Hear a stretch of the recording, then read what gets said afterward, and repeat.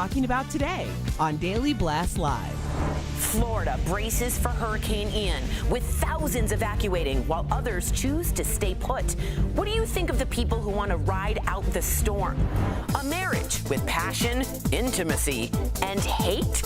Why it's actually normal to despise your partner sometimes.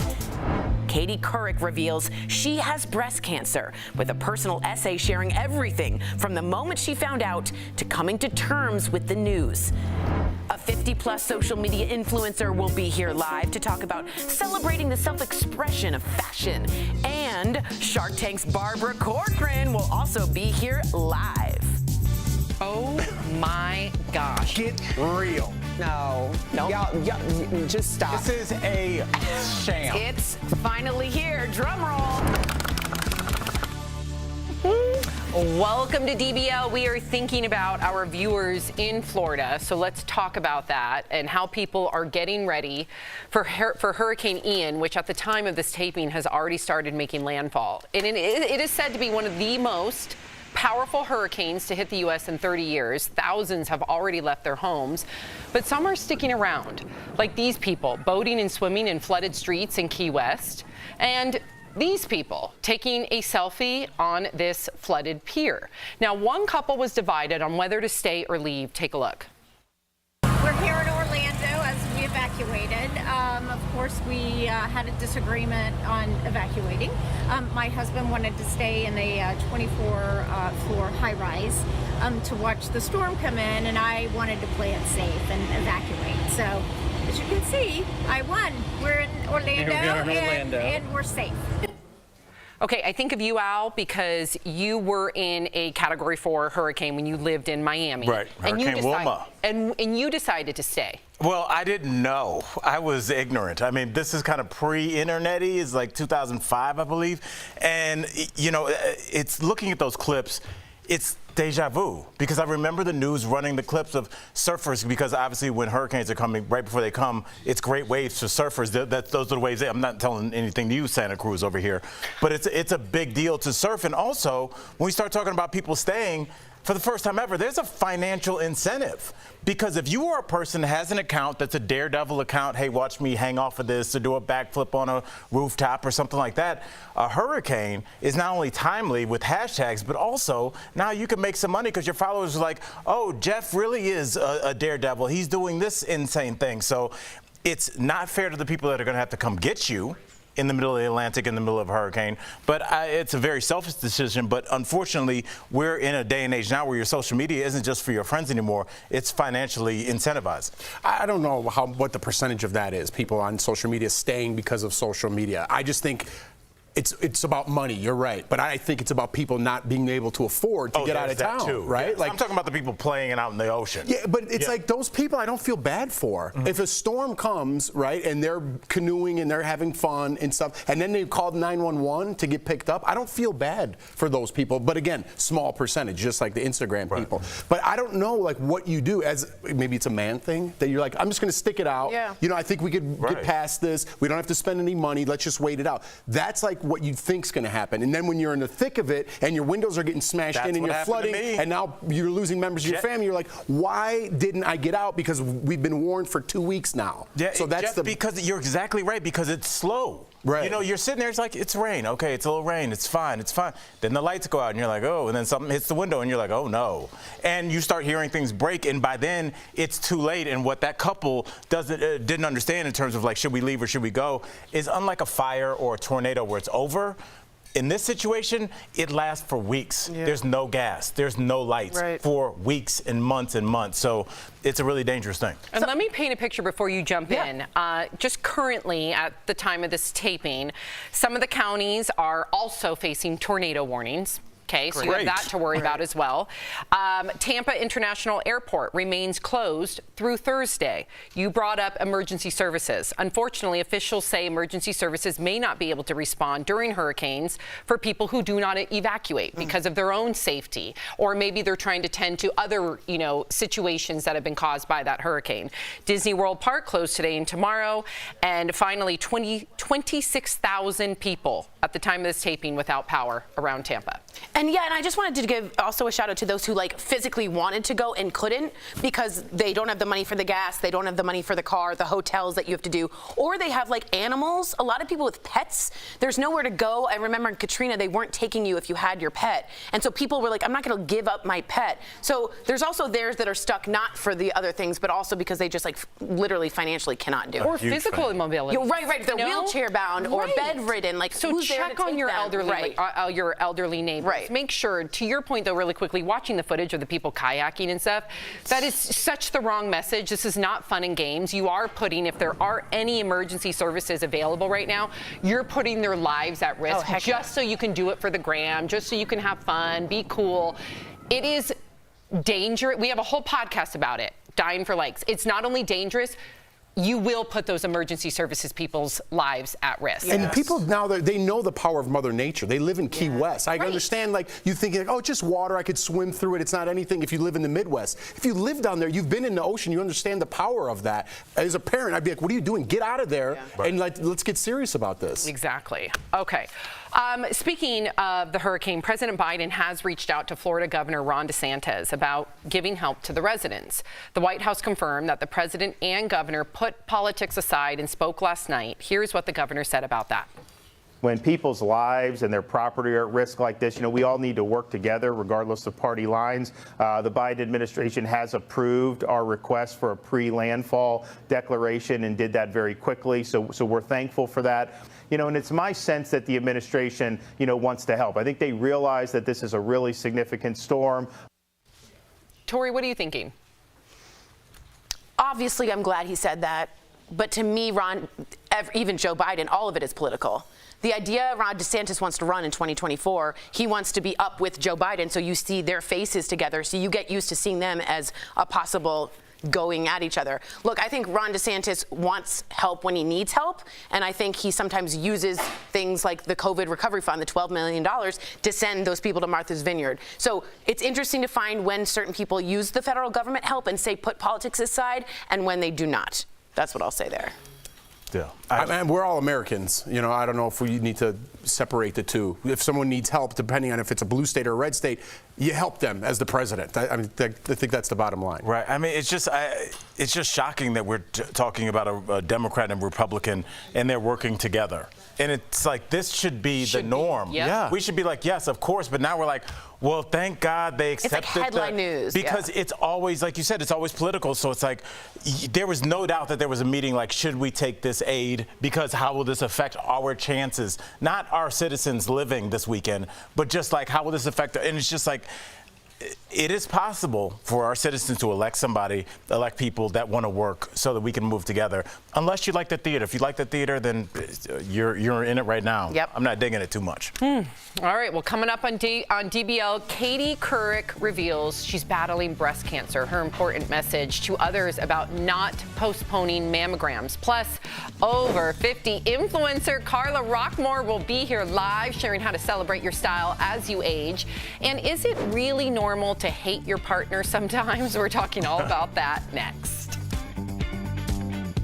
Closed. Hey, just stop by. We're taking over. We're made of this. We're taking over. You know what time it is. We're taking over. Really annoyed. My grandpa said never say hate about anyone. Never say hate. Yeah, because a lot of people say you don't hate that. Yeah, right. That's true. That's true. It's a powerful word. I hate a lot of people. Is the volume better? I don't know. Do you think you can't say hate? The volume you don't better. hate Well, my grandpa lived. Oh, you be on? Okay. So my grandpa always said Tori, never say, or Pixie. He called me Pixie. Never say, me too. Never say hate. Always say dislike. And I think it's because he lived through the Holocaust that hate became a violent word, and it also meant something different than like, man, do I hate that? No, you don't. I've seen what hate can do. You know what I mean? So I always felt bad, but I hate candy corn. Is that bad? Candy corn is disgusting. It's so gross. You know they haven't made any new candy corn. It is so They just made a disgusting. batch in 1905. and they just Disgusting. keep digging into it. It's just striped How do you feel about candy plastic. corn? Not a fan, but it's classic. It is. Right? What, It's just part like of, those little pumpkins. It's part of I'll eat the Halloween. little wax pumpkin things because I know it is, but I don't know why. I What is feel it, like just it's like giant glucose eating and the. What's that? What is it? Just like glue coat? I It's gotta be just love like- candy oh, corn. Yeah, I knew there was one. So do I. Yes, Bobby Bennett. I love candy corn. I don't know why. I've always dug it as a kid. Really? We need to I take like a poll. I like to nibble it per Like color. Yeah. Okay. Yep. Who It's did? so gross. Yes. Yes, you go layer by layer. You know what gummy I really do like? The root beer. The one that's shaped like. I do like the texture of that gummy. That's a good texture. No, No, but not all gummies are. Do you like them hard or soft? What do you like though? Here. We don't discriminate. Don't discriminate, don't hate.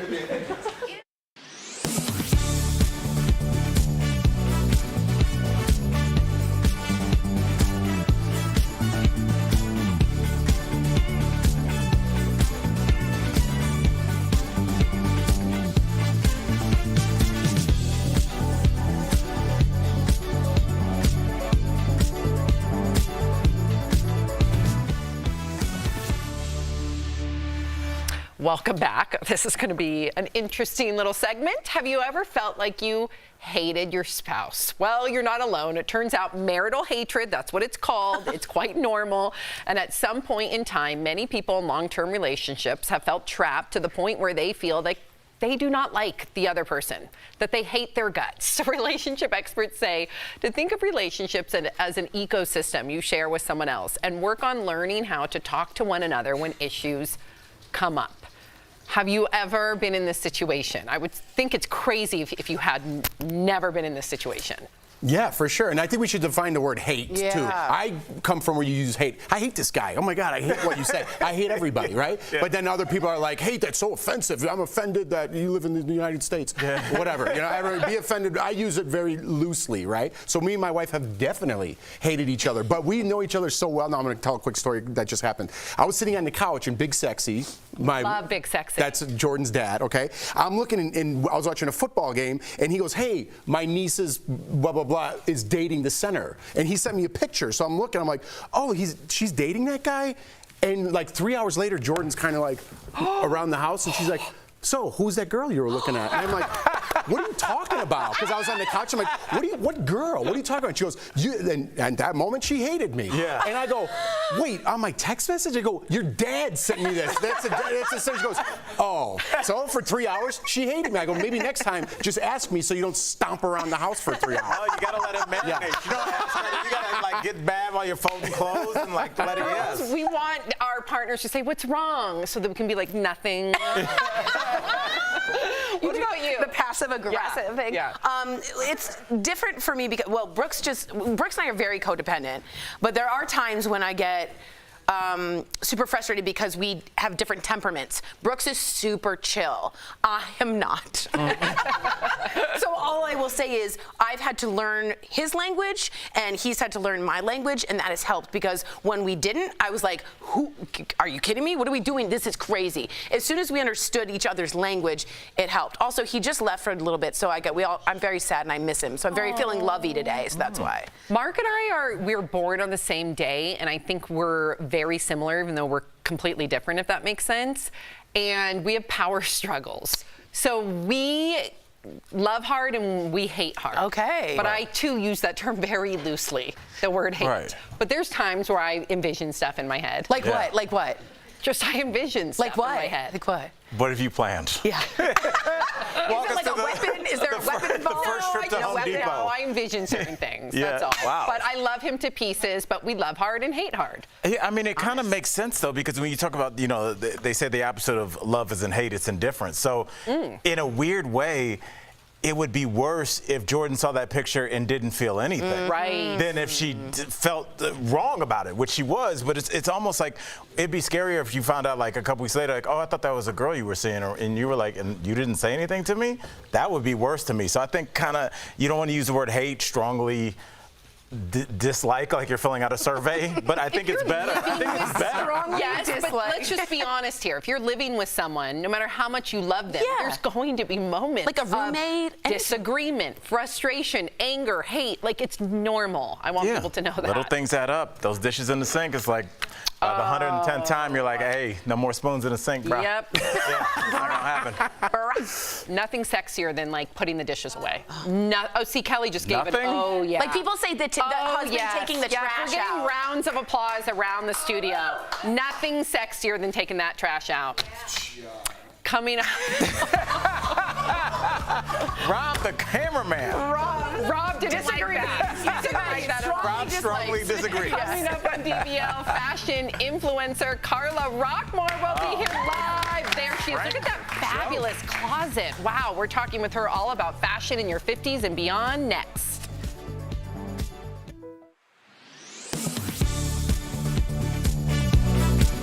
In March, President Biden signed an executive order allowing the Federal Reserve to explore the possibility of creating a centralized bank digital currency in the United States. Some people on social media have claimed that that executive order would make paper money worthless. Verify reader Jerry emailed the team to ask if President Biden's executive order would replace paper money with digital currency. So let's verify. Our sources are Executive Order 14067, the Federal Reserve, the Atlantic Council, a nonpartisan U.S. think tank, and Aaron Klein, Senior Fellow in Economic Studies at the Brookings Institute. President Biden's executive order does not have anything to do with paper money. It asks the Federal Reserve to figure out how to create a central bank digital currency. The digital money that you're used to, the ones with credit card purchases or transactions on apps like Venmo or Zelle, well, those are managed by commercial banks, not the federal government. Cryptocurrencies like Bitcoin are also considered digital currencies, but they aren't issued or backed by a central bank. That wouldn't change under this executive order. Economics expert Aaron Klein confirmed to Verify that there is nothing in the executive order that ends or eliminates cash either. In a press release, the Fed said that a central bank digital currency could provide faster payment options between countries and safe digital payment options for households and businesses. The government has not yet decided whether to create a central bank digital currency. It's just asked the Fed to look into what it would take to create one. So we can verify that no, Biden's executive order does not replace paper money with digital currency. Around 100 countries, apart from the U.S., are already exploring national digital currencies. According to the Atlantic Council, Jamaica and Nigeria have already started offering centralized digital currencies. Both of those countries still have paper money. With your Verify, I'm Ariande Till.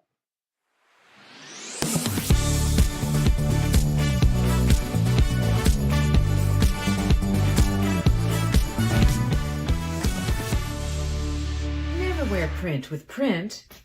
Pish posh, I say. Your belt should always match your shoes. Pish posh, I say. Don't ever pair pink and red. Pish posh, I say. I think so. Yes, I always pair patterns, and Mr. Albert Jackson makes fun of me. I do. Her followers call her the real-life Carrie Bradshaw, and with more than 20 million likes on her styling videos, I'd say they're right. Please welcome the always fashionable Carla Rockmore to the show. Thank you for having me. Of course. So, Carla, let's get right to it. You have more than 1 million followers on social media. Why do you think, Carla, your videos resonate with so many women? Because Sam was going crazy right now, just with that little clip. Yeah, it's true. I dig her style. Oh, well, thank you very much. I mean, it was all very serendipitous how it happened. But I believe that, I'm able to reach this large demographic of different age groups of women because I'm just myself. And I try and reach them through my own joy and my own passion. And everybody has one, and we all need to cultivate that. Did you see that suit? Yeah. I love that answer, though. Just being yourself is enough, and that's why you have 1 million followers. Everyone's trying to be somebody else. You're just you. You do you, Carla. Mm-hmm. Hey, I just got to ask real quick before you jump into her. Is that your real closet back there? No, it's a green screen. Well, it could have been somebody else's. It's Why would fabulous. she go to somebody else's closet to do this show? I dream of a closet Excuse me, Mary, hate to bother you again, but can I use your closet? Spoozy. I have to thank the state of Texas for this because everything's bigger here. Yeah. And I used to run around the house from closet to closet in my panties, but now it's all housed in one area. I like it. Okay. Spicy, Carla. I like it. Real quick, are there fashion no-nos for women over 40, over 50, over 60? Are you like, let it be, pish posh, let it be? I think there's a balance. I think that I would absolutely not trade my years of experience and insight for my 20-year-old posterior. And therefore, I have to listen to my gut. And so my gut tells me that I have great shoulders. So emphasize that area and maybe temper the legs today. Okay. But you know, at the end of the day, I would really love to give permission to buy this for women to buy the same pair of pants over and over again if it makes them feel good. Yeah, right. And they look great in it. Yeah. I love that. Honest expression of And yourself. I love like you highlight sometimes your bosom. I like my bosom and my clavicle. I do the clav. I highlight the clav. I have good clav. Great clav. Maybe we should talk to our guest. Right, I know. I don't know what you do. This is a clavicle-based question. You know, honestly, my daughter and I, we talk music and fashion all day, every day. And so I'm going to take your advice and then pretend like I came up with it. When I ask her, like, I want to know, are there basic pieces that every woman should have, like a must-have with your wardrobe? You're like, you need this, this, and this. I think especially for women as we age, a well-cut blazer with a good shoulder pad and a little bit of a defined waist becomes a scaffolding for the rest of us. So, you know, when you're 20 years old and you've got a great body, you're able to wear stuff that have no hanger appeal. As we age, we need to work harder and harder at that. So buy clothes with a little bit of structure.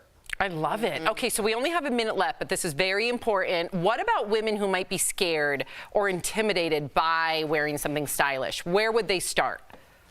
Color. Color is the key to livening up your skin tone. And as we age, we tend to become a little more dull in pallor in that area. So if you start with a colorful blouse that really speaks to you, or even a lipstick, it will liven your skin tone up and it'll push you into other areas because people will tell you, wow, that red looks really good on you today. Okay. Gosh, I just love the cadence of your voice, too. I could listen to you all day. DBL Nation, get inspired and follow Carla on TikTok or Instagram. Carla, thank you so much for chatting with us today. Please come back. Yes, Please that's come such back. Great advice. We'll be right back. Love to. Good style game. Promotional consideration is brought to you by Gas prices are continuing to drop from their record highs earlier this year. But this Facebook comment suggests the reason for that drop is political manipulation designed to give the party in power a boost ahead of the midterms. Other posts on social media have echoed that sentiment, suggesting gas prices go down before elections and then rise again after. So is there any validity to those claims? Do gas prices always go down before elections? To verify, we looked at historical data from the U.S. Energy Information Administration and Bureau of Labor Statistics and spoke with Ed Hers, an energy economics fellow at the University of Houston. The EIA has weekly data on gas prices going back to 1993. We isolated the periods before midterm and presidential elections, focusing on data from September through the first week of November. In 8 of the 14 years, gas prices declined, but in the other 6 years, prices rose. The BLS has monthly data going back to 1976, and though it's not as precise, it can still give us a broad look at trends.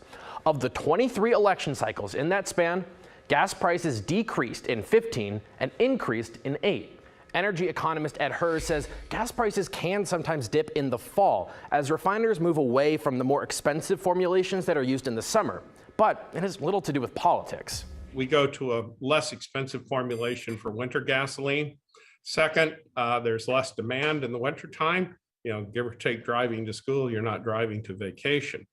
And so for a couple of reasons, you might see some sort of dip in the wintertime, and most elections, of course, occur in November. He says other big factors lowering prices right now include below normal demand from China due to COVID restrictions and Russia's ability to export more of its oil than expected despite sanctions, increasing supply. The president also has the ability to increase supply somewhat by releasing oil from the strategic reserve. Biden has done that, but gas prices are affected by so many other factors that doesn't guarantee lower prices, let alone a drop timed for Election Day. The president is at the mercy of the market. So we can verify, no, gas prices do not always go down before elections. And if they do, it's the result of a wide variety of market factors. With your Verify, I'm Casey Decker. Could who you are determine the best time to exercise? Let's connect the dots. Getting up and going any time of day is always a good idea, but a new study looked to see if your gender and the time of day made an impact on your workout. Researchers say everybody showed health benefits, but women burned more fat when they worked out in the morning, with a lot of that fat coming from the abdomen. They also lowered their blood pressure a lot more. Meanwhile, the women working out in the evening showed more strength gains, especially in the upper body. When it came to men working out later in the day showed more health benefits. The evening exercisers significantly lowered cholesterol levels and burned more fat. For men looking to gain strength, any time of day helped them to put on muscle. And that is connecting the dots. Are you skeptical of headlines and what you see on social media? We are too. The Verify newsletter answers your questions, clarifies what's true and false, and even includes a daily fun fact. Go to verifythis.com/email to check it out.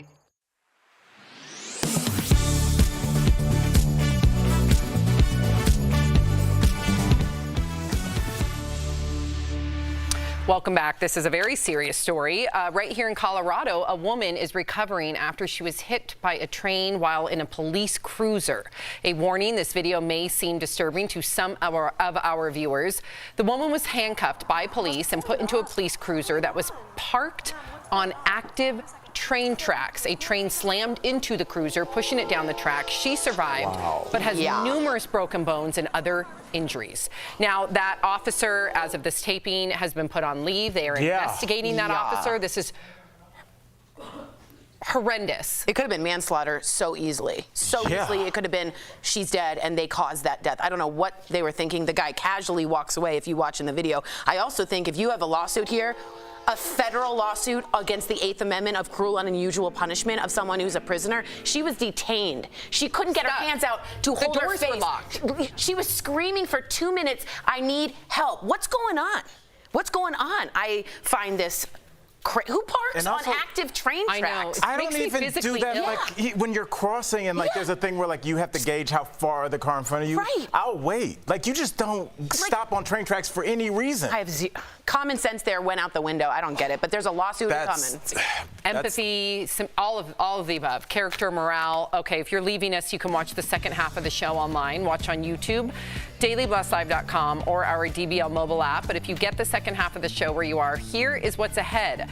Barbara Corcoran will be here live. We're talking all about the new season of Shark Tank. Plus, Katie Couric reveals she has breast cancer, the very personal essay she wrote about her experience. Next.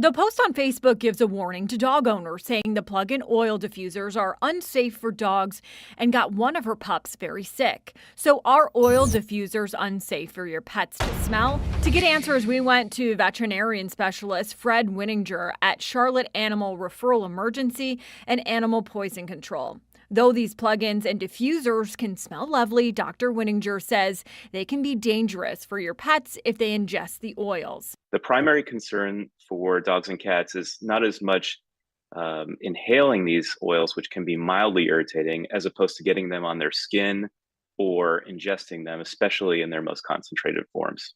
Dr. Winninger says if they ingest the oil, it could lead to vomiting, diarrhea, and depending on how much your pet consumes, liver failure. He says some oils are worse for pets than others. And the ones we worry about most are things like tea tree, pennyroyal, wintergreen, and pine oils. And they can cause varying degrees of problems. Animal poison control and Dr. Winninger both tell us there really is no harm if dogs or cats can smell the diffusers, so you don't have to throw it out, but make sure to keep it in a place they can't get to it. Animal Poison Control says if you notice your pet is coughing while the diffuser is running, you may want to get rid of it and light a candle instead. The candles are not going to be nearly as dangerous as the nebulizers or the aerosolizers because they create oil microdroplets which can land on the skin. So we can verify in most cases oil diffusers are not dangerous for pets if they smell it. However, it can be dangerous if it gets on their skin or they ingest it. With your Verify, I'm Megan Bragg.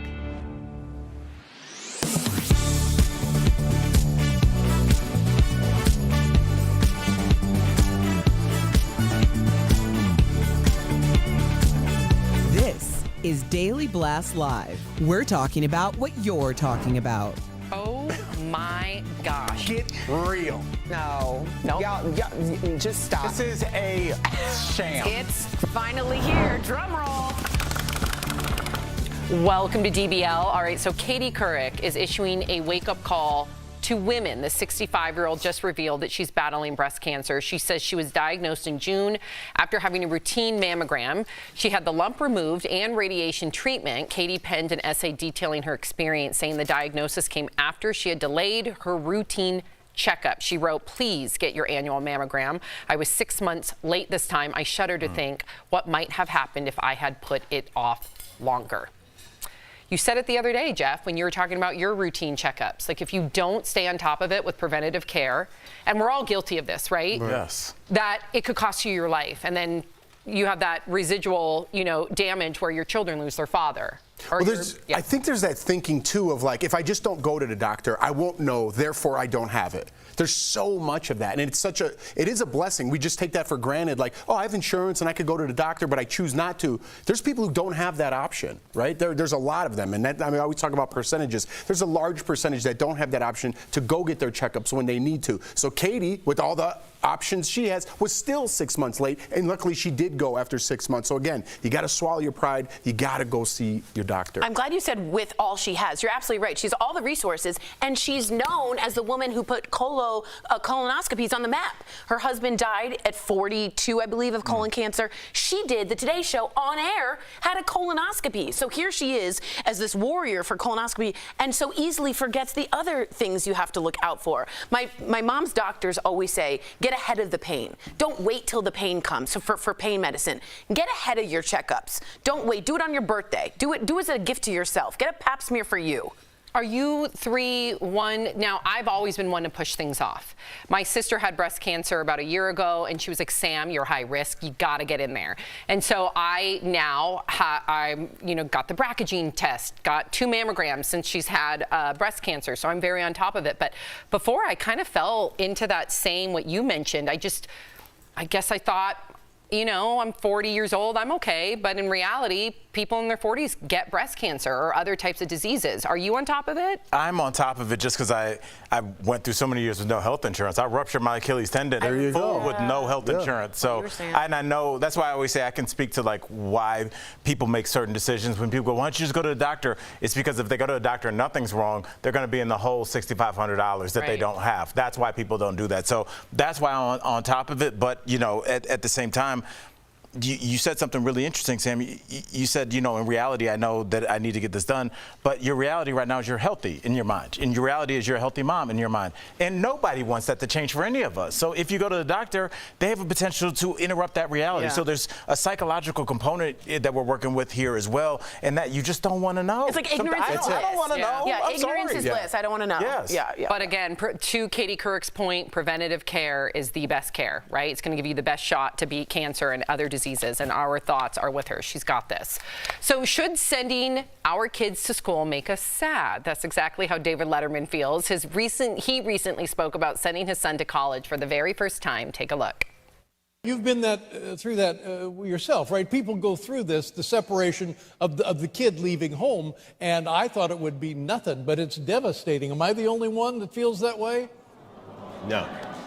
So he's been gone a month today. I can't even imagine. Letterman isn't the only celeb sad about having an empty nest. Gwyneth Paltrow said sending her daughter to college was like giving birth all over again. What do you think? Your kids are getting there. Yeah, I know.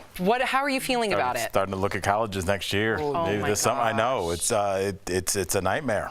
I don't want my kids to go to. It'll be the worst day of my life when they go to college. Honestly. Can I ask you specifically, like, what's so? Is it just because you're losing them, or is there another?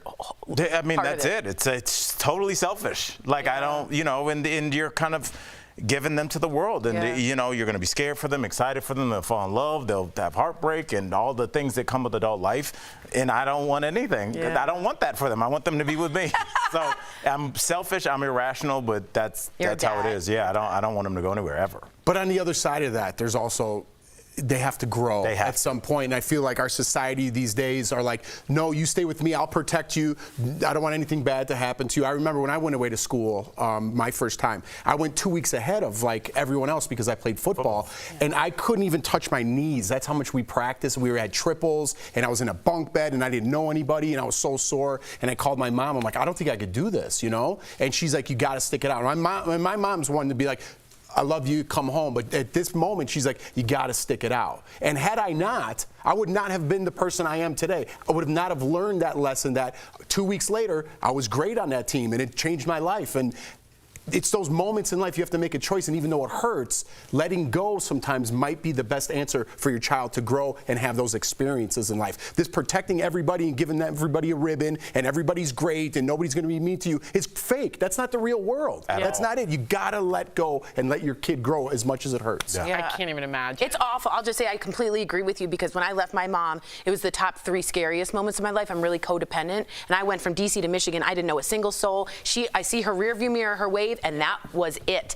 And had my mom said, come on home, I don't think the resourcefulness that I came through, or what I learned through therapy, or what you have to learn in the real world, the heartbreak, I wouldn't have learned any of it. And then I would have been sheltered and not on this table. No, you have to. What about you, Sam? Have you thought about it already? You got young ones. Well, I think about Sharon. Right. Sharon, who works with us. My heart is with you, and she's the best. She's like mom goals, and of course, she wants her kids to spread their wings and fly. And but I can only imagine how empty her nest feels to that point. So, but I agree with you. The adversity. Why are you laughing at me? Did I say something wrong? I can imagine how empty your nest feels. I don't know. Yeah, that was a weird turn of phrase, but it worked. It's not. We're not reading a poem before our kids go to bed. It went with the bird thing. It's going to be hard for me to have Sophie and Miles, and I get it, the whole adversity thing. I was the same way with swimming. I was there 2 weeks early, and I remember not wanting to stick it out. But it's worth it, but I'm going to be sad. Don't go. But no, that's selfish. Okay, so speaking of Gwyneth, the actress posted this photo celebrating her 50th birthday. She's just one of the many stars looking fab at 50. Tori, stop squirming. I'm not. With She looks earrings. Great. I mean, take a look at her. Yeah, she looks great. 20 years ago compared to now. How about J-Lo? Dang. Look at this. The photo is from the left, or the photo on the left is from 2002. The one on the right is today, 53. Next up, Halle Berry. She's 56. Oh my gosh, Salma Hayek, also 56. Take a look at her 20 years ago and now today. And what about Sandra Bullock, 58? Wow, look at her at 58 with that bed head. I love her hair. So fab. And then, of course, my fave, Gwen Stefani at 52. She's proving age is just a number. Go, Gwen. Wow, my inner fangirl. You know what we were just talking about? We were just about Golden Girls. They were supposed to be like 52 years old on that show. Did you know that? Yeah. And now we're like, hey, J-Lo, like Blanche. But don't you think this kind of applies to everybody? Like I look at pictures of my mom from the 80s, and my mom looks way better now. It's like there's something about the clothes. There were big glasses and hair. And I feel like fashion and just like, now everybody's got access to YouTube tutorials, TikTok tutorials. Hey, put this on your face. Don't wear this. Wear this to hide your waist. And now I think everybody kind of figures out how to make themselves look as good as they possibly can. Where in the 80s, it was just like, I don't know. I guess that jacket works. No one knew anything, and now people can dress. We have to talk about resources, though, as well. Yeah. That's kind of unattainable to look like that for most people at that age, men and women, right? So fair. They have resources to look like that help them. They get facials and drink water and wash their hair with bottled water and all that. Whatever they do. Yeah, you're right. That's fair. Yeah. So true. Trainers, good lighting. Okay, is Tom Hanks being modest or truthful? In his new book, the actor says he's made 4 pretty good movies. That's out of the 85. He didn't reveal which movies he was referring to, but that of course got us all thinking, what is our favorite Tom Hanks movie? Tori, let's start with you. Houston, we have a problem. Okay. It's going to be Apollo 13. I'll tell you why. The time when he looks at Kevin Bacon and I feel Bill Paxton and goes, guys, just breathe. Remember when they were worried about the breath? I wasn't breathing. And I was like, Jim Lovell, Apollo 13. We're talking about Tom Hanks, but Sounded whatever. like Darth Vader. Yeah, just like the I'm one passionate. movie no That's one talks about. Really, he's Yeah, I understated. never No one's ever mentioned Apollo 13. No. Are you I've talked to kidding every me? person in this country. That is No one's ever mentioned that.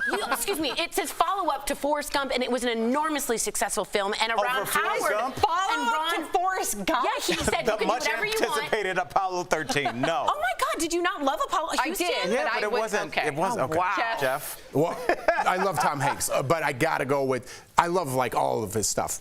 Forrest Gump, top of the list. Big top of the list for Yep. sure. Yes, we call it the prequel to Apollo 13. Al, what about you? Now, look, I was gonna go with Big, but at the last second, I was like, you know what? I like when he stepped out of character, Road to Perdition. That is, he plays a bad guy. Dude, that's figuring out That's what. a weak one. Yeah, I agree. That's a weak choice. Yeah. What? That's a pretty weak choice. What's it about? Have you seen it? It's good. What's it about, Sam? She hasn't seen it. Yeah, I have. It's a gangster. He's the first guy. He's the assassin. He doesn't want to be. He's an angry guy, but he's a bad guy who wants to be a good guy. Wants to be a good guy, Way back more and forth. Philadelphia? Come on. Philadelphia. Come on. But mine is Big. Okay. Big. Remember when you were a kid and you were like, oh my gosh, you could go work at a place where you make toys, and then that whole that whole wizard thing. Zoltar. Yeah, Zoltar. Yes. Did you guys think it was weird and Big how he was kissing? Yeah, Yes. that was Yes. why. That's why I didn't Yes. pick it, but it did. Right. First of all, that was a way, like, you have to remember, like, pre-internet. Right. That was like when you're a kid in Cleveland, like, to see New York City. I was like, I want a New York City loft with a bunk bed and a Coke machine in it. Yeah, and the like, ball. yes, I was like that. But just those meetings where they were making the toys. Remember when they were like, The oh goose yeah, ball. it turns Yes. into a bug. That was my favorite. Yes. The best. Yes. What's He's your got favorite so part of many. it? What? What's your favorite line in Big? What are you talking about? What's your favorite part of the movie You're trying that to you set brought me up? up like I haven't seen it. I just What's the asked a classic question scene in on a Big? talk I like when he does the corn on the top. Not the piano part? Isn't that the And classic part? Heart, soul, I never fell in love, heart and soul. I don't know lyrics, but I'll sing them. Exactly. All right, coming up on DBL. Thank you for not poking me. I saw you that it was coming. I was like, don't do that. Barbara Corcoran will be here live. There Oh, my she goodness. is. We cannot wait to talk with her. Coming up next. Closed captioning provided by This is Daily Blast Live. We have fiery debate. That's not true. Can I finish? We tell heartfelt stories. We're so emotional over here. We talk to the stars. Turn up the notch on that. Great research. DBL is all new every day. I just watched Pinocchio. Oh, Polar Express. That movie sucked. Who did that? Oh, what was Pinocchio sad? No. Okay, good. No. Polar Express was such a good one. You just saw Pinocchio. I just watched Pinocchio with He the was boys great in on Elvis. He's great in everything horrible he in does. He's great in everything he does. Let me tell you my fear. She said he hasn't made a movie in the last 20 years. Just an Elvis. I know, and I thought we all know you're Tom Hanks with the bad German accent and a big fat suit. Let me just say something. He was playing a real person. I know, and he did look like Tom Hanks. Yeah. All I'll say is this. I think he's a fabulous actor. But 20 years ago, or maybe in the 90s, you had Forrest Gump, Philadelphia, Castaway. What was another one? Castaway would have been What's the other one? Tori, you really didn't like Saving Private Ryan. These are... Dude, how about the Da Vinci Codes? I love those. You didn't like him in those? I thought those were light. Catch Me If You Can. That's Catch a Me If You good one. That Can is was one of a my good one. favorites. I guess He's great in everything. But I mean, he's one of the best actors of all time. I'm just saying his 90s. Oh, he's the best actor. I agree. The 90s run He's though. the best for Tom actor that Hanks. hasn't made a hit in the last 20 years. I think his agent picked bad movies. Like Larry Crown was really dumb. That was one weird. No, there's another one on the scooter. The one, the Terminal. That was awful. Yeah, but he was great in there. He was great in the That was a Terminal. terrible- He carried that whole movie. I'm just saying Wilson, what's that one? That's Castaway. I said those are the ones that I care about that have the pop culture. What you? Road to Perdition. Yeah, that's a good movie. That did it really stay on the map of movies like it did Forrest Gump, Castaway? pretty good. Oh my God, League of Their Own. My favorite. Oh, he was good. There's no crying in baseball. There's no crying say in that's his baseball. What else? I took Castaway. Yeah, I would say it's like an ensemble. Yeah, it's a nice ensemble. The General. What's that? In general? I'm reading what people. That's not even that. Anyway, I love him. I just don't love the pics. Does that make sense? I would never do a car insurance.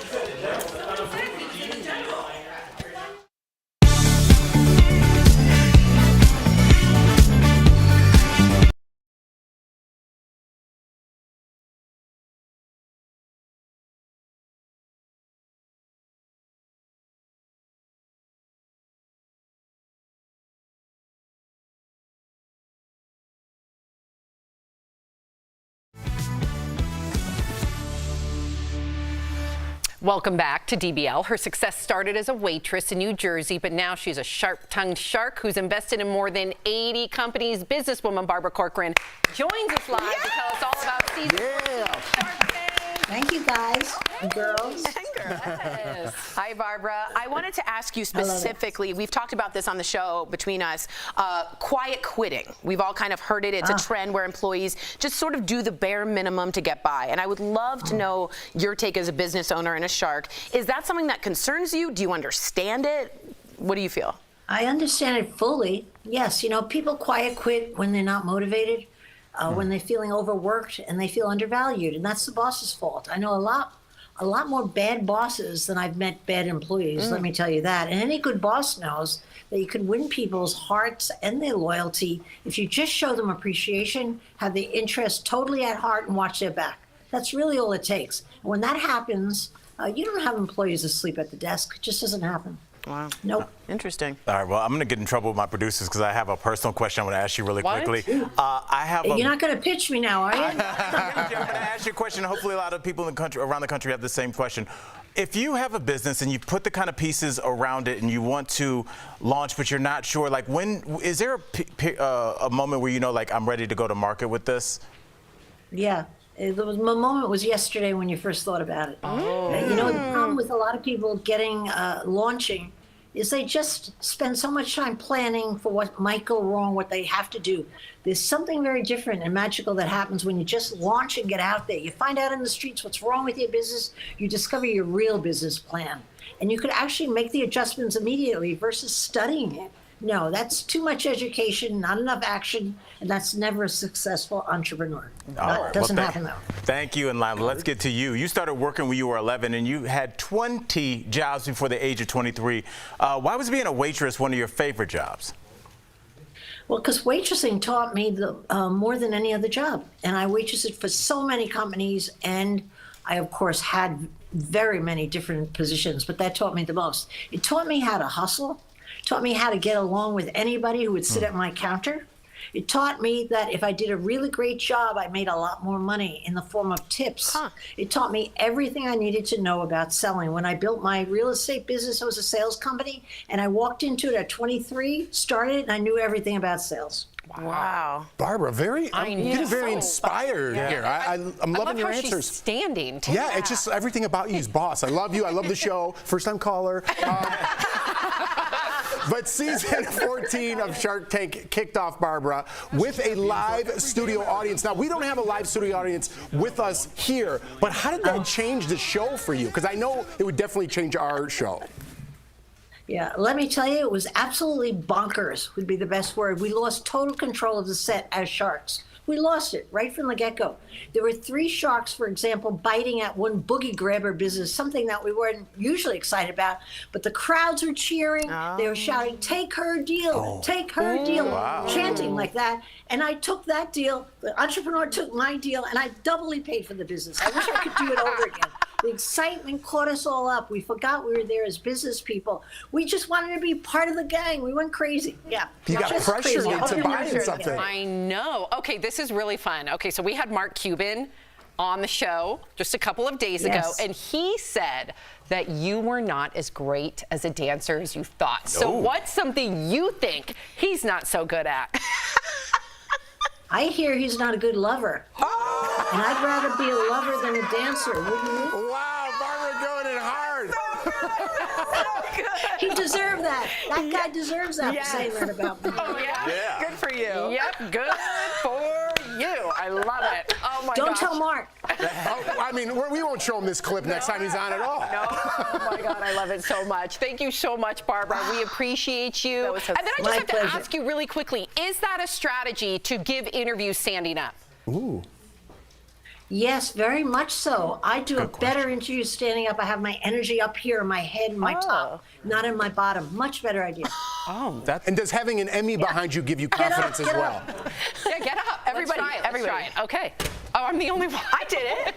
To say goodbye? Feel better? I'm going to own it. I feel good. I feel really good. Thank you so I'll stand much up for because joining the us. cameraman are mad at you. Thank you. I am going to stay here. Bye-bye. All right. We can catch Shark Tank Friday nights on ABC. That's right. And if you have a business question, call 888-BARBARA, and she might answer your question on her Business Unusual podcast. We'll be right back. That was Thank great, you, Barbara. Thank you. Great. Fabulous. Suffer from pain?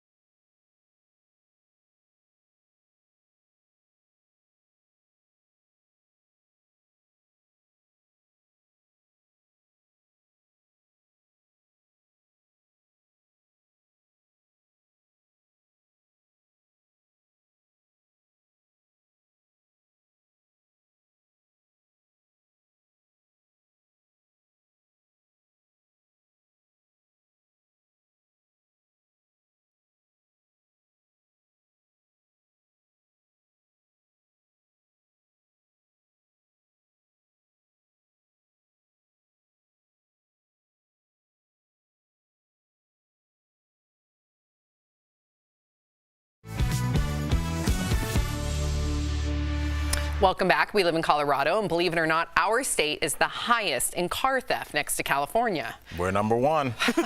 They got my car. They got Al's car. But no matter where you live, we've got tips to help prevent it. That's today's Auto Alert, sponsored by Ox Car Care. First, increase security around your car. This includes motion sensors, floodlights, and security cameras. Also, make thieves aware of this with signs. Next, increase security inside your car by installing a dash cam. Also consider GPS monitoring and a wheel lock, and designate a secure spot for your keys. Use spaces out of plain sight like drawers or bags. And last, make sure you're properly insured against car theft. Ox Car Care is dedicated to providing you with an amazing auto protection plan experience that works with your budget. If you're looking for better car care, give them a call at 1-800-690-7547. We'll be right back. Promotional consideration is brought to you by Gas prices are continuing to drop from their record highs earlier this year. But this Facebook comment suggests the reason for that drop is political manipulation designed to give the party in power a boost ahead of the midterms. Other posts on social media have echoed that sentiment, suggesting gas prices go down before elections and then rise again after. So is there any validity to those claims? Do gas prices always go down before elections? To verify, we looked at historical data from the U.S. Energy Information Administration and Bureau of Labor Statistics and spoke with Ed Hers, an energy economics fellow at the University of Houston. The EIA has weekly data on gas prices going back to 1993. We isolated the periods before midterm and presidential elections, focusing on data from September through the first week of November. In 8 of the 14 years, gas prices declined, but in the other 6 years, prices rose. The BLS has monthly data going back to 1976, and though it's not as precise, it can still give us a broad look at trends. Of the 23 election cycles in that span, gas prices decreased in 15 and increased in 8. Energy economist Ed Hers says gas prices can sometimes dip in the fall as refiners move away from the more expensive formulations that are used in the summer, but it has little to do with politics. We go to a less expensive formulation for winter gasoline. Second, there's less demand in the wintertime. You know, give or take driving to school, you're not driving to vacation. And so for a couple of reasons, you might see some sort of dip in the wintertime. And most elections, of course, occur in November. He says other big factors lowering prices right now include below normal demand from China due to COVID restrictions and Russia's ability to export more of its oil than expected despite sanctions, increasing supply. The president also has the ability to increase supply somewhat by releasing oil from the strategic reserve. Biden has done that, but gas prices are affected by so many other factors that doesn't guarantee lower prices, let alone a drop timed for Election Day. The president is at the mercy of the market. So we can verify, no, gas prices do not always go down before elections. And if they do, it's the result of a wide variety of market factors. With your Verify, I'm Casey Decker. Could who you are determine the best time to exercise? Let's connect the dots. Getting up and going any time of day is always a good idea, but a new study looked to see if your gender and the time of day made an impact on your workout. Researchers say everybody showed health benefits, but women burned more fat when they worked out in the morning, with a lot of that fat coming from the abdomen. They also lowered their blood pressure a lot more. Meanwhile, the women working out in the evening showed more strength gains, especially in the upper body. When it came to men working out, later in the day showed more health benefits. The evening exercisers significantly lowered cholesterol levels and burned more fat. For men looking to gain strength, any time of day helped them to put on muscle. And that is Connecting the Dots. Are you skeptical of headlines and what you see on social media? We are too. The Verify newsletter answers your questions, clarifies what's true and false, and even includes a daily fun fact. Go to verifythis.com/email to check it out.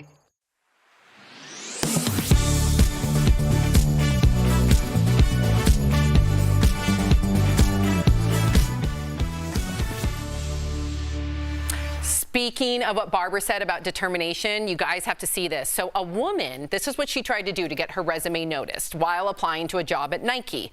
She printed her resume on a sheet cake and then had it delivered to the company's headquarters. The delivery person even went out of their way to make sure, bless you, it ended up with the right person. No word yet on if this actually got the woman the job, but they are reportedly in talks. So is this a sweet deal to get noticed? What do you think?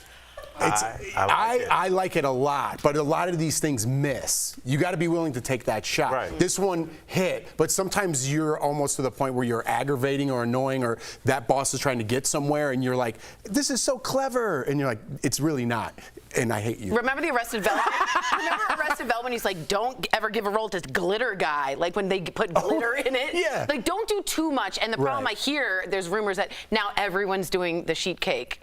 And so Nike's like, please stop. That's what I'm saying. It's a one-off. It's a one-off. You got to do it, and you got to make it different, and then you got to go. Do something different. We have a lot of comments in regard to Barbara. Julia says, thanks, Barb. A lot of information in a very short segment. We really appreciate it. What a kind viewer. Yeah. Brandon says Sam is going to be standing on the panel here on out. And then we have a question. We have a question. Leah says, I've always wanted to ask you guys if you use the conference room behind you. We used to. All well, the producers do, but right. every morning it we used to be our meetings back and there. tell them there's a pool table underneath that. We could use it. We don't. Yeah. I don't know if all we right. could use We'll the see you pool. tomorrow. Same time, same place. Bye, guys. Weird factoid.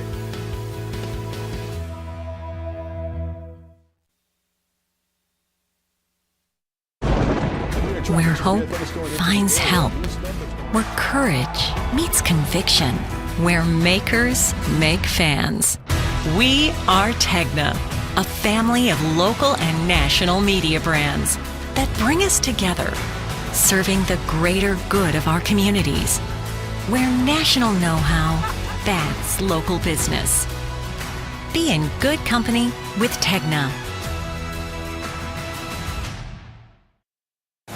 This This is Daily Blast Live, right here at this desk, 5 days a week. No topics are off limits. I think it's an okay conversation to have. We have fiery debate. That's not true. Can I finish? You just got me all riled up. We tell heartfelt stories. We're so emotional over here. We talk to the stars. Turn up the notch on that. You on top of your game. Thank you. DBL is entertaining. I was like in shock. That's why we watch. It's time to be a part of the DBL family. DBL is all new every day.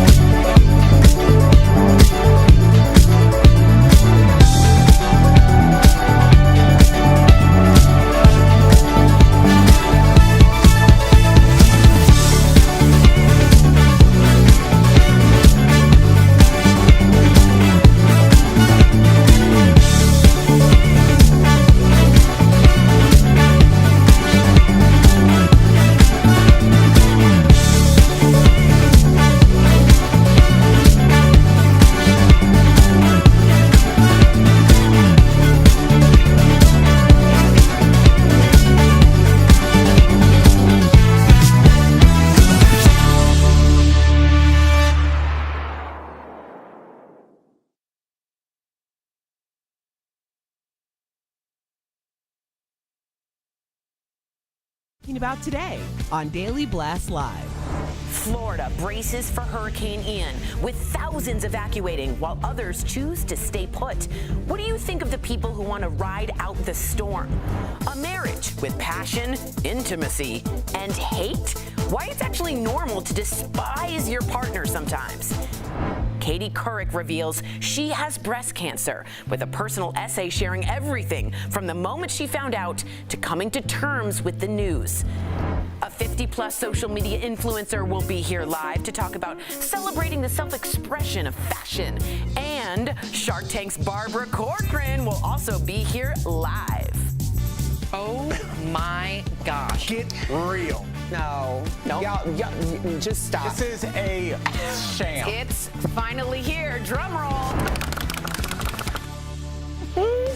Welcome to DBL. We are thinking about our viewers in Florida, so let's talk about that and how people are getting ready for Hurricane Ian, which at the time of this taping has already started making landfall. And it is said to be one of the most powerful hurricanes to hit the U.S. in 30 years. Thousands have already left their homes, but some are sticking around, like these people boating and swimming in flooded streets in Key West, and these people taking a selfie on this flooded pier.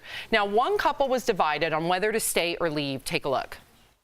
We're here in Orlando as we evacuated. Of course, we had a disagreement on evacuating. My husband wanted to stay in a 24-floor high-rise to watch the storm come in, and I wanted to play it safe and evacuate. So, as you can see, I won. We're in Orlando, and we're safe. Okay, I think of you, Al, because you were in a Category 4 hurricane when you lived in Miami. Right, Hurricane Wilma. And you decided to stay. Well, I didn't know. I was ignorant. I mean, this is kind of pre-internet-y. It's like 2005, I believe. And, you know, it's looking at those clips, it's deja vu, because I remember the news running the clips of surfers, because obviously when hurricanes are coming, right before they come, it's great waves for surfers. Those are the waves. I'm not telling anything to you, Santa Cruz over here, but it's a big deal to surf. And also, when we start talking about people staying, for the first time ever, there's a financial incentive. Because if you are a person that has an account that's a daredevil account, hey, watch me hang off of this or do a backflip on a rooftop or something like that, a hurricane is not only timely with hashtags, but also now you can make some money because your followers are like, oh, Jeff really is a daredevil. He's doing this insane thing. So it's not fair to the people that are going to have to come get you in the middle of the Atlantic, in the middle of a hurricane. But it's a very selfish decision. But unfortunately, we're in a day and age now where your social media isn't just for your friends anymore. It's financially incentivized. I don't know what the percentage of that is, people on social media staying because of social media. I just think It's about money. You're right, but I think it's about people not being able to afford to get out of town, too. right? Yes. Like I'm talking about the people playing it out in the ocean. Yeah, but it's like those people I don't feel bad for. If a storm comes, right, and they're canoeing and they're having fun and stuff, and then they called 911 to get picked up, I don't feel bad for those people. But again, small percentage, just like the Instagram people. But I don't know like what you do as maybe it's a man thing that you're like, I'm just going to stick it out. Yeah. You know, I think we could get past this. We don't have to spend any money. Let's just wait it out. That's like what you think's going to happen. And then when you're in the thick of it and your windows are getting smashed in and you're flooding and now you're losing members of your family, you're like, why didn't I get out? Because we've been warned for 2 weeks now. Yeah, so that's because you're exactly right, because it's slow. Right. You know, you're sitting there, it's like, it's rain. Okay, it's a little rain. It's fine. It's fine. Then the lights go out and you're like, oh, and then something hits the window and you're like, oh, no. And you start hearing things break, and by then it's too late. And what that couple didn't understand in terms of like, should we leave or should we go, is unlike a fire or a tornado where it's over. In this situation, it lasts for weeks. Yeah. There's no gas. There's no lights for weeks and months and months. So it's a really dangerous thing. And let me paint a picture before you jump in. Just currently, at the time of this taping, some of the counties are also facing tornado warnings. Okay, so you have that to worry about as well. Tampa International Airport remains closed through Thursday. You brought up emergency services. Unfortunately, officials say emergency services may not be able to respond during hurricanes for people who do not evacuate because of their own safety, or maybe they're trying to tend to other, situations that have been caused by that hurricane. Disney World Park closed today and tomorrow, and finally 26,000 people at the time of this taping without power around Tampa. And I just wanted to give also a shout out to those who like physically wanted to go and couldn't because they don't have the money for the gas, they don't have the money for the car, the hotels that you have to do, or they have like animals. A lot of people with pets, there's nowhere to go. I remember in Katrina, they weren't taking you if you had your pet. And so people were like, I'm not going to give up my pet. So there's also theirs that are stuck not for the other things, but also because they just like literally financially cannot do it. Or physical immobility. Right. They're wheelchair bound or bedridden. Like, so who's there to check on take your them? elderly, your elderly neighbors. Make sure, to your point though, really quickly, watching the footage of the people kayaking and stuff, that is such the wrong message. This is not fun and games. You are putting, if there are any emergency services available right now, you're putting their lives at risk just so you can do it for the gram, just so you can have fun, be cool. It is dangerous. We have a whole podcast about it, Dying for Likes. It's not only dangerous, you will put those emergency services people's lives at risk. And people now, they know the power of Mother Nature. They live in Key West. I understand, like, you think, like, oh, it's just water. I could swim through it. It's not anything if you live in the Midwest. If you live down there, you've been in the ocean, you understand the power of that. As a parent, I'd be like, what are you doing? Get out of there and let's get serious about this. Exactly. Okay. Speaking of the hurricane, President Biden has reached out to Florida Governor Ron DeSantis about giving help to the residents. The White House confirmed that the president and governor put politics aside and spoke last night. Here's what the governor said about that. When people's lives and their property are at risk like this, we all need to work together regardless of party lines. The Biden administration has approved our request for a pre-landfall declaration and did that very quickly. So we're thankful for that. And it's my sense that the administration, wants to help. I think they realize that this is a really significant storm. Tori, what are you thinking? Obviously, I'm glad he said that. But to me, Ron, even Joe Biden, all of it is political. The idea Ron DeSantis wants to run in 2024, he wants to be up with Joe Biden, so you see their faces together, so you get used to seeing them as a possible going at each other. Look, I think Ron DeSantis wants help when he needs help, and I think he sometimes uses things like the COVID recovery fund, the $12 million, to send those people to Martha's Vineyard. So it's interesting to find when certain people use the federal government help and say put politics aside, and when they do not. That's what I'll say there. Yeah, we're all Americans. I don't know if we need to separate the two. If someone needs help, depending on if it's a blue state or a red state, you help them as the president. I think that's the bottom line. Right. I mean, it's just shocking that we're talking about a Democrat and Republican, and they're working together. And it's like, this should be the norm.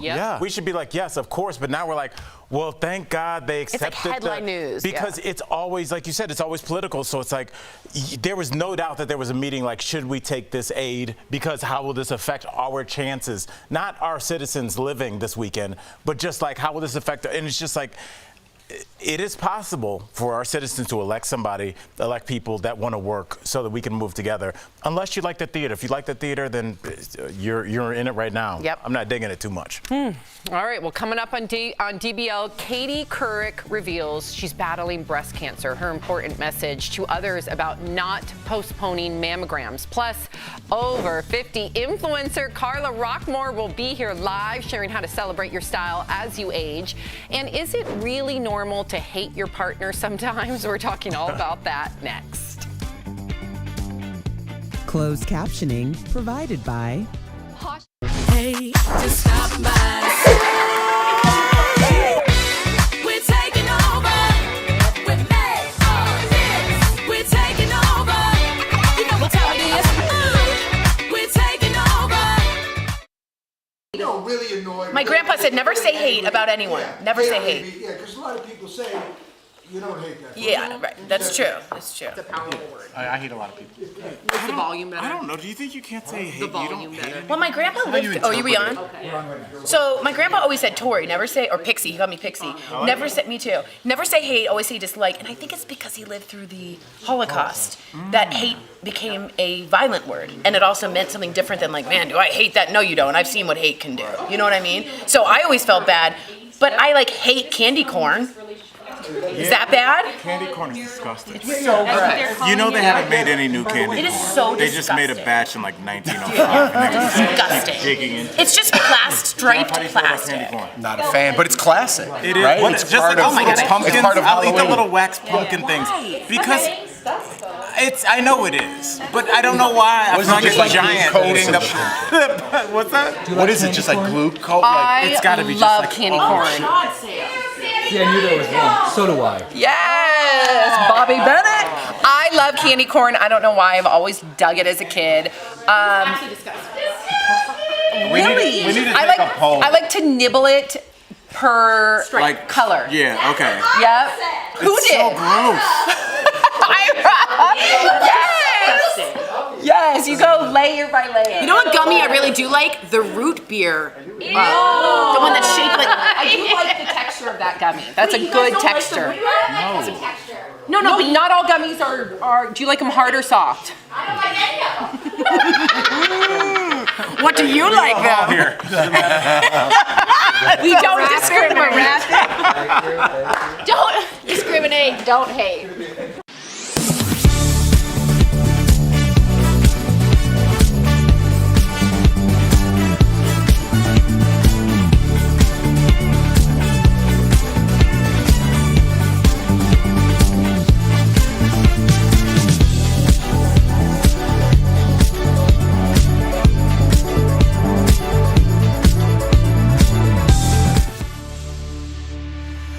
Welcome back. This is going to be an interesting little segment. Have you ever felt like you hated your spouse? Well, you're not alone. It turns out marital hatred, that's what it's called. It's quite normal.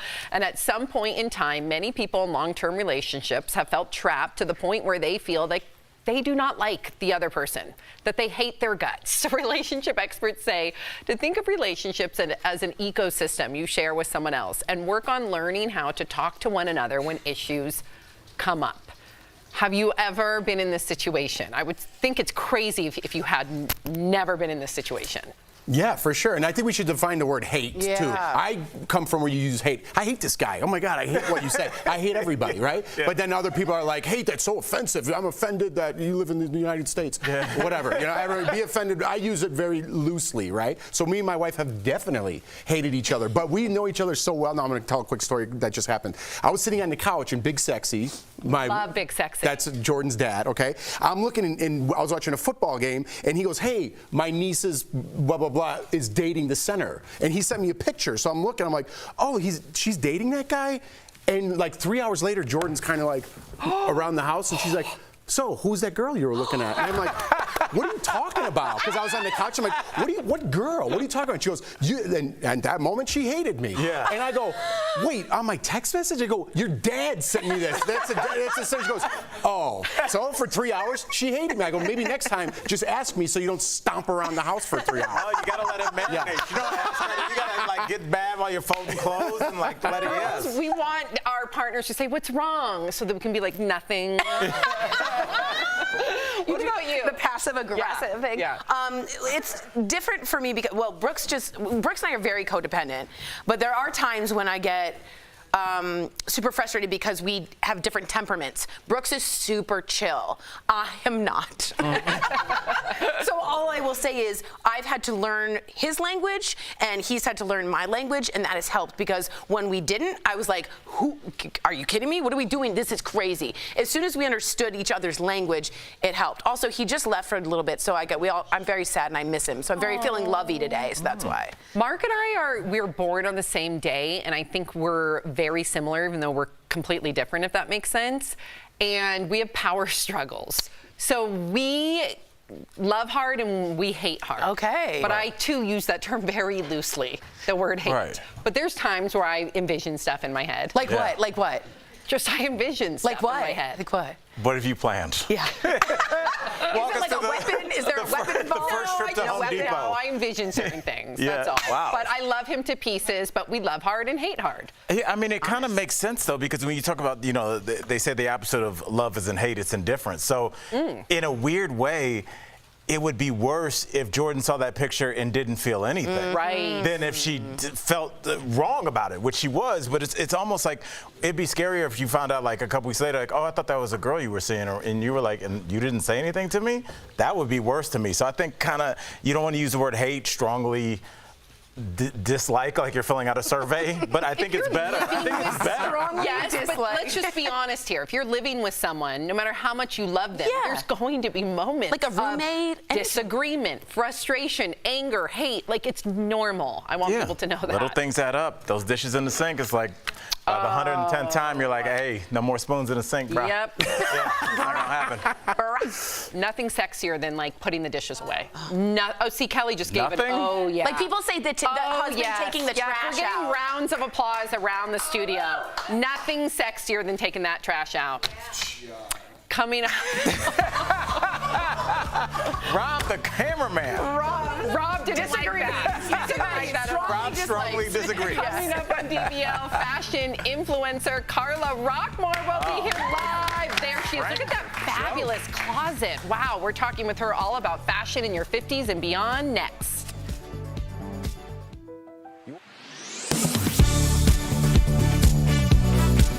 In March, President Biden signed an executive order allowing the Federal Reserve to explore the possibility of creating a centralized bank digital currency in the United States.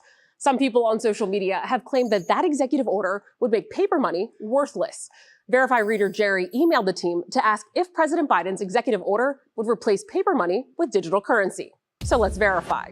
Our sources are Executive Order 14067, the Federal Reserve, the Atlantic Council, a nonpartisan U.S. think tank, and Aaron Klein, Senior Fellow in Economic Studies at the Brookings Institute. President Biden's executive order does not have anything to do with paper money. It asks the Federal Reserve to figure out how to create a central bank digital currency. The digital money that you're used to, the ones with credit card purchases or transactions on apps like Venmo or Zelle, well, those are managed by commercial banks, not the federal government. Cryptocurrencies like Bitcoin are also considered digital currencies, but they aren't issued or backed by a central bank. That wouldn't change under this executive order. Economics expert Aaron Klein confirmed to Verify that there is nothing in the executive order that ends or eliminates cash either. In a press release, the Fed said that a central bank digital currency could provide faster payment options between countries and safe digital payment options for households and businesses. The government has not yet decided whether to create a central bank digital currency. It's just asked the Fed to look into what it would take to create one. So we can verify that no, Biden's executive order does not replace paper money with digital currency. Around 100 countries, apart from the US, are already exploring national digital currencies. According to the Atlantic Council, Jamaica and Nigeria have already started offering centralized digital currencies. Both of those countries still have paper money. With your Verify, I'm Ariane Till.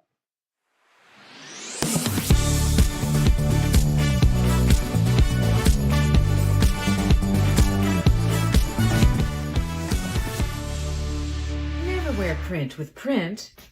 Pish posh, I say. Your belt should always match your shoes. Pish posh, I say. Don't ever pair pink and red. Pish posh, I say. I think so. Yes, I always pair patterns, and Mr. Albert Jackson makes fun of me. I do. Her followers call her the real-life Carrie Bradshaw, and with more than 20 million likes on her styling videos, I'd say they're right. Please welcome the always fashionable Carla Rockmore to the show. Thank you for having me. Of course. So, Carla, let's get right to it. You have more than 1 million followers on social media. Why do you think, Carla, your videos resonate with so many women? Because Sam was going crazy right now just with that little clip. Yeah, it's true. I dig her style. Oh, well, thank you very much. I mean, it was all very serendipitous how it happened. But I believe that, you know, I'm able to reach this large demographic of different age groups of women because I'm just myself. And I try and reach them through my own joy and my own passion. And everybody has one, and we all need to cultivate that. Did you see that suit? Yeah. I love that answer, though. Just being yourself is enough, and that's why you have 1 million followers. Everyone's trying to be somebody else. You're just you. You do you, Carla. Hey, I just got to ask real quick before you jump in, Tori, is that your real closet back there? No, it's a green screen. Well, could have been somebody else's. It's Why would fabulous. she go to somebody else's closet to do this show? I don't know. I dream of a closet Excuse me, Mary, hate to bother you again, but can I use your closet? It's boozy. I have to thank the state of Texas for this because everything's bigger here. Yeah. And I used to run around the house from closet to closet in my panties, but now it's all housed in one area. I like it. It's spicy, Carla. I like it. Real quick, are there fashion no-nos for women over 40, over 50, over 60? Are you like, let it be, pish posh, let it be? I think there's a balance. I think that I would absolutely not trade my years of experience and insight for my 20-year-old posterior. And therefore, I have to listen to my gut. And so my gut tells me that I have great shoulders. So emphasize that area and maybe temper the legs today. But you know, at the end of the day, I would really love to give permission to buy this for women to buy the same pair of pants over and over again if it makes them feel good. Yeah, right. And they look great in it. Yeah. I love that. Honest expression of and yourself. I love like you highlight sometimes your bosom. I like my bosom and my clavicle. I do the clav. I highlight the clav. I have good clav. Great clav. Maybe we should talk to our guest. Right, I know. I don't know what you do. This is a clavicle-based question. You know, honestly, my daughter and I, we talk music and fashion all day, every day. And so I'm going to take your advice and then pretend like I came up with it. When I ask her, like, I want to know, are there basic pieces that every woman should have, like a must-have with your wardrobe? You're like, you need this, this, and this. I think especially for women as we age, a well-cut blazer with a good shoulder pad and a little bit of a defined waist becomes a scaffolding for the rest of us.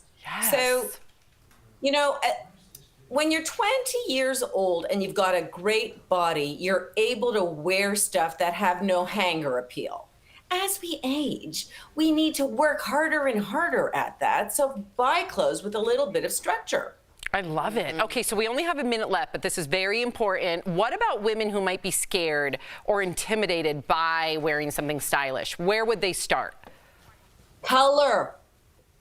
Color is the key to livening up your skin tone. And as we age, we tend to become a little more dull in pallor in that area. So if you start with a colorful blouse that really speaks to you, or even a lipstick, it will liven your skin tone up and it'll push you into other areas because people will tell you, wow, that red looks really good on you today.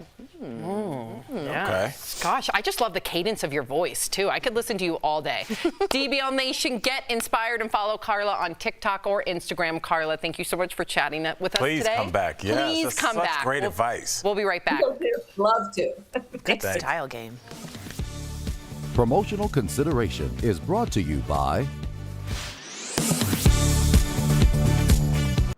Gas prices are continuing to drop from their record highs earlier this year. But this Facebook comment suggests the reason for that drop is political manipulation designed to give the party in power a boost ahead of the midterms. Other posts on social media have echoed that sentiment, suggesting gas prices go down before elections and then rise again after. So is there any validity to those claims? Do gas prices always go down before elections? To verify, we looked at historical data from the U.S. Energy Information Administration and Bureau of Labor Statistics and spoke with Ed Hers, an energy economics fellow at the University of Houston. The EIA has weekly data on gas prices going back to 1993.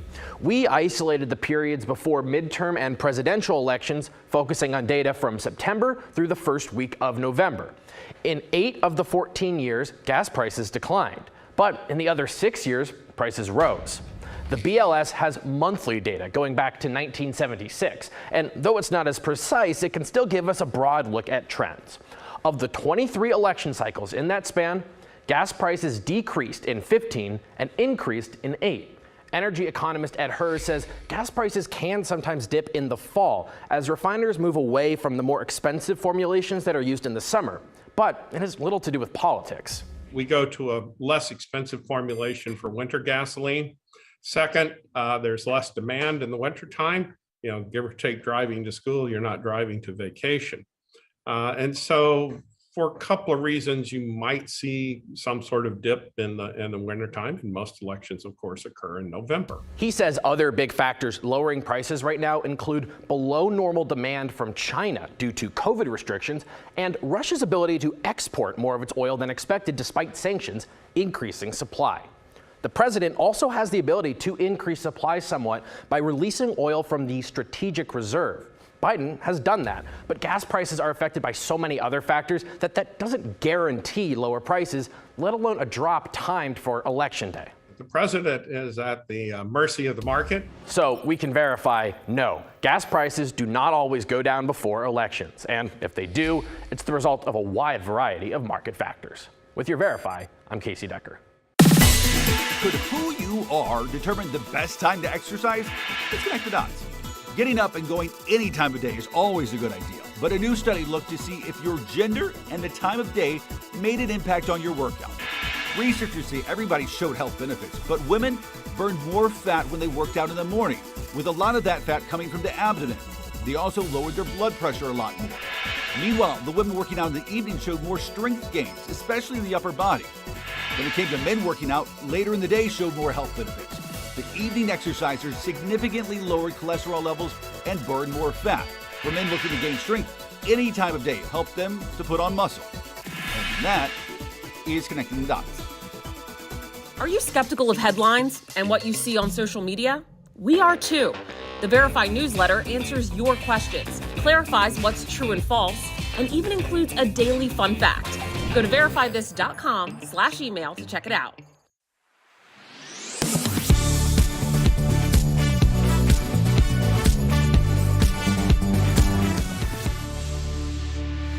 Welcome back. This is a very serious story. Right here in Colorado, a woman is recovering after she was hit by a train while in a police cruiser.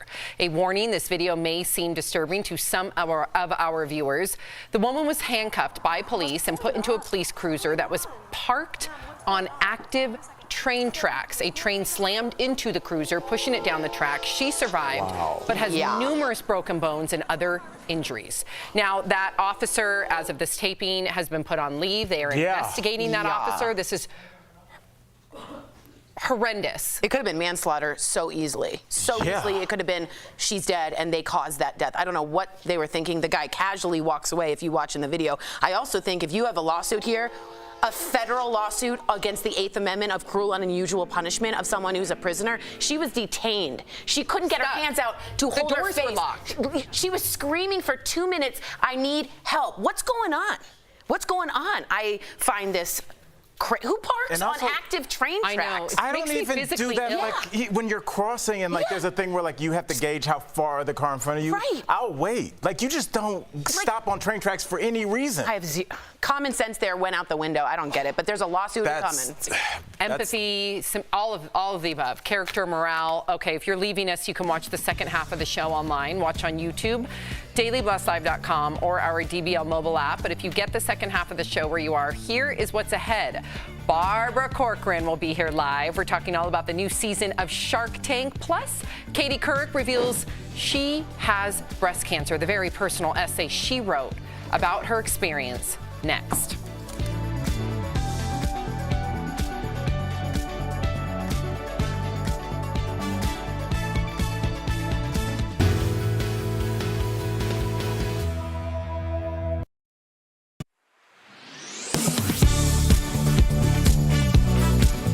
The post on Facebook gives a warning to dog owners, saying the plug-in oil diffusers are unsafe for dogs and got one of her pups very sick. So are oil diffusers unsafe for your pets to smell? To get answers, we went to veterinarian specialist Fred Winninger at Charlotte Animal Referral Emergency and Animal Poison Control. Though these plug-ins and diffusers can smell lovely, Dr. Winninger says they can be dangerous for your pets if they ingest the oils. The primary concern for dogs and cats is not as much inhaling these oils, which can be mildly irritating, as opposed to getting them on their skin or ingesting them, especially in their most concentrated forms. Dr. Winninger says if they ingest the oil, it could lead to vomiting, diarrhea, and depending on how much your pet consumes, liver failure. He says some oils are worse for pets than others. And the ones we worry about most are things like tea tree, pennyroyal, wintergreen, and pine oils. And they can cause varying degrees of problems. Animal Poison Control and Dr. Winninger both tell us there really is no harm if dogs or cats can smell the diffusers, so you don't have to throw it out, but make sure to keep it in a place they can't get to it. Animal Poison Control says if you notice your pet is coughing while the diffuser is running, you may want to get rid of it and light a candle instead. The candles are not going to be nearly as dangerous as the nebulizers or the aerosolizers because they create oil microdroplets which can land on the skin. So we can verify in most cases oil diffusers are not dangerous for pets if they smell it. However, it can be dangerous if it gets on their skin or they ingest it. With your Verify, I'm Megan Bragg.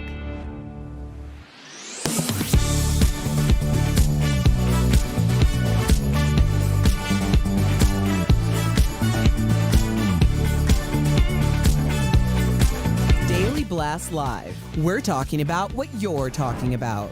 Oh my gosh. Get real. No. Y'all, just stop. This is a sham. It's finally here. Drum roll. Welcome to DBL. All right, so Katie Couric is issuing a wake-up call to women. The 65-year-old just revealed that she's battling breast cancer. She says she was diagnosed in June after having a routine mammogram. She had the lump removed and radiation treatment. Katie penned an essay detailing her experience, saying the diagnosis came after she had delayed her routine checkup. She wrote, "Please get your annual mammogram. I was 6 months late this time. I shudder to think what might have happened if I had put it off longer." You said it the other day, Jeff, when you were talking about your routine checkups. Like if you don't stay on top of it with preventative care, and we're all guilty of this, right? Yes. That it could cost you your life. And then you have that residual, damage where your children lose their father. Well, I think there's that thinking too of like, if I just don't go to the doctor, I won't know, therefore I don't have it. There's so much of that, and it is a blessing. We just take that for granted, like, oh, I have insurance and I could go to the doctor, but I choose not to. There's people who don't have that option, right? There's a lot of them, and I always talk about percentages. There's a large percentage that don't have that option to go get their checkups when they need to. So Katie, with all the options she has, was still 6 months late, and luckily she did go after 6 months. So again, you got to swallow your pride. You got to go see your doctor. I'm glad you said with all she has. You're absolutely right. She's all the resources, and she's known as the woman who put colonoscopies on the map. Her husband died at 42, I believe, of colon cancer. She did the Today Show on air, had a colonoscopy. So here she is as this warrior for colonoscopy, and so easily forgets the other things you have to look out for. My mom's doctors always say, get ahead of the pain. Don't wait till the pain comes. So for pain medicine, get ahead of your checkups. Don't wait. Do it on your birthday. Do it as a gift to yourself. Get a pap smear for you. Are you 3-1? Now, I've always been one to push things off. My sister had breast cancer about a year ago, and she was like, Sam, you're high risk. You got to get in there. And so I now, got the BRCA gene test, got 2 mammograms since she's had breast cancer. So I'm very on top of it. But before, I kind of fell into that same, what you mentioned. I guess I thought, I'm 40 years old, I'm okay. But in reality, people in their 40s get breast cancer or other types of diseases. Are you on top of it? I'm on top of it just because I went through so many years with no health insurance. I ruptured my Achilles tendon with no health insurance. So, and I know, that's why I always say I can speak to like why people make certain decisions. When people go, why don't you just go to the doctor? It's because if they go to the doctor and nothing's wrong, they're going to be in the whole $6,500 that they don't have. That's why people don't do that. So that's why I'm on top of it. But, at the same time, you said something really interesting, Sam. You said, in reality, I know that I need to get this done, but your reality right now is you're healthy in your mind. And your reality is you're a healthy mom in your mind. And nobody wants that to change for any of us. So if you go to the doctor, they have a potential to interrupt that reality. So there's a psychological component that we're working with here as well, and that you just don't want to know. It's like ignorance is bliss. I don't want to know. Yeah, I'm ignorance is bliss. I don't want to know. Yes. Yeah. But again, to Katie Couric's point, preventative care is the best care, right? It's going to give you the best shot to beat cancer and other diseases, and our thoughts are with her. She's got this. So should sending our kids to school make us sad? That's exactly how David Letterman feels. He recently spoke about sending his son to college for the very first time. Take a look. You've been through that yourself, right? People go through this, the separation of the kid leaving home, and I thought it would be nothing, but it's devastating. Am I the only one that feels that way? No. So he's been gone a month today. I can't even imagine. Letterman isn't the only celeb sad about having an empty nest. Gwyneth Paltrow said sending her daughter to college was like giving birth all over again. What do you think? Your kids are getting there. Yeah, I know. How are you feeling about it? Starting to look at colleges next year. Maybe this summer. I know it's a nightmare. I don't want my kids to go to. It'll be the worst day of my life when they go to college. Honestly. Can I ask you specifically, like is it just because you're losing them, or is there another? I mean, that's it. It's totally selfish. Like I don't, and you're kind of giving them to the world, and you're going to be scared for them, excited for them. They'll fall in love. They'll have heartbreak and all the things that come with adult life. And I don't want anything. I don't want that for them. I want them to be with me. So I'm selfish. I'm irrational, but that's how it is. Yeah, I don't want them to go anywhere ever. But on the other side of that, there's also, they have to grow at some point. And I feel like our society these days are like, no, you stay with me, I'll protect you. I don't want anything bad to happen to you. I remember when I went away to school my first time, I went 2 weeks ahead of like everyone else because I played football.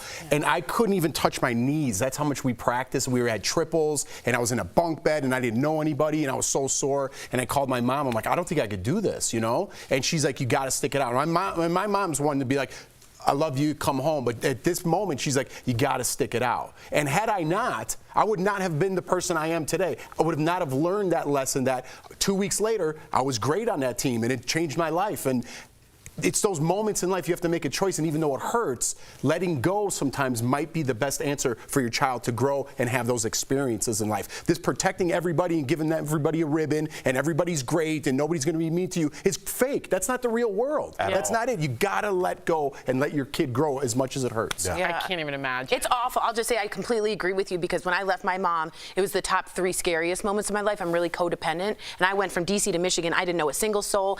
I see her rearview mirror, her wave, and that was it.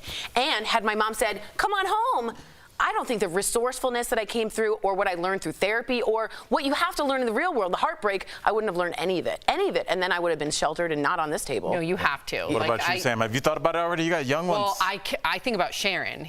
Sharon, who works with us. My heart is with you, and she's the best. She's like mom goals, and of course, she wants her kids to spread their wings and fly. And but I can only imagine how empty her nest feels to that point. So, but I agree with you. The adversity. Why are you laughing at me? Did I say something wrong? I can imagine how empty your nest feels. I don't know. Yeah, that was a weird turn of phrase. Like, it's not. We're not reading a poem before our kids go to bed. It went the bird It's going to be hard for me to have Sophie and Miles, and I get it, the whole adversity thing. I was the same way with swimming. I was there 2 weeks early, and I remember not wanting to stick it out. But worth it, but I'm going to be sad. Don't go. But no, that's selfish. Okay, so speaking of Gwyneth, the actress posted this photo celebrating her 50th birthday. She's just one of the many stars looking fab at 50. Tori, stop squirming. I'm and not. playing with She your looks great. earrings. I mean, take a look at her. Yeah, She looks great 20 years ago compared to now. How about J-Lo? Look at this. The photo is from the left, or the photo on the left is from 2002. The one on the right is today, 53. Next up, Halle Berry. She's 56. Oh my gosh, Salma Hayek, also 56. Take a look at her 20 years ago and now today. And what about Sandra Bullock? 58. Wow, look at her at 58 with that bed head. I love her hair. So fab. And then, of course, my fave, Gwen Stefani at 52. She's proving age is just a number. Go, Gwen. Wow, my inner fangirl. You know what we were just talking about? We were just about Golden Girls. They were supposed to be like 52 years old on that show. Did you know that? Yeah. And now we're like, hey, J-Lo, like Blanche. But don't you think this kind of applies to everybody? Like, I look at pictures of my mom from the 80s, and my mom looks way better now. It's like there's something about the clothes. There were big glasses and hair. And I feel like fashion and just like, now everybody's got access to YouTube tutorials, TikTok tutorials. Hey, put this on your face. Don't wear this. Wear this to hide your waist. And now I think everybody kind of figures out how to make themselves look as good as they possibly can. Where in the 80s, it was just like, I don't know. I guess that jacket works. No one knew anything. And now people can dress. We have to talk about resources, though, as well. Yeah. That's kind of unattainable to look like that for most people at that age, men and women, right? So fair. They have resources to look like that help them. They get facials and drink water and wash their hair with bottled water and all that. Like whatever they do. Yeah, you're right. That's fair. Yeah. So true. Trainers, good lighting. Okay, is Tom Hanks being modest or truthful? In his new book, the actor says he's made 4 pretty good movies. That's out of the 85. He didn't reveal which movies he was referring to, but that of course, got us all thinking. What is our favorite Tom Hanks movie? Tori, let's start with you. Houston, we have a problem. Okay. It's going to be Apollo 13. I'll tell you why. The time when he looks at Kevin Bacon and I feel Bill Paxton and goes, guys, just breathe. Remember when they were worried about the breath? I wasn't breathing. And I was like, Jim Lovell, Apollo 13. We're talking about Tom Hanks, but Sounded whatever. like Darth Vader. Yeah, just like the I'm one passionate. movie no one talks about. Really, he's understated. No one's ever mentioned Apollo 13. No. Are you I've talked to kidding every me? person in this country. That is No one's ever mentioned that. Excuse me. It says follow-up to Forrest Gump, and it was an enormously successful film. And around Forrest Howard Gump? and Ron Forrest Gump. Yeah, he said you The can do much whatever you want. anticipated Apollo 13. No. Oh my God! Did you not love Apollo? I did. Yeah, but it wasn't. Okay. It was okay. Wow. Jeff. Well, I love Tom Hanks, but I gotta go with. I love like all of his stuff. Forrest Gump, top of the list. Top of the list for sure. Yes, we call it the prequel to Apollo 13. Al, what about you? Now look, I was gonna go with Big, but at the last second, I was like, you know what? I like when he stepped out of character, Road to Perdition. That is, he plays a bad guy. Dude, that's figuring out That's what. a weak one. Yeah, I agree. That's a weak choice. Yeah. What? That's a pretty weak choice. What's it about? Have you seen it? It's good. What's it about, Sam? She hasn't seen it. Yeah, I have. It's a gangster. He's the first guy. He's the assassin. He doesn't want to be. He's an angry guy, but he's a bad guy who wants to be a good guy. Wants to be a good guy. Way Back more and forth. Philadelphia? Come on. Philadelphia. Come on. But mine is Big. Okay. Big. Remember when you were a kid and you were like, oh my gosh, you could go work at a place where you make toys, and then that whole that whole wizard thing. Zoltar. Yeah, Zoltar. Yes. Did you guys think it was weird and Big how he was kissing? Yeah, Yes. it was, that was why. That's why I didn't pick it. But it did. Right. First of all, that was a way. Like you have to remember, like pre-internet. Right. That was like when you're a kid in Cleveland, like to see New York City. I was like, I want a New York City loft with a bunk bed and a Coke machine in it. Yeah, and the ball. Yes, I was like that. But just those meetings where they were making the toys. Remember when they were like, The oh goose yeah, ball. it turns into a bug. That was my favorite. Yes. The best. Yes. What's He's your got favorite so part of many. it? What? What's your favorite line in Big? What are you talking about? What's your favorite part of the movie You're trying that to you set brought me up? up like I haven't seen it. I just What's the asked classic question scene in on a Big? talk I show. like when he does the little corner corner. hop. Not the piano part? Isn't that the classic part? Heart and soul. I never fell in love, heart and soul. I don't know lyrics, but I'll sing them. Exactly. All right, coming up on DBL. Thank you for not poking me. I saw you that it was coming. I was like, Shark Tank Corcoran will be here live. There she is. We cannot wait to talk with her. Coming up next. Closed captioning provided by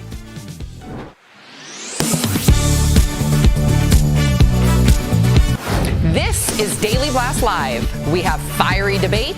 That's not true. Can I finish? We tell heartfelt stories. We're so emotional over here. We talk to the stars. Turn up the notch on that. Great research. DBL is all new every day. I just watched Pinocchio. Oh, Polar Express. That movie sucked. Who did that? Oh, what was Pinocchio sad? No. Okay, good. No.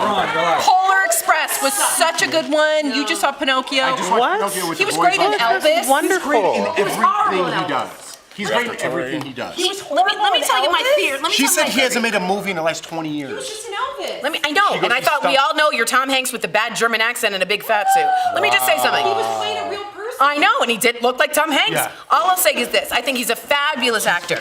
But 20 years ago, or maybe in the 90s, you had Forrest Gump, Philadelphia, Castaway. What was another one? Castaway would have been What's the other one? Tori, you really didn't like Saving Private Ryan. These are... Dude, how about the Da Vinci Codes? I love those. You didn't like him in those? I thought those were light. Catch Me If You Can. That's Catch a Me If You good one. Can That is was one of a my good one. favorites. I guess He's great in everything. But I mean, he's one of the best actors of all time. I'm just saying his 90s. Oh, he's the best actor. I agree. The 90s run He's though. the best actor that hasn't made a hit in the last 20 years. I think his agent picked bad movies. Like Larry Crown was really dumb. That was one weird. No, there's another one on the scooter. The one, the Terminal. That was awful. Yeah, but he was great in there. He was great in the That was a Terminal. terrible- He carried that whole movie. I'm just saying. Wilson, what's that one?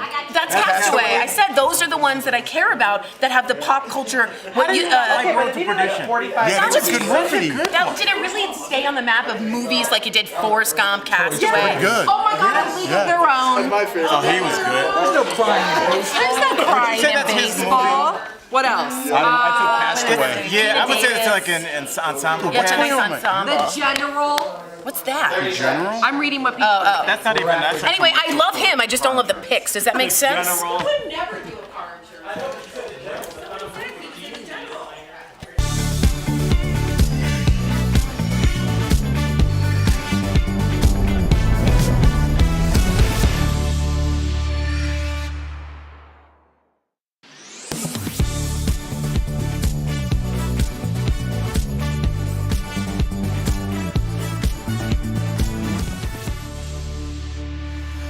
Welcome back to DBL. Her success started as a waitress in New Jersey, but now she's a sharp-tongued shark who's invested in more than 80 companies. Businesswoman Barbara Corcoran joins us live to tell us all about season 14 of Shark Tank. Thank you, guys and girls. Yes. Hi, Barbara. I wanted to ask you specifically, we've talked about this on the show between us, quiet quitting. We've all kind of heard it. It's a trend where employees just sort of do the bare minimum to get by. And I would love to know your take as a business owner and a shark. Is that something that concerns you? Do you understand it? What do you feel? I understand it fully. Yes, you know, people quiet quit when they're not motivated, when they're feeling overworked and they feel undervalued, and that's the boss's fault. I know a lot more bad bosses than I've met bad employees, let me tell you that. And any good boss knows that you can win people's hearts and their loyalty if you just show them appreciation, have their interest totally at heart, and watch their back. That's really all it takes. And when that happens, you don't have employees asleep at the desk. It just doesn't happen. Wow. Nope. Interesting. All right, well, I'm going to get in trouble with my producers because I have a personal question I want to ask you really quickly. I have You're not going to pitch me now, are you? I'm going to ask you a question. Hopefully a lot of people in the country, around the country, have the same question. If you have a business and you put the kind of pieces around it and you want to launch, but you're not sure, like when, is there a moment where you know, like, I'm ready to go to market with this? Yeah.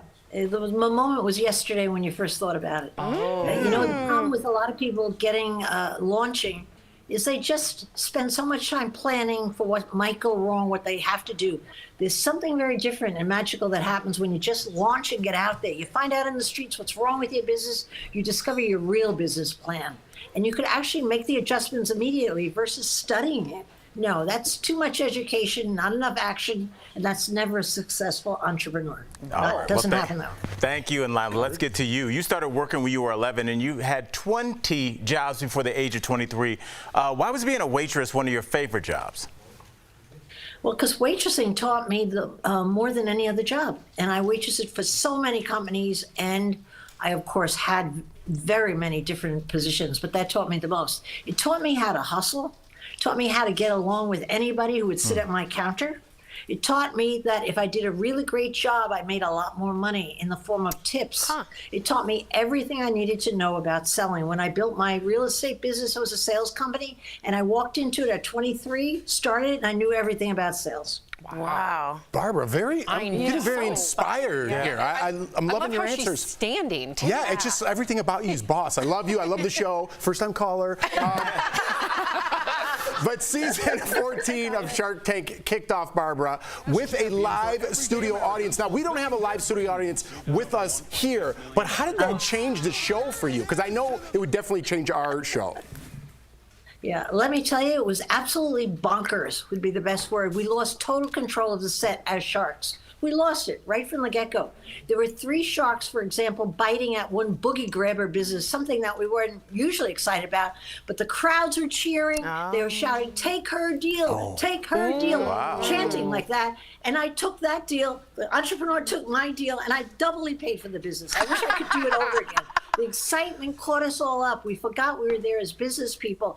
We just wanted to be part of the gang. We went crazy. Yeah. You got pressured into buying something. I know. Okay, this is really fun. Okay, so we had Mark Cuban on the show just a couple of days ago, and he said that you were not as great as a dancer as you thought. So what's something you think he's not so good at? I hear he's not a good lover. And I'd rather be a lover than a dancer, wouldn't you? Wow, Barbara going in hard. He deserved that. That guy deserves that for saying that about me. Oh, yeah? Good for you. Yep, good for you. I love it. Oh, my Don't tell Mark. I mean, we won't show him this clip next time he's on at all. No. Oh, my God, I love it so much. Thank you so much, Barbara. We appreciate you. And then I just have to ask you really quickly, is that a strategy to give interviews standing up? Ooh. Yes, very much so. I do a better interview standing up. I have my energy up here in my head and my top, not in my bottom. Much better idea. And does having an Emmy behind you give you confidence as well?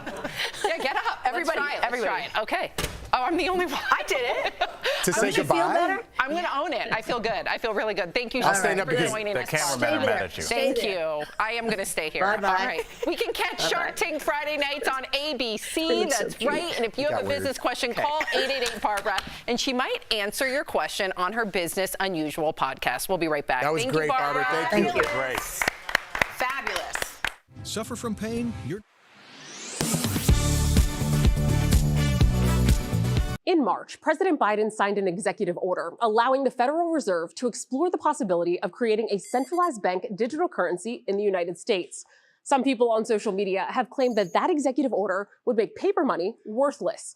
Verify reader Jerry emailed the team to ask if President Biden's executive order would replace paper money with digital currency. So let's verify. Our sources are Executive Order 14067, the Federal Reserve, the Atlantic Council, a nonpartisan U.S. think tank, and Aaron Klein, Senior Fellow in Economic Studies at the Brookings Institute. President Biden's executive order does not have anything to do with paper money. It asks the Federal Reserve to figure out how to create a central bank digital currency. The digital money that you're used to, the ones with credit card purchases or transactions on apps like Venmo or Zelle, well, those are managed by commercial banks, not the federal government. Cryptocurrencies like Bitcoin are also considered digital currencies, but they aren't issued or backed by a central bank. That wouldn't change under this executive order. Economics expert Aaron Klein confirmed to Verify that there is nothing in the executive order that ends or eliminates cash either. In a press release, the Fed said that a central bank digital currency could provide faster payment options between countries and safe digital payment options for households and businesses. The government has not yet decided whether to create a central bank digital currency. It's just asked the Fed to look into what it would take to create one. So we can verify that no, Biden's executive order does not replace paper money with digital currency. Around 100 countries, apart from the US, are already exploring national digital currencies. According to the Atlantic Council, Jamaica and Nigeria have already started offering centralized digital currencies. Both of those countries still have paper money. With your Verify, I'm Ariane Till.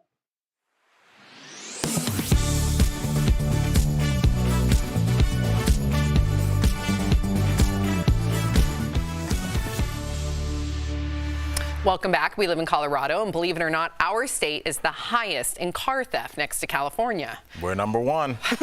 They got my car. They got Al's car. But no matter where you live, we've got tips to help prevent it. That's today's Auto Alert, sponsored by Ox Car Care. First, increase security around your car. This includes motion sensors, floodlights, and security cameras. Also, make thieves aware of this with signs. Next, increase security inside your car by installing a dash cam. Also consider GPS monitoring and a wheel lock, and designate a secure spot for your keys. Use spaces out of plain sight like drawers or bags. And last, make sure your property properly insured against car theft. Ox Car Care is dedicated to providing you with an amazing auto protection plan experience that works with your budget. If you're looking for better car care, give them a call at 1-800-690-7547. We'll be right back. Promotional consideration is brought to you by Gas prices are continuing to drop from their record highs earlier this year. But this Facebook comment suggests the reason for that drop is political manipulation designed to give the party in power a boost ahead of the midterms. Other posts on social media have echoed that sentiment, suggesting gas prices go down before elections and then rise again after. So is there any validity to those claims? Do gas prices always go down before elections?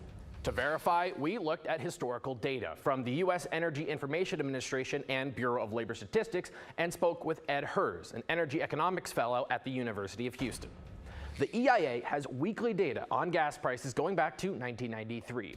We isolated the periods before midterm and presidential elections, focusing on data from September through the first week of November.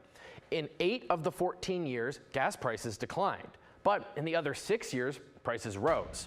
The BLS has monthly data going back to 1976, and though it's not as precise, it can still give us a broad look at trends. Of the 23 election cycles in that span, gas prices decreased in 15 and increased in 8.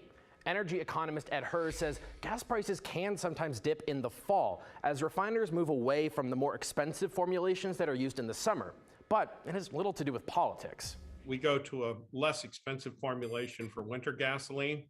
Second, there's less demand in the wintertime. Give or take driving to school, you're not driving to vacation.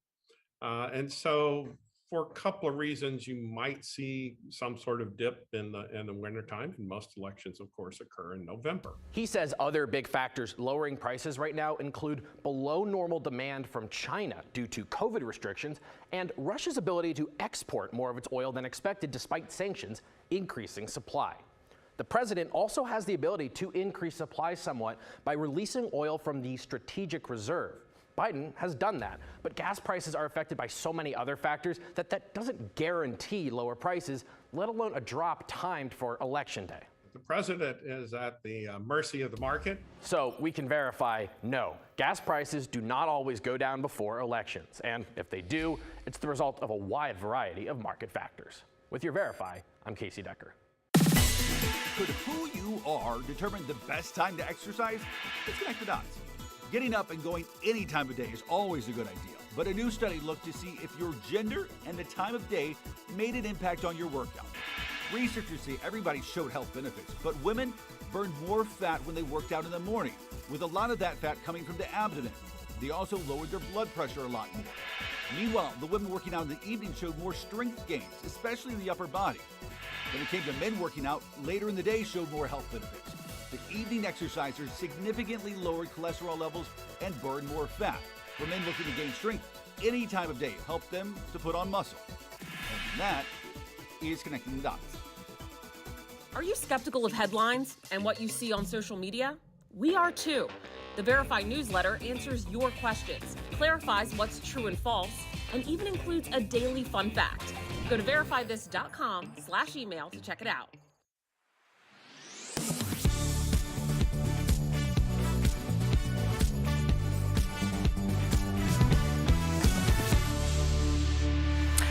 Speaking of what Barbara said about determination, you guys have to see this. So a woman, this is what she tried to do to get her resume noticed while applying to a job at Nike. She printed her resume on a sheet cake and then had it delivered to the company's headquarters. The delivery person even went out of their way to make sure, bless you, it ended up with the right person. No word yet on if this actually got the woman the job, but they are reportedly in talks. So is this a sweet deal to get noticed? What do you think?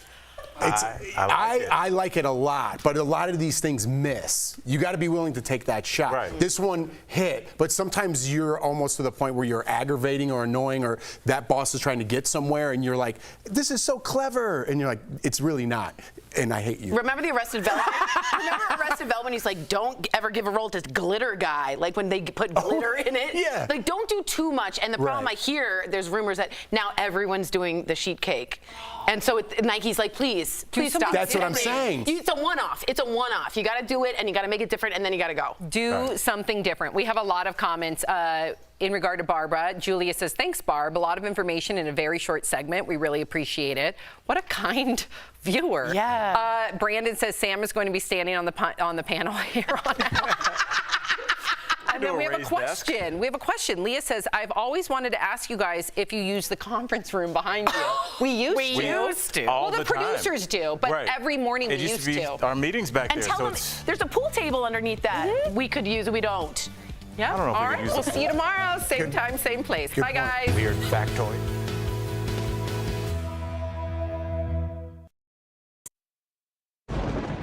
Where hope finds help.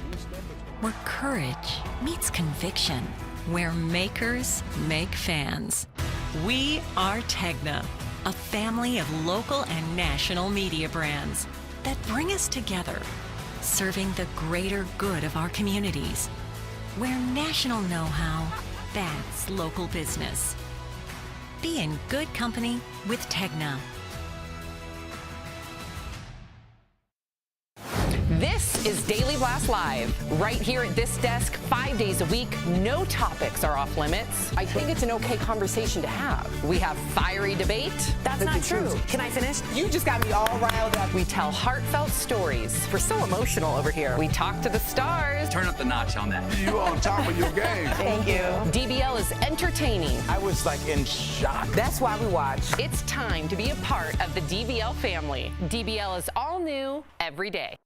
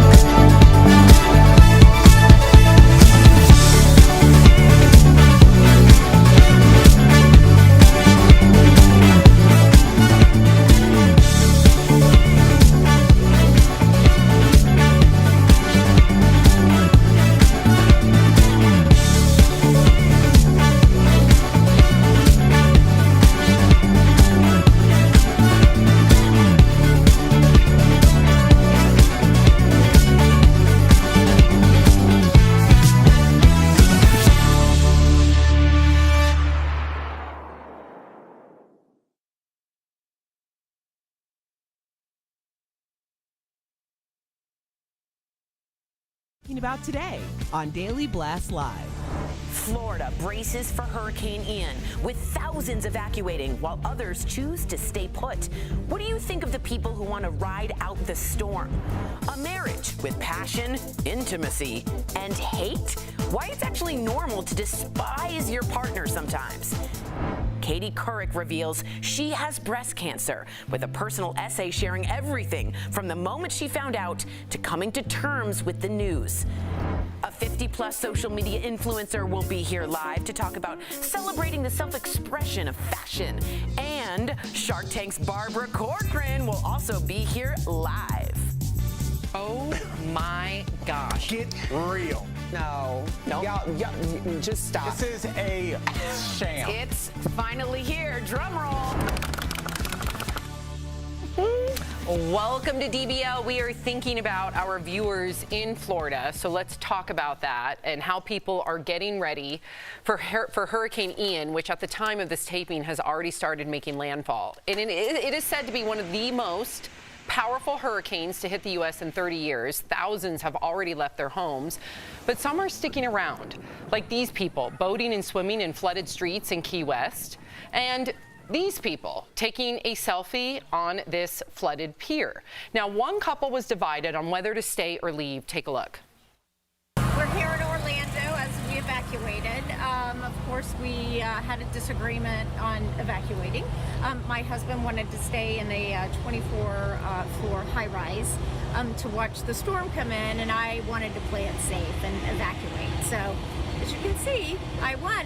We're in Orlando, and we're safe. Okay, I think of you, Al, because you were in a Category 4 hurricane when you lived in Miami. Right, Hurricane Wilma. And you decided to stay. Well, I didn't know. I was ignorant. I mean, this is kind of pre-internet-y. It's like 2005, I believe.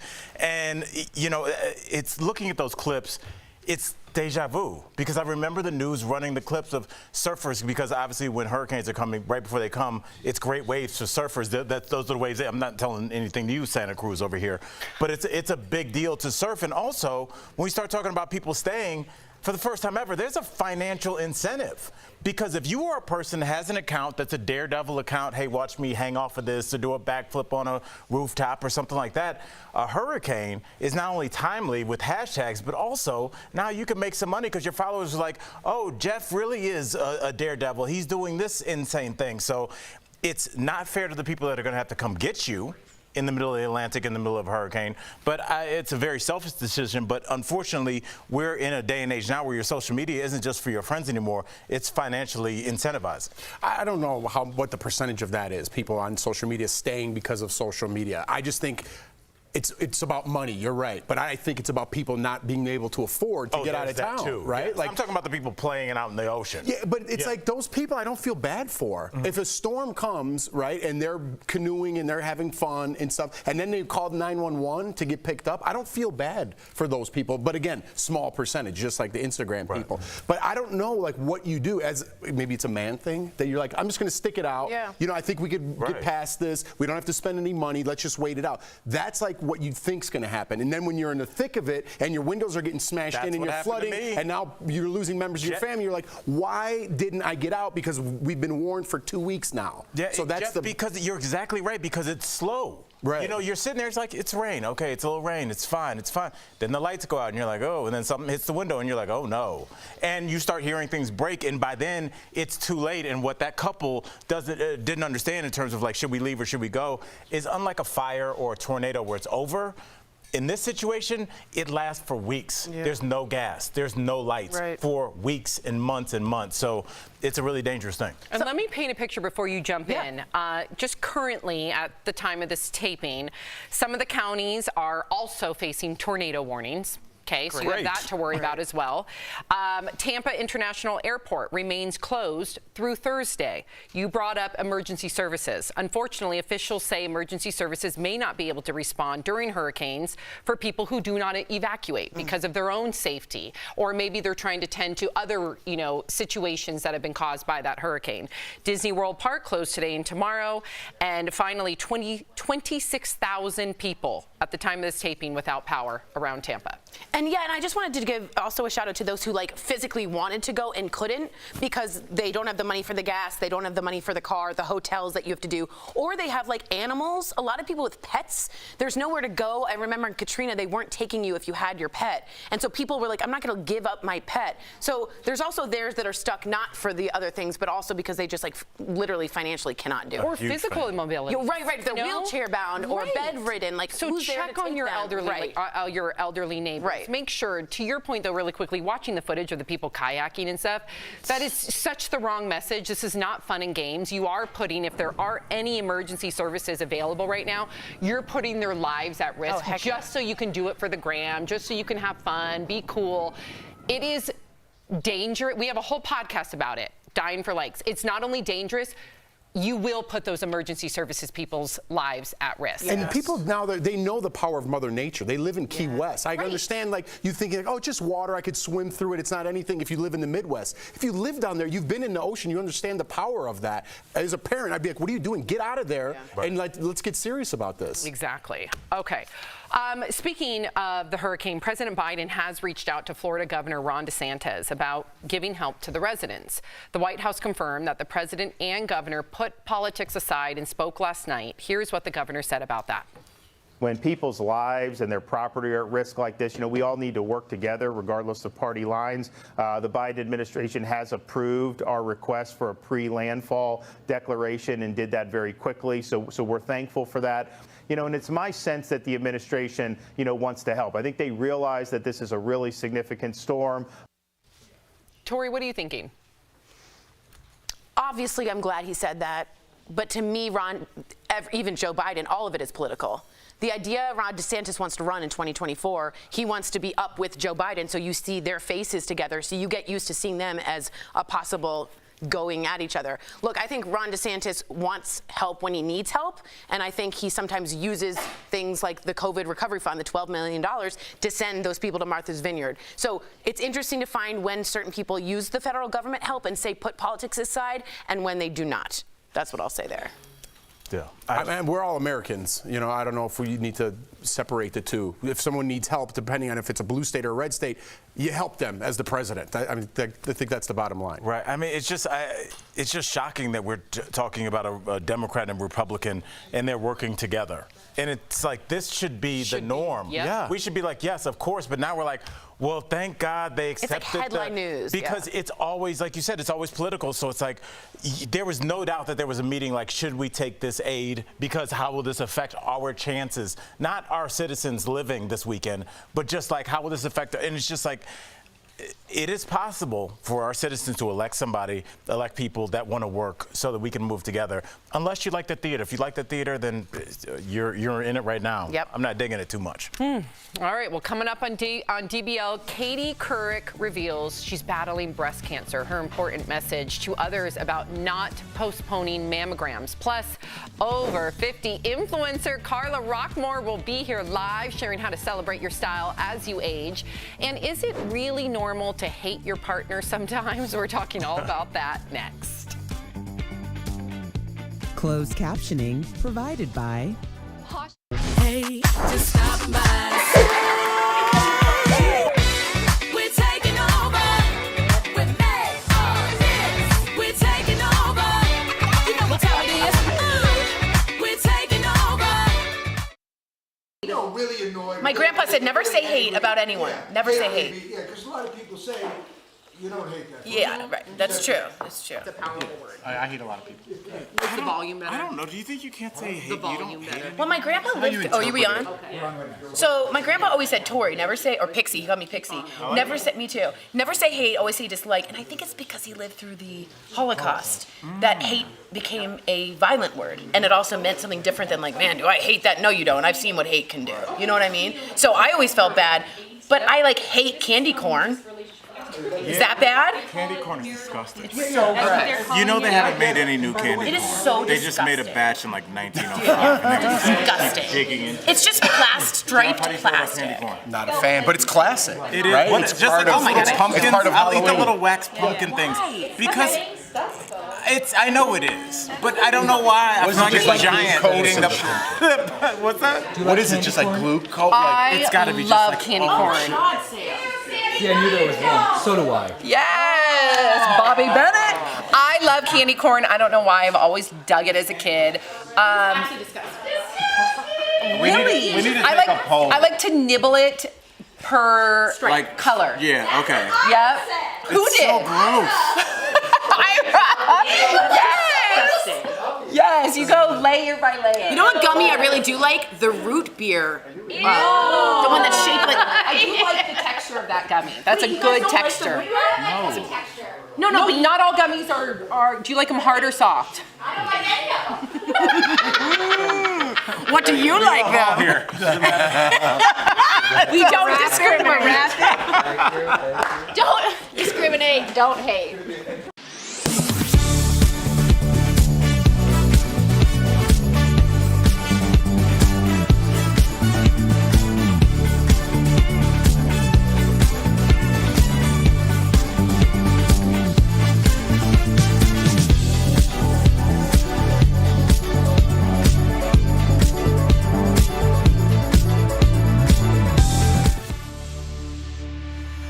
Welcome back. This is going to be an interesting little segment. Have you ever felt like you hated your spouse? Well, you're not alone. It turns out marital hatred, that's what it's called. It's quite normal.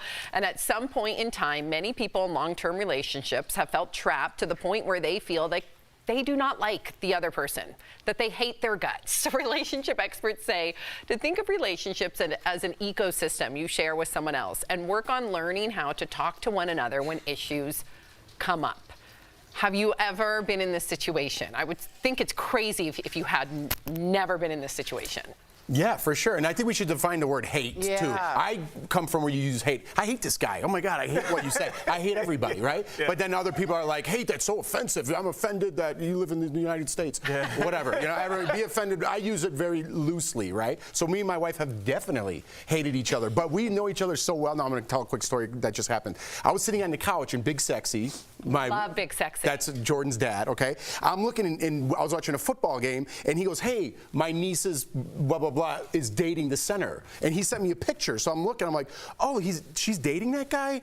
And like 3 hours later, Jordan's kind of like around the house, and she's like, so who's that girl you were looking at? And I'm like, what are you talking about? Because I was on the couch, I'm like, what girl? What are you talking about? She goes, and at that moment, she hated me. Yeah. And I go, wait, on my text message? I go, your dad sent me this. That's a She goes, oh. So for 3 hours, she hated me. I go, maybe next time, just ask me so you don't stomp around the house for 3 hours. Oh, you gotta let it marinate. Yeah. You don't ask her. You gotta like get bad while you're folding clothes and like let it go. We want our partners to say, what's wrong? So that we can be like, nothing.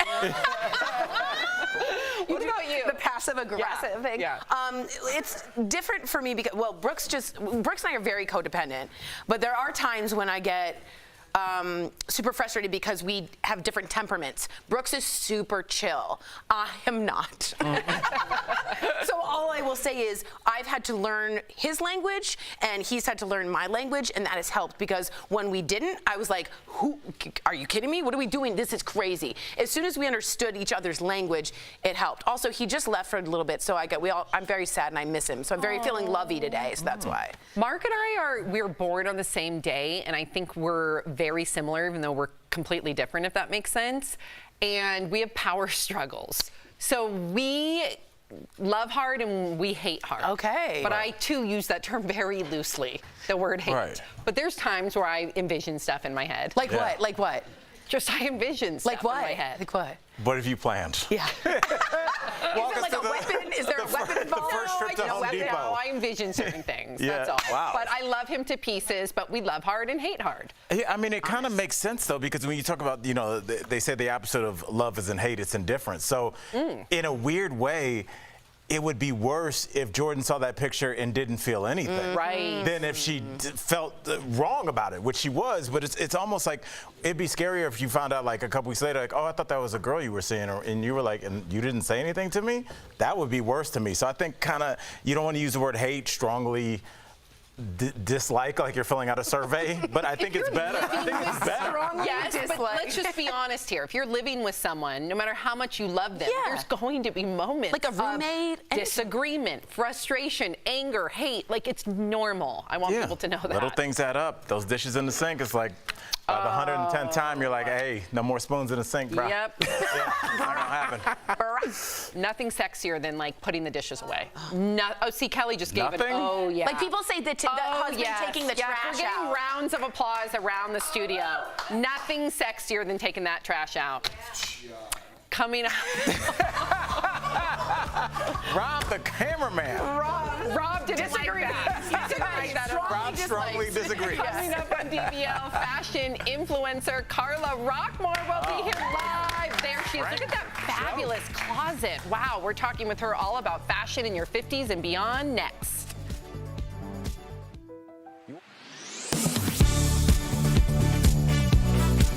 In March, President Biden signed an executive order allowing the Federal Reserve to explore the possibility of creating a centralized bank digital currency in the United States.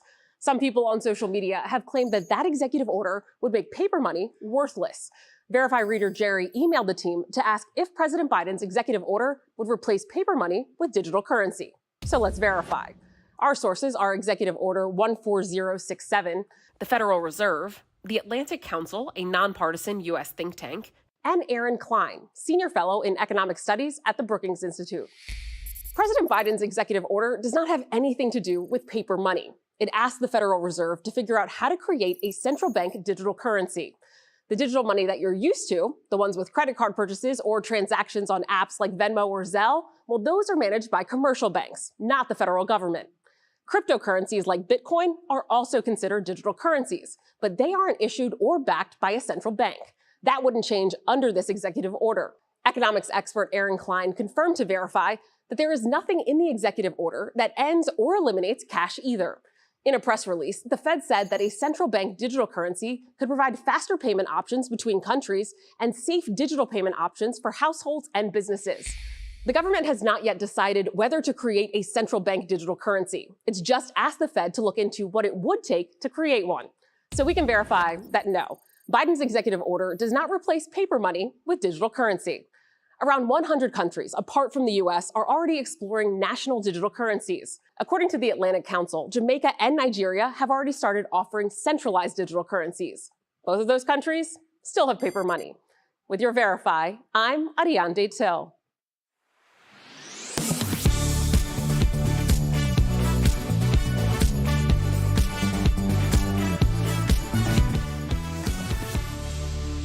Never wear print with print.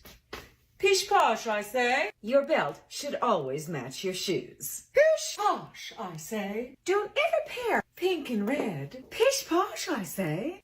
I think so. Yes, I always pair patterns, and Mr. Albert Jackson makes fun of me. I do. Her followers call her the real-life Carrie Bradshaw, and with more than 20 million likes on her styling videos, I'd say they're right. Please welcome the always fashionable Carla Rockmore to the show. Thank you for having me. Of course. So, Carla, let's get right to it. You have more than 1 million followers on social media. Why do you think, Carla, your videos resonate with so many women? Because Sam was going crazy right now just with that little clip. Yeah, it's true. I dig her style. Oh, well, thank you very much. I mean, it was all very serendipitous how it happened. But I believe that, you know, I'm able to reach this large demographic of different age groups of women because I'm just myself. And I try and reach them through my own joy and my own passion. And everybody has one, and we all need to cultivate that. Did you see that suit? Yeah. I love that answer, though. Just being yourself is enough, and that's why you have 1 million followers. Everyone's trying to be somebody else. You're just you. You do you, Carla. Hey, I just got to ask real quick before you jump in, Tori, is that your real closet back there? No, it's a green screen. Well, it could have been somebody else's. It's Why would fabulous. she go to somebody else's closet to do this show? I don't know. I dream of a closet like Excuse that. me, Mary, hate to bother you again, but can I use your closet? It's boozy. I have to thank the state of Texas for this because everything's bigger here. Yeah. And I used to run around the house from closet to closet in my panties, but now it's all housed in one area. I like it. It's spicy, Carla. I like it. Real quick, are there fashion no-nos for women over 40, over 50, over 60? Are you like, let it be, pish posh, let it be? I think there's a balance.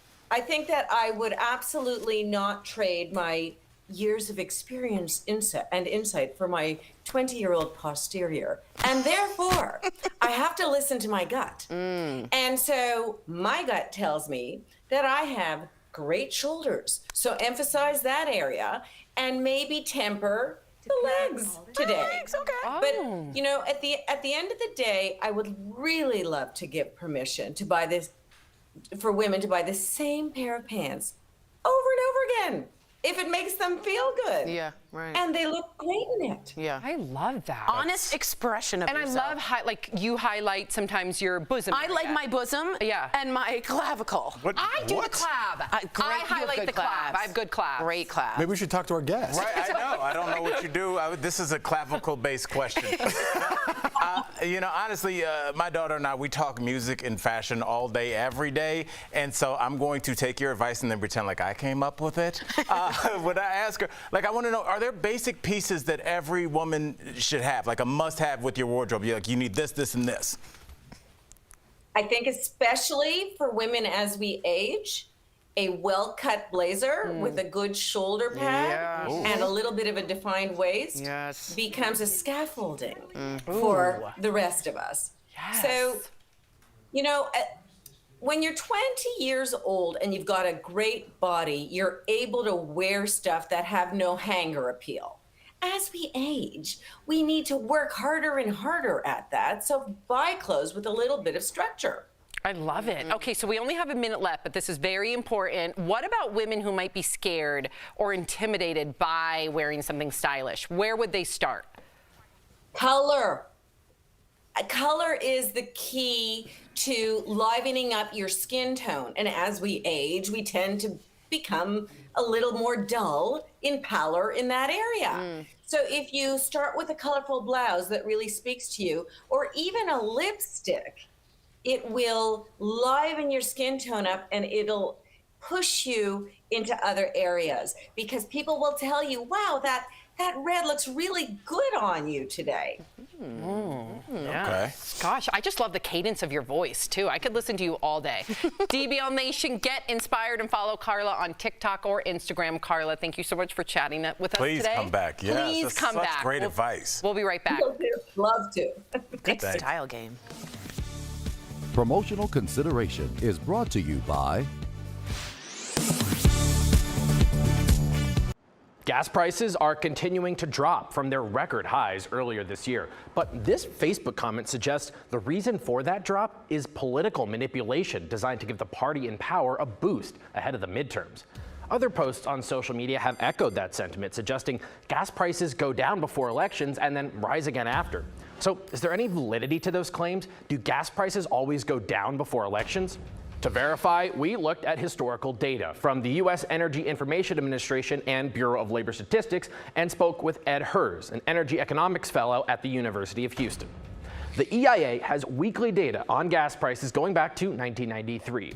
We isolated the periods before midterm and presidential elections, focusing on data from September through the first week of November. In 8 of the 14 years, gas prices declined, but in the other 6 years, prices rose. The BLS has monthly data going back to 1976, and though it's not as precise, it can still give us a broad look at trends. Of the 23 election cycles in that span, gas prices decreased in 15 and increased in 8. Energy economist Ed Hers says gas prices can sometimes dip in the fall as refiners move away from the more expensive formulations that are used in the summer, but it has little to do with politics. We go to a less expensive formulation for winter gasoline. Second, there's less demand in the wintertime. You know, give or take driving to school, you're not driving to vacation. And so for a couple of reasons, you might see some sort of dip in the wintertime, and most elections, of course, occur in November. He says other big factors lowering prices right now include below normal demand from China due to COVID restrictions and Russia's ability to export more of its oil than expected despite sanctions, increasing supply. The president also has the ability to increase supply somewhat by releasing oil from the strategic reserve. Biden has done that, but gas prices are affected by so many other factors that doesn't guarantee lower prices, let alone a drop timed for Election Day. The president is at the mercy of the market. So we can verify, no, gas prices do not always go down before elections. And if they do, it's the result of a wide variety of market factors. With your Verify, I'm Casey Decker. Could who you are determine the best time to exercise? Let's connect the dots. Getting up and going any time of day is always a good idea, but a new study looked to see if your gender and the time of day made an impact on your workout. Researchers say everybody showed health benefits, but women burned more fat when they worked out in the morning, with a lot of that fat coming from the abdomen. They also lowered their blood pressure a lot more.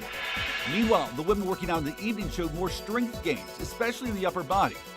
When it came to men working out, later in the day showed more health benefits. The evening exercisers significantly lowered cholesterol levels and burned more fat.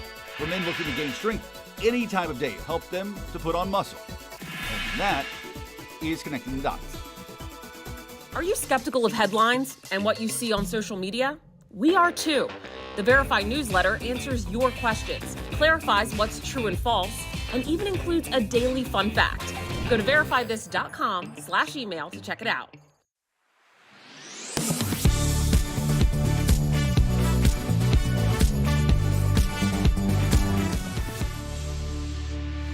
Welcome back. This is a very serious story. Right here in Colorado, a woman is recovering after she was hit by a train while in a police cruiser. A warning, this video may seem disturbing to some of our viewers. The woman was handcuffed by police and put into a police cruiser that was parked on active train tracks. A train slammed into the cruiser, pushing it down the track. She survived, but has numerous broken bones and other injuries. Now, that officer, as of this taping, has been put on leave. They are investigating that officer. This is horrendous. It could have been manslaughter so easily. Easily. It could have been she's dead and they caused that death. I don't know what they were thinking. The guy casually walks away if you watch in the video. I also think if you have a lawsuit here, a federal lawsuit against the 8th Amendment of cruel and unusual punishment of someone who's a prisoner. She was detained. She couldn't get her hands out to hold her face. The doors were locked. She was screaming for 2 minutes, I need help. What's going on? What's going on? I find this who parks on active train tracks? I don't even do that. Like when you're crossing and like there's a thing where like you have to gauge how far the car in front of you. Right. I'll wait. Like you just don't stop on train tracks for any reason. I have common sense there went out the window. I don't get it, but there's a lawsuit coming. Empathy, all of the above. Character, morale. Okay, if you're leaving us, you can watch the second half of the show online. Watch on YouTube, dailyblesslive.com, or our DBL mobile app. But if you get the second half of the show where you are, here is what's ahead. Barbara Corcoran will be here live. We're talking all about the new season of Shark Tank. Plus, Katie Couric reveals she has breast cancer, the very personal essay she wrote about her experience. Next.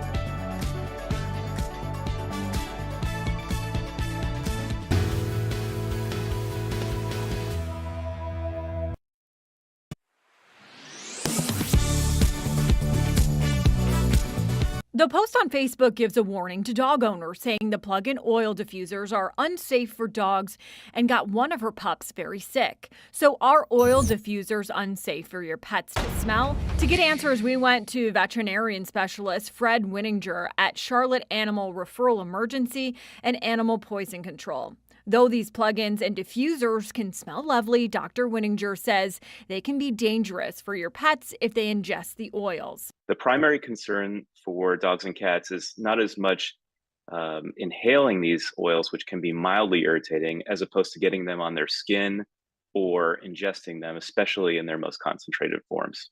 Dr. Winninger says if they ingest the oil, it could lead to vomiting, diarrhea, and depending on how much your pet consumes, liver failure. He says some oils are worse for pets than others. And the ones we worry about most are things like tea tree, pennyroyal, wintergreen, and pine oils.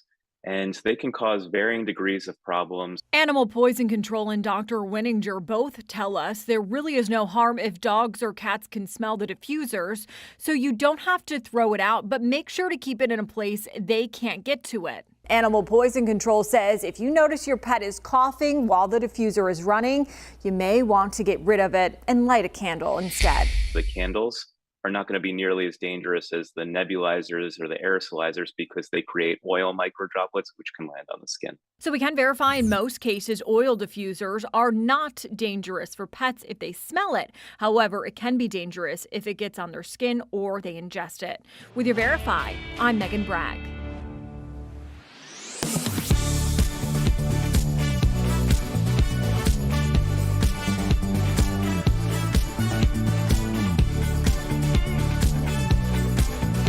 Blast Live. We're talking about what you're talking about. Oh my gosh. Get real. No. Y'all, just stop. This is a sham. It's finally here. Drum roll. Welcome to DBL. All right, so Katie Couric is issuing a wake-up call to women. The 65-year-old just revealed that she's battling breast cancer. She says she was diagnosed in June after having a routine mammogram. She had the lump removed and radiation treatment. Katie penned an essay detailing her experience, saying the diagnosis came after she had delayed her routine checkup. She wrote, "Please get your annual mammogram. I was 6 months late this time. I shudder to think what might have happened if I had put it off longer." You said it the other day, Jeff, when you were talking about your routine checkups. Like if you don't stay on top of it with preventative care, and we're all guilty of this, right? Yes. That it could cost you your life. And then you have that residual, damage where your children lose their father. Well, I think there's that thinking too of like, if I just don't go to the doctor, I won't know, therefore I don't have it. There's so much of that, and it is a blessing. We just take that for granted, like, oh, I have insurance and I could go to the doctor, but I choose not to. There's people who don't have that option, right? There's a lot of them, and I always talk about percentages. There's a large percentage that don't have that option to go get their checkups when they need to. So Katie, with all the options she has, was still 6 months late, and luckily she did go after 6 months. So again, you got to swallow your pride. You got to go see your doctor. I'm glad you said with all she has. You're absolutely right. She's all the resources, and she's known as the woman who put colonoscopies on the map. Her husband died at 42, I believe, of colon cancer. She did the Today Show on air, had a colonoscopy. So here she is as this warrior for colonoscopy, and so easily forgets the other things you have to look out for. My mom's doctors always say, get ahead of the pain. Don't wait till the pain comes. So for pain medicine, get ahead of your checkups. Don't wait. Do it on your birthday. Do it as a gift to yourself. Get a pap smear for you. Are you 3-1? Now, I've always been one to push things off. My sister had breast cancer about a year ago, and she was like, Sam, you're high risk. You got to get in there. And so I now, got the BRCA gene test, got 2 mammograms since she's had breast cancer. So I'm very on top of it. But before, I kind of fell into that same, what you mentioned. I guess I thought, I'm 40 years old, I'm okay. But in reality, people in their 40s get breast cancer or other types of diseases. Are you on top of it? I'm on top of it just because I went through so many years with no health insurance. I ruptured my Achilles tendon with no health insurance. So, and I know, that's why I always say I can speak to like why people make certain decisions. When people go, why don't you just go to the doctor? It's because if they go to the doctor and nothing's wrong, they're going to be in the whole $6,500 that they don't have. That's why people don't do that. So that's why I'm on top of it. But, at the same time, you said something really interesting, Sam. You said, in reality, I know that I need to get this done, but your reality right now is you're healthy in your mind. And your reality is you're a healthy mom in your mind. And nobody wants that to change for any of us. So if you go to the doctor, they have a potential to interrupt that reality. Yeah. So there's a psychological component that we're working with here as well, and that you just don't want to know. It's like ignorance is bliss. I don't want to know. Yeah, I'm ignorance sorry. is bliss. I don't want to know. Yes. Yeah. But again, to Katie Couric's point, preventative care is the best care, right? It's going to give you the best shot to beat cancer and other diseases, and our thoughts are with her. She's got this. So should sending our kids to school make us sad? That's exactly how David Letterman feels. He recently spoke about sending his son to college for the very first time. Take a look. You've been through that yourself, right? People go through this, the separation of the kid leaving home, and I thought it would be nothing, but it's devastating. Am I the only one that feels that way? No. So he's been gone a month today. I can't even imagine. Letterman isn't the only celeb sad about having an empty nest. Gwyneth Paltrow said sending her daughter to college was like giving birth all over again. What do you think? Your kids are getting there. Yeah, I know. How are you feeling about it? Starting to look at colleges next year. Maybe this summer. I know it's a nightmare. I don't want my kids to go to. It'll be the worst day of my life when they go to college. Honestly. Can I ask you specifically, like is it just because you're losing them, or is there another? I mean, that's it. It's totally selfish. Like I don't, and you're kind of giving them to the world, and you're going to be scared for them, excited for them. They'll fall in love. They'll have heartbreak and all the things that come with adult life. And I don't want anything. I don't want that for them. I want them to be with me. So I'm selfish. I'm irrational, but that's how it is. Yeah, I don't want them to go anywhere ever. But on the other side of that, there's also. They have to grow at some point. And I feel like our society these days are like, no, you stay with me, I'll protect you. I don't want anything bad to happen to you. I remember when I went away to school my first time, I went 2 weeks ahead of like everyone else because I played football. And I couldn't even touch my knees. That's how much we practiced. We had triples, and I was in a bunk bed, and I didn't know anybody, and I was so sore. And I called my mom. I'm like, I don't think I could do this, And she's like, you got to stick it out. And my mom's one to be like, I love you, come home. But at this moment, she's like, you got to stick it out. And had I not, I would not have been the person I am today. I would not have learned that lesson that 2 weeks later, I was great on that team, and it changed my life. And it's those moments in life you have to make a choice, and even though it hurts, letting go sometimes might be the best answer for your child to grow and have those experiences in life. This protecting everybody and giving everybody a ribbon and everybody's great and nobody's going to be mean to you is fake. That's not the real world. That's not it. You got to let go and let your kid grow as much as it hurts. I can't even imagine. It's awful. I'll just say I completely agree with you, because when I left my mom, it was the top 3 scariest moments of my life. I'm really codependent, and I went from DC to Michigan. I didn't know a single soul. I see her rearview mirror, her ways. microwave, and that was it. And had my mom said, come on home, I don't think the resourcefulness that I came through or what I learned through therapy or what you have to learn in the real world, the heartbreak, I wouldn't have learned any of it. And then I would have been sheltered and not on this table. No, you have to. What about you, Sam? Have you thought about it already? You got young ones. Well, I think about Sharon. You know, Right. Sharon, who works with us. You know, my heart is with you, and she's the best. She's like mom goals, and of course, she wants her kids to spread their wings and fly. And you know, but I can only imagine how empty her nest feels to that point. So, but I agree with you. The adversity. Why are you laughing at me? Did I say something wrong? I can imagine how empty your nest feels. I don't know. Yeah, that was a weird turn of phrase. Like, But it worked. it's not. We're not reading a poem before our kids go to bed. Okay. It went with the bird It's thing. going to be hard for me to have Sophie and Miles, and I get it, the whole adversity thing. I was the same way with swimming. I was there 2 weeks early, and I remember not wanting to just stick it lost. out. Yeah. But it's worth it, but I'm going to be sad. Don't go. But no, that's selfish. Okay, so speaking of Gwyneth, the actress posted this photo celebrating her 50th birthday. She's just one of the many stars looking fab at 50. Tori, stop squirming. I'm and not. playing with She your looks great. earrings. I mean, take a look at her. Yeah, she looks okay, great. she looks great 20 years ago compared to now. How about J-Lo? Look at this. The photo is from the left, or the photo on the left is from 2002. The one on the right is today, 53. Next up, Halle Berry. She's 56. Oh my gosh, Salma Hayek, also 56. Take a look at her 20 years ago and now today. And what about Sandra Bullock? 58. Wow, look at her at 58 with that bed head. I love her hair. So fab. And then, of course, my fave, Gwen Stefani at 52. She's proving age is just a number. Go, Gwen. Wow, my inner fangirl. You know what we were just talking about? We were just about Golden Girls. They were supposed to be like 52 years old on that show. Did you know that? Yeah. And now we're like, hey, J-Lo, like Blanche. But don't you think this kind of applies to everybody? Like, I look at pictures of my mom from the 80s, and my mom looks way better now. It's like there's something about the clothes. There were big glasses, and I feel like fashion and just like, you know, now everybody's got access to YouTube tutorials, TikTok tutorials. Hey, put this on your face. Don't wear this. You know, wear this to hide your waist. And now I think everybody kind of figures out how to make themselves look as good as they possibly can. Where in the 80s, it was just like, I don't know. I guess that jacket works. No one knew anything, and now people can dress. We have to talk about resources, though, as well. Yeah. That's kind of unattainable to look like that for most people at so that age, fair. men and Yeah, women, that's right? so fair. They have Great point. resources That is a good point. to look like that help them. They get facials and drink water and wash their hair with bottled water and all that. Whatever they do. Yeah, you're right. That's fair. Yeah. So true. Trainers, good lighting. Okay, is Tom Hanks being modest or truthful? In his new book, the actor says he's made 4 pretty good movies. That's out of the 85. He didn't reveal which movies he was referring to, but that of course, got us all thinking. What is our favorite Tom Hanks movie? Tori, let's start with you. Houston, we have a problem. Okay. It's going to be Apollo 13. I'll tell you why. The time when he looks at Kevin Bacon and I feel Bill Paxton and goes, guys, just breathe. Remember when they were worried about the breath? I wasn't breathing. And I was like, Jim Lovell, Apollo 13. We're talking about Tom Hanks, but Sounded whatever. like Darth Vader. Yeah, just like the I'm one passionate. movie no one talks about. Really, he's Yeah, I never understated. even No thought one's about that ever one. mentioned Apollo 13. No. Are you I've talked to kidding every me? person in this country. That is There's no one's ever mentioned that. Excuse me. It says follow-up to Forrest Gump, and it was an enormously successful film. And around Over Forrest Howard Gump?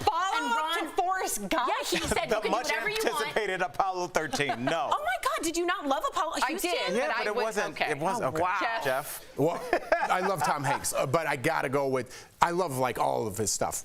Forrest Gump, top Yeah. of Oh, the yeah. list. Big Top of the list for Yep. sure. Yes, Oh, we yeah. call it the prequel Yep. to Apollo 13. Al, what about you?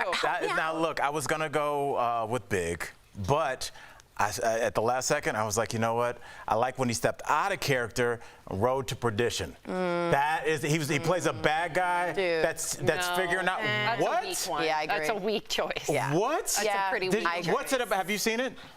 It's good. What's it about, Sam? She hasn't seen it. Yeah, I have. It's a gangster. He's the first guy. He's the assassin. He doesn't want to be. He's an angry guy, but he's a bad guy who wants to be a good guy. Wants to be a good guy, Way back more. and forth. Philadelphia? Come on. Philadelphia. Come on. But mine is Big. Okay. Big. Remember when you were a kid and you were like, oh my gosh, you could go work at a place where you make toys, and then that whole like that whole wizard thing. Zoltar. Yeah, Zoltar. Yes. Did you guys think it was weird and big how he was kissing? Yeah, Yes. that's why I didn't Yes. pick it. But it did. Right. First of all, that was a way, like, you have to remember, like, pre-internet. Right. That was like when you're a kid in Cleveland, like, to see New York City. I was like, I want a New York City loft with a bunk bed and a Coke machine in it. Yeah, and the like, ball. Yes, I was like that. But just those meetings where they were making the toys. Remember when they were like, The oh goose yeah, ball. it turns into a bug. That was my favorite. Yes. The best. Yes. What's He's your got favorite so part of many. it? What? What's your favorite line in Big? What are you talking about? What's your favorite part of the movie You're trying that to you set brought me up? up like I haven't seen it. What's the classic scene in Big? I like when he does the little corn on the cob. Not the piano part? Isn't that the classic part? Heart and soul. I never fell in love, heart and soul. I don't know lyrics, but I'll sing them. Exactly. All right, coming up on DBL. Thank you for not poking me. I saw you that it was coming. I was like, Shark Tale. Barbara Corcoran will be here live. There she is. We cannot wait to talk with her. Coming up next. Closed captioning provided by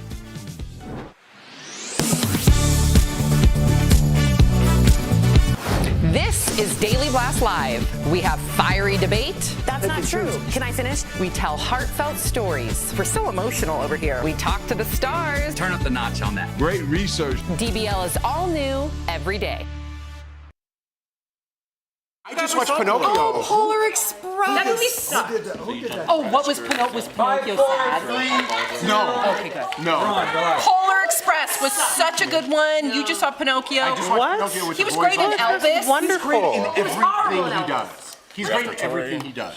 Let me tell you my fear. She said he hasn't made a movie in the last 20 years. Just an Elvis. I know, She and goes I to thought we stop. all know you're Tom Hanks with the bad German accent and a big fat suit. Let me just say something. He was playing a real person. I know, and he did look like Tom Hanks. Yeah. All I'll say is this: I think he's a fabulous actor. But 20 years ago, or maybe in the 90s, you had Forrest Gump, Philadelphia, Castaway. What was another one? Castaway would have been What's the other one? Tori, you really didn't like. Oh, Saving Private Ryan. These are. Dude, how about the Da Vinci Codes? I love those. You didn't like him in those? I thought those were light. Catch Me If You Can. That's Catch a Me If You good one. Can That is was one of a my good one. favorites. I guess He's great in everything. But I mean, He's one of the best actors of all time. I'm just saying his 90s. Oh, he's the best actor. I agree. The 90s run He's though. the best for Tom actor that Hanks. hasn't made a hit in the last 20 I think years. his agent picked bad movies. Like Larry Crown was really dumb. That was one weird. No, there's another one on the scooter. The one, the Terminal. That was awful. Yeah, but he was great in there. He was great in the That was a Terminal. terrible- Carried that whole movie. I'm just saying. Wilson, what's that one? That's Castaway. I said those are the ones that I care about that have the pop culture. What you? Road to Perdition. Yeah, that's a good movie. That, did it really stay on the map of movies like it did Forrest Gump, Castaway? pretty good. Oh my God, A League of Their Own. my favorite. Oh, he was good. There's no crying. There's no crying say in that's his baseball. What else? I took Castaway. Yeah, I would say it's like an ensemble. Yeah, it's a What's nice going on? ensemble. The General.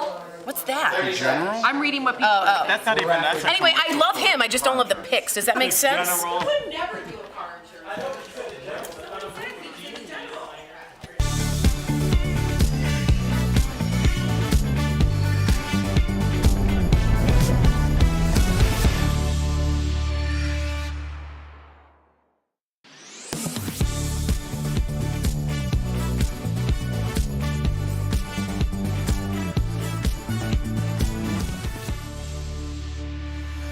Welcome back to DBL. Her success started as a waitress in New Jersey, but now she's a sharp-tongued shark who's invested in more than 80 companies. Businesswoman Barbara Corcoran joins us live to tell us all about season 14 of Shark Tank.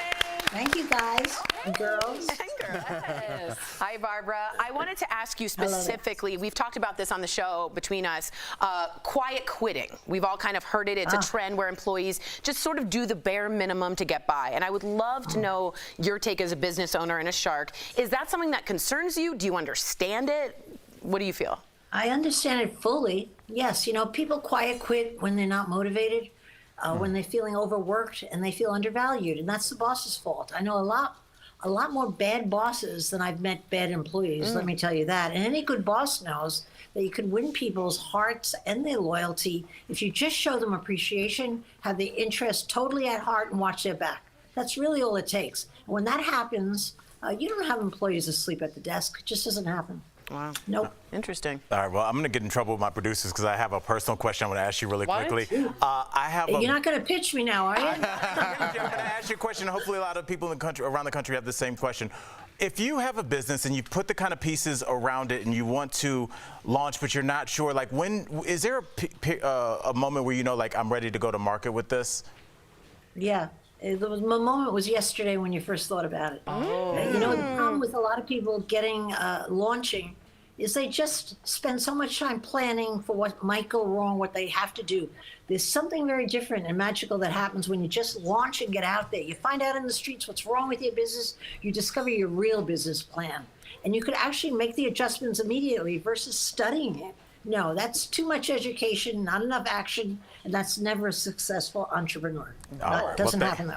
Thank you, and Lionel. Let's get to you. You started working when you were 11, and you had 20 jobs before the age of 23. Why was being a waitress one of your favorite jobs?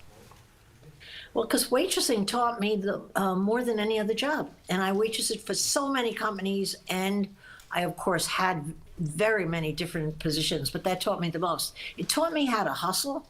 Taught me how to get along with anybody who would sit at my counter. It taught me that if I did a really great job, I made a lot more money in the form of tips. It taught me everything I needed to know about selling. When I built my real estate business, it was a sales company, and I walked into it at 23, started, and I knew everything about sales. Wow. Barbara, I'm getting very inspired here. I'm loving your answers. She's standing too. Yeah, it's just everything about you is boss. I love you. I love the show. First time caller. But season 14 of Shark Tank kicked off, Barbara, with a live studio audience. Now, we don't have a live studio audience with us here, but how did that change the show for you? Because I know it would definitely change our show. Yeah, let me tell you, it was absolutely bonkers, would be the best word. We lost total control of the set as sharks. We lost it right from the get-go. There were 3 sharks, for example, biting at one boogie grabber business, something that we weren't usually excited about. But the crowds were cheering. They were shouting, "Take her deal, take her deal," chanting like that. And I took that deal. The entrepreneur took my deal, and I doubly paid for the business. I wish I could do it over again.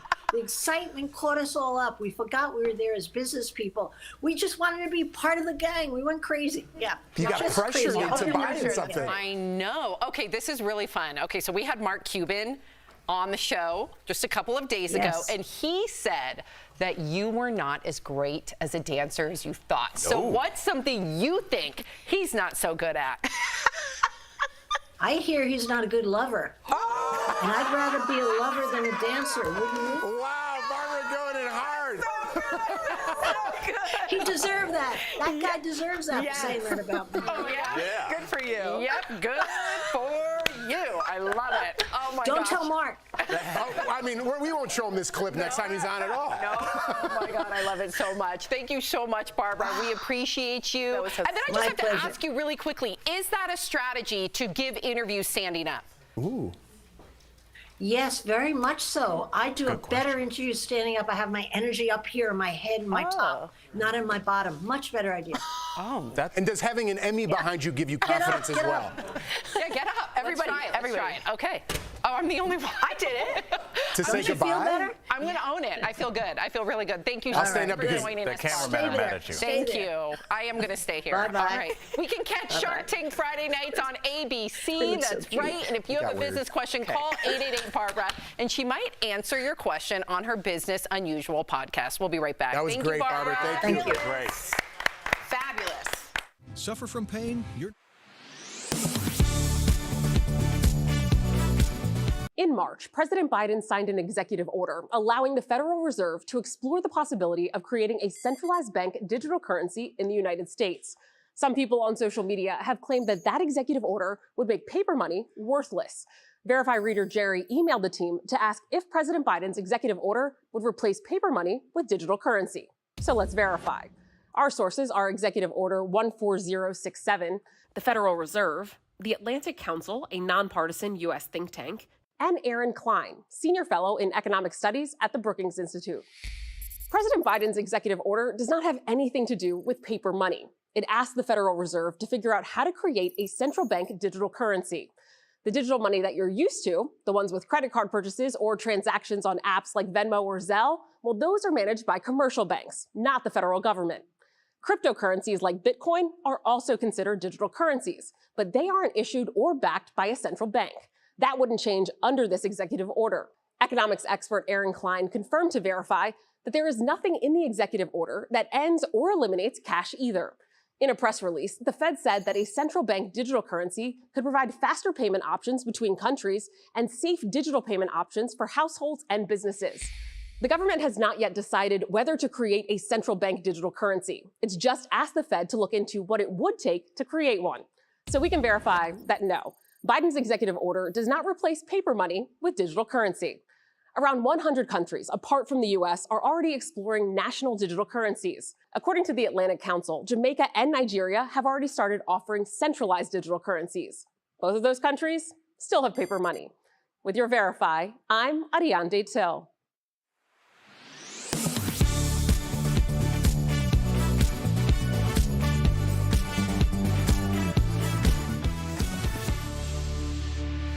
Welcome back. We live in Colorado, and believe it or not, our state is the highest in car theft next to California. We're number one.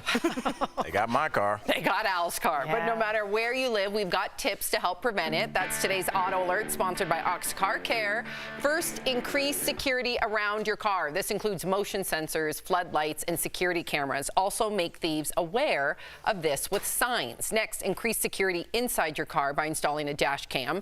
Also consider GPS monitoring and a wheel lock, and designate a secure spot for your keys. Use spaces out of plain sight like drawers or bags. And last, make sure you're properly insured against car theft. Ox Car Care is dedicated to providing you with an amazing auto protection plan experience that works with your budget. If you're looking for better car care, give them a call at 1-800-690-7547. We'll be right back. Promotional consideration is brought to you by Gas prices are continuing to drop from their record highs earlier this year. But this Facebook comment suggests the reason for that drop is political manipulation designed to give the party in power a boost ahead of the midterms. Other posts on social media have echoed that sentiment, suggesting gas prices go down before elections and then rise again after. So is there any validity to those claims? Do gas prices always go down before elections? To verify, we looked at historical data from the U.S. Energy Information Administration and Bureau of Labor Statistics and spoke with Ed Hers, an energy economics fellow at the University of Houston. The EIA has weekly data on gas prices going back to 1993. We isolated the periods before midterm and presidential elections, focusing on data from September through the first week of November. In 8 of the 14 years, gas prices declined, but in the other 6 years, prices rose. The BLS has monthly data going back to 1976, and though it's not as precise, it can still give us a broad look at trends.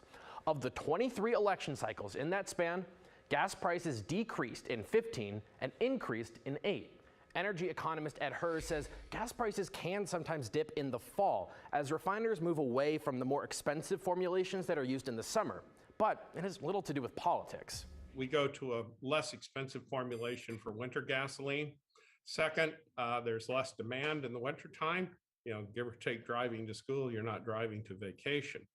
And so for a couple of reasons, you might see some sort of dip in the wintertime, and most elections, of course, occur in November. He says other big factors lowering prices right now include below normal demand from China due to COVID restrictions and Russia's ability to export more of its oil than expected despite sanctions, increasing supply.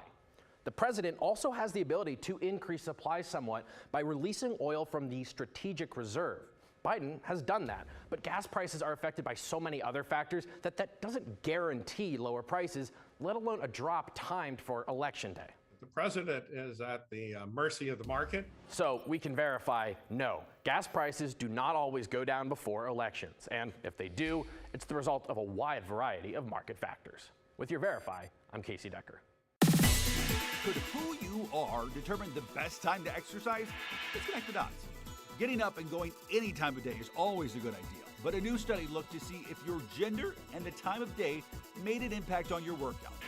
Researchers say everybody showed health benefits, but women burned more fat when they worked out in the morning, with a lot of that fat coming from the abdomen. They also lowered their blood pressure a lot more. Meanwhile, the women working out in the evening showed more strength gains, especially in the upper body. When it came to men working out, later in the day showed more health benefits. The evening exercisers significantly lowered cholesterol levels and burned more fat. For men looking to gain strength, any time of day helped them to put on muscle. And that is connecting the dots. Are you skeptical of headlines and what you see on social media? We are too.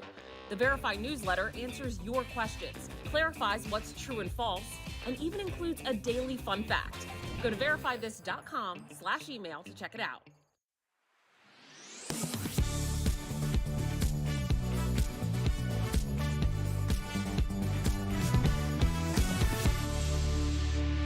Speaking of what Barbara said about determination, you guys have to see this. So a woman, this is what she tried to do to get her resume noticed while applying to a job at Nike. She printed her resume on a sheet cake and then had it delivered to the company's headquarters. The delivery person even went out of their way to make sure, bless you, it ended up with the right person. No word yet on if this actually got the woman the job, but they are reportedly in talks. So is this a sweet deal to get noticed? What do you think?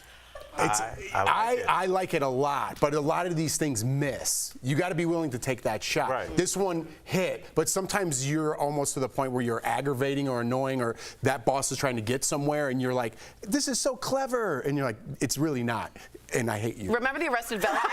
Remember Arrested Development? He's like, don't ever give a role to glitter guy, like when they put glitter in it. Yeah. Like, don't do too much. And the problem Right. I hear, there's rumors that now everyone's doing the sheet cake. And so Nike's like, please stop. That's what I'm saying. It's a one-off. It's a one-off. You got to do it, and you got to make it different, and then you got to go. Do something different. We have a lot of comments in regard to Barbara. Julia says, thanks, Barb. A lot of information in a very short segment. We really appreciate it. What a kind viewer. Yeah. Brandon says Sam is going to be standing on the panel here on out. And then we have a question. We have a question. Leah says, I've always wanted to ask you guys if you use the conference room behind you. We used to. All Well, the producers do, but Right. every morning It we used to be our meetings back And there. tell So them there's a pool table underneath that. We could use it. We don't. Yeah. I don't know if All we can right. use We'll the see you pool. tomorrow. Same time, same place. Bye, guys. Weird factoid.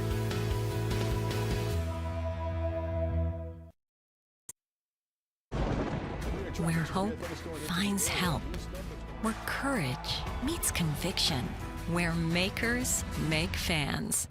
We are Tegna, a family of local and national media brands that bring us together, serving the greater good of our communities. Where national know-how backs local business. Be in good company with Tegna.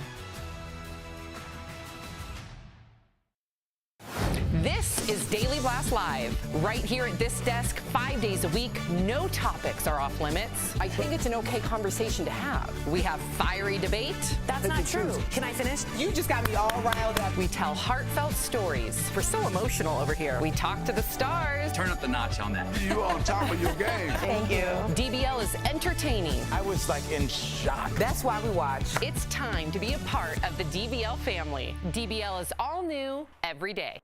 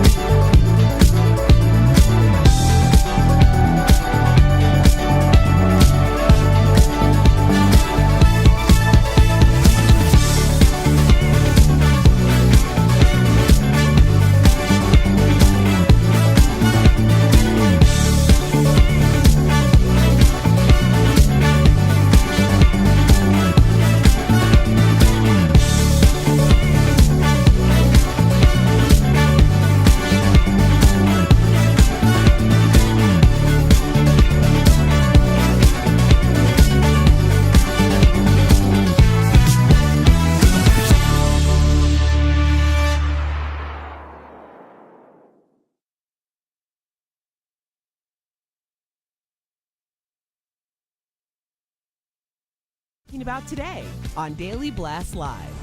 Florida braces for Hurricane Ian, with thousands evacuating while others choose to stay put.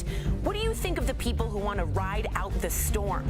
A marriage with passion, intimacy, and hate? Why it's actually normal to despise your partner sometimes. Katie Couric reveals she has breast cancer, with a personal essay sharing everything from the moment she found out to coming to terms with the news. A 50-plus social media influencer will be here live to talk about celebrating the self-expression of fashion. And Shark Tank's Barbara Corcoran will also be here live. Oh my gosh. Get real. No. Y'all, just stop. This is a sham. It's finally here. Drum roll.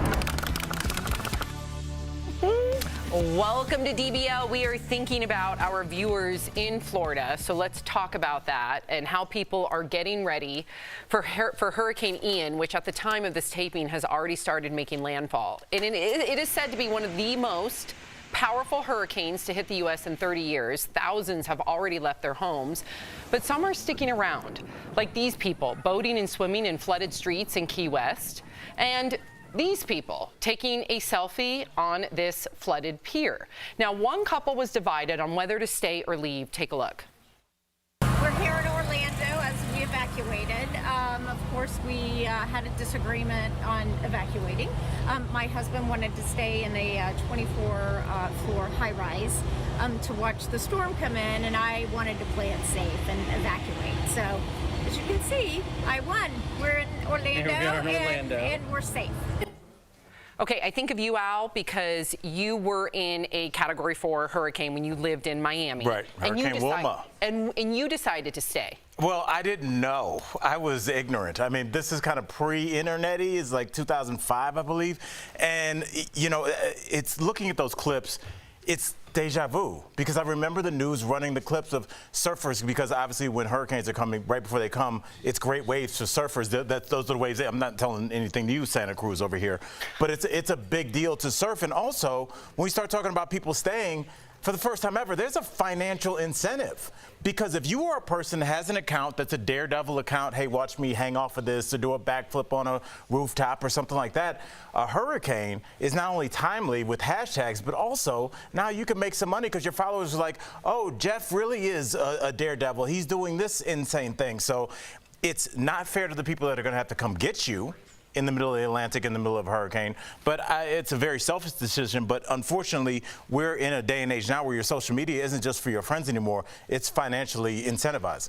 I don't know what the percentage of that is, people on social media staying because of social media. I just think it's about money. You're right, but I think it's about people not being able to afford to get out of town, too. Right? Yes. Like, I'm talking about the people playing it out in the ocean. Yeah, but it's like those people I don't feel bad for. If a storm comes, right, and they're canoeing and they're having fun and stuff, and then they called 911 to get picked up, I don't feel bad for those people. But again, small percentage, just like the Instagram people. But I don't know, like, what you do as maybe it's a man thing that you're like, I'm just going to stick it out. Yeah. You know, I think we could get past this. We don't have to spend any money. Let's just wait it out. That's like what you think's going to happen. And then when you're in the thick of it and your windows are getting smashed in and you're flooding and now you're losing members of your family, you're like, why didn't I get out? Because we've been warned for 2 weeks now. Yeah, so that's because you're exactly right, because it's slow. Right. You know, you're sitting there, it's like, it's rain. Okay, it's a little rain. It's fine. It's fine. Then the lights go out and you're like, oh, and then something hits the window and you're like, oh, no.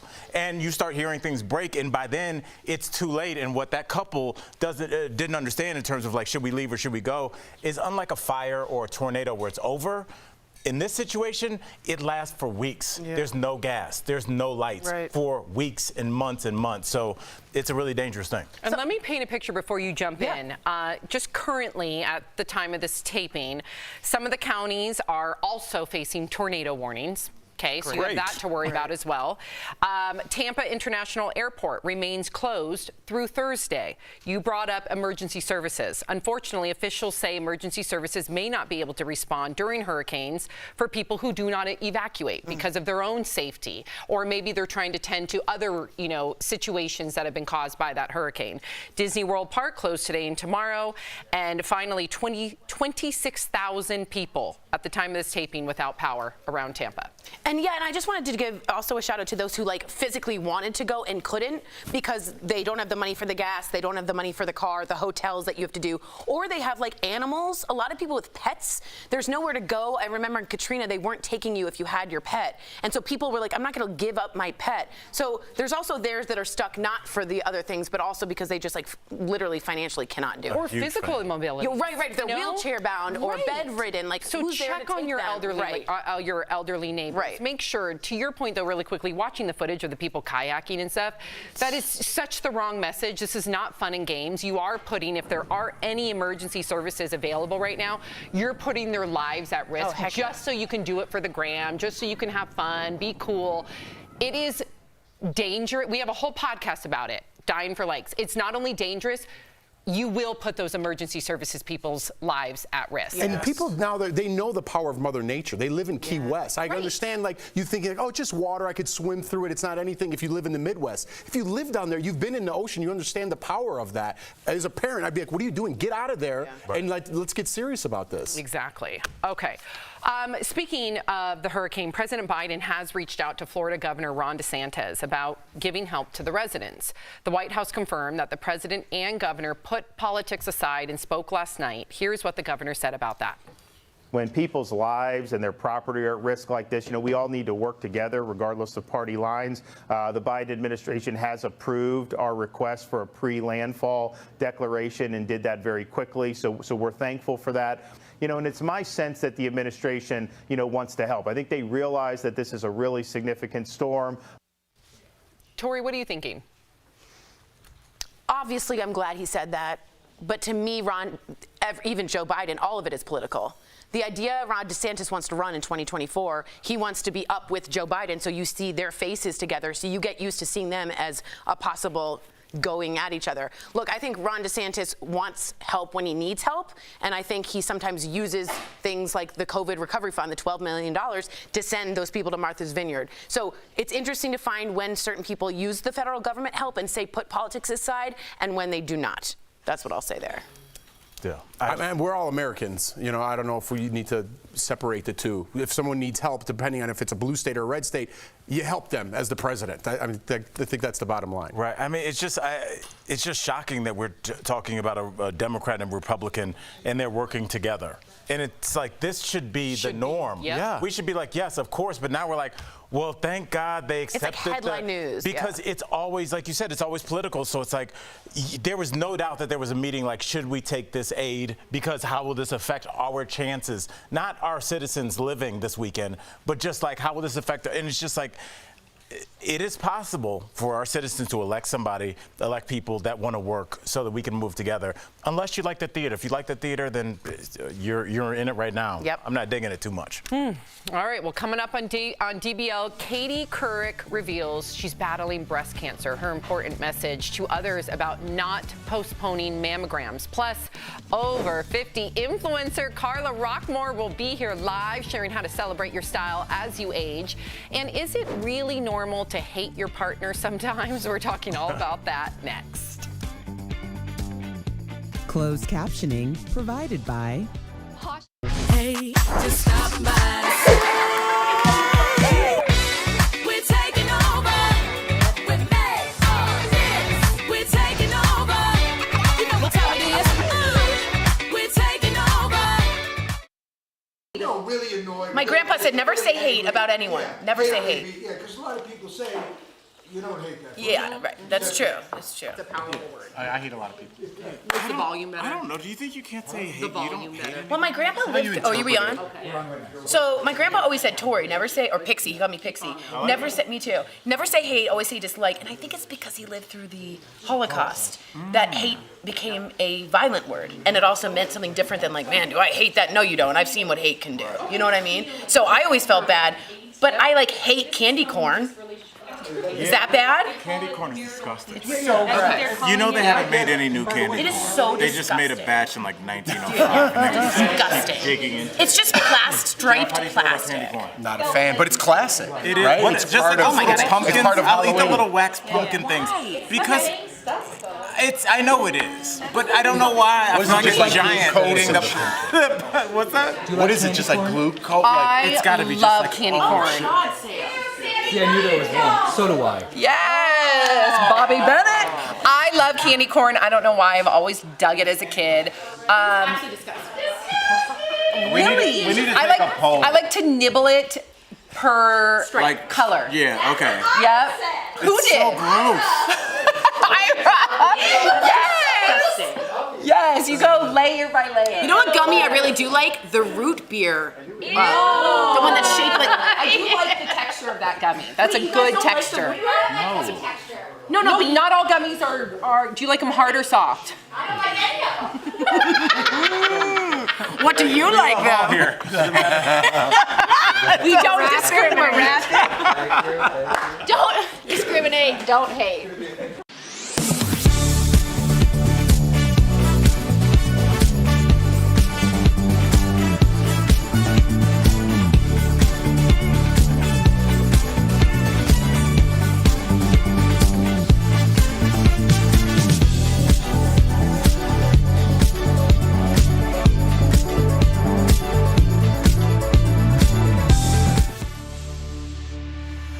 Welcome back. This is going to be an interesting little segment. Have you ever felt like you hated your spouse? Well, you're not alone. It turns out marital hatred, that's what it's called. It's quite normal.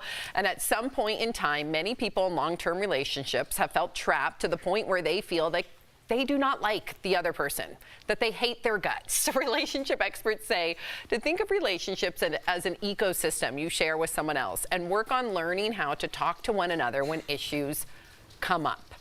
Have you ever been in this situation? I would think it's crazy if you had never been in this situation. Yeah, for sure. And I think we should define the word hate, too. I come from where you use hate. I hate this guy. Oh, my God, I hate what you say. I hate everybody, right? Yeah. But then other people are like, hate, that's so offensive. I'm offended that you live in the United States. Yeah. Whatever. You know, be offended. I use it very loosely, right? So me and my wife have definitely hated each other. But we know each other so well. Now I'm going to tell a quick story that just happened. I was sitting on the couch in Big Sexy. Love Big Sexy. That's Jordan's dad, okay? I'm looking, and I was watching a football game, and he goes, hey, my niece's blah, blah, blah is dating the center. And he sent me a picture. So I'm looking, I'm like, oh, she's dating that guy? And like 3 hours later, Jordan's kind of like around the house, and she's like, so who's that girl you were looking at? And I'm like, what are you talking about? Because I was on the couch, I'm like, what girl? What are you talking about? She goes, and at that moment, she hated me. Yeah. And I go, wait, on my text message? I go, your dad sent me this. That's a, she goes, oh. So for 3 hours, she hated me. I go, maybe next time, just ask me so you don't stomp around the house for 3 hours. Oh, you gotta let it marinate. Yeah. You don't ask her. You gotta like get bad while you're folding clothes and like let it yes. We want our partners to say, what's wrong? So that we can be like, nothing. What about you? The passive aggressive thing. Yeah. It's different for me because, well, Brooks and I are very codependent, but there are times when I get super frustrated because we have different temperaments. Brooks is super chill. I am not. So all I will say is I've had to learn his language and he's had to learn my language, and that has helped because when we didn't, I was like, "Who? Are you kidding me? What are we doing? This is crazy." As soon as we understood each other's language, it helped. Also, he just left for a little bit, so I'm very sad and I miss him. So I'm very feeling lovey today, so that's why. Mark and I we're born on the same day, and I think we're very similar, even though we're completely different, if that makes sense. And we have power struggles. So we love hard and we hate hard. Okay. But I, too, use that term very loosely, the word hate. Right. But there's times where I envision stuff in my head. Like what? Like what? Just I envision stuff in my head. Like what? What have you planned? Yeah. Is there like a weapon? Is there a weapon involved? The first trip to Home Depot. No, I envision certain things. Yeah. That's all. Wow. But I love him to pieces, but we love hard and hate hard. I mean, it kind of makes sense, though, because when you talk about, you know, they say the opposite of love isn't hate, it's indifference. So in a weird way, it would be worse if Jordan saw that picture and didn't feel anything. Right. Than if she felt wrong about it, which she was. But it's almost like it'd be scarier if you found out like a couple weeks later, like, oh, I thought that was a girl you were seeing, and you were like, and you didn't say anything to me? That would be worse to me. So I think kind of you don't want to use the word hate strongly dislike like you're filling out a survey, but I think it's better. I think it's better. Yes, but let's just be honest here. If you're living with someone, no matter how much you love them, there's going to be moments Like a roommate, of disagreement, frustration, anger, hate. Like, it's normal. I want people to know that. Little things add up. Those dishes in the sink, it's like by the 110th time, you're like, hey, no more spoons in the sink, bro. Yep. Yeah, not gonna happen. Nothing sexier than like putting the dishes away. See, Kelly just gave it. Oh yeah. Like people say that the husband taking the trash we're getting out. rounds of applause around the studio. Nothing sexier than taking that trash out. Coming up. Rob, the cameraman. Rob didn't Disagree. like that. Rob strongly disagrees. Coming up on DBL, fashion influencer Carla Rockmore will be here live. There she is. Look at that fabulous closet. Wow, we're talking with her all about fashion in your 50s and beyond next.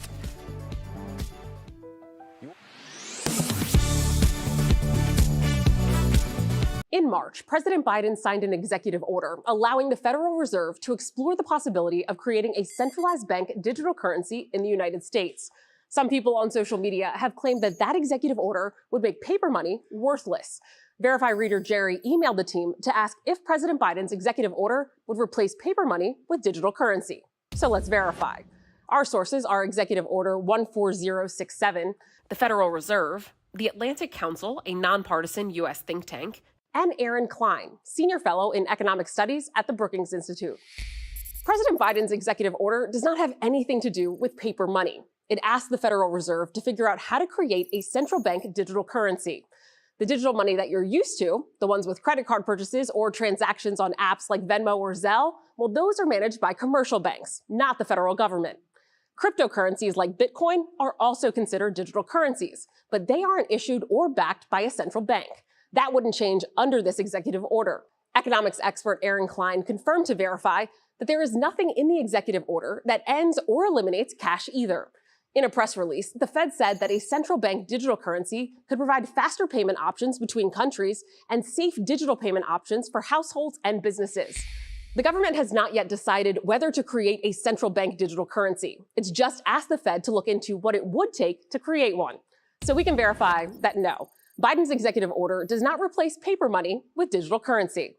Around 100 countries, apart from the U.S., are already exploring national digital currencies. According to the Atlantic Council, Jamaica and Nigeria have already started offering centralized digital currencies. Both of those countries still have paper money. With your Verify, I'm Ariane Till.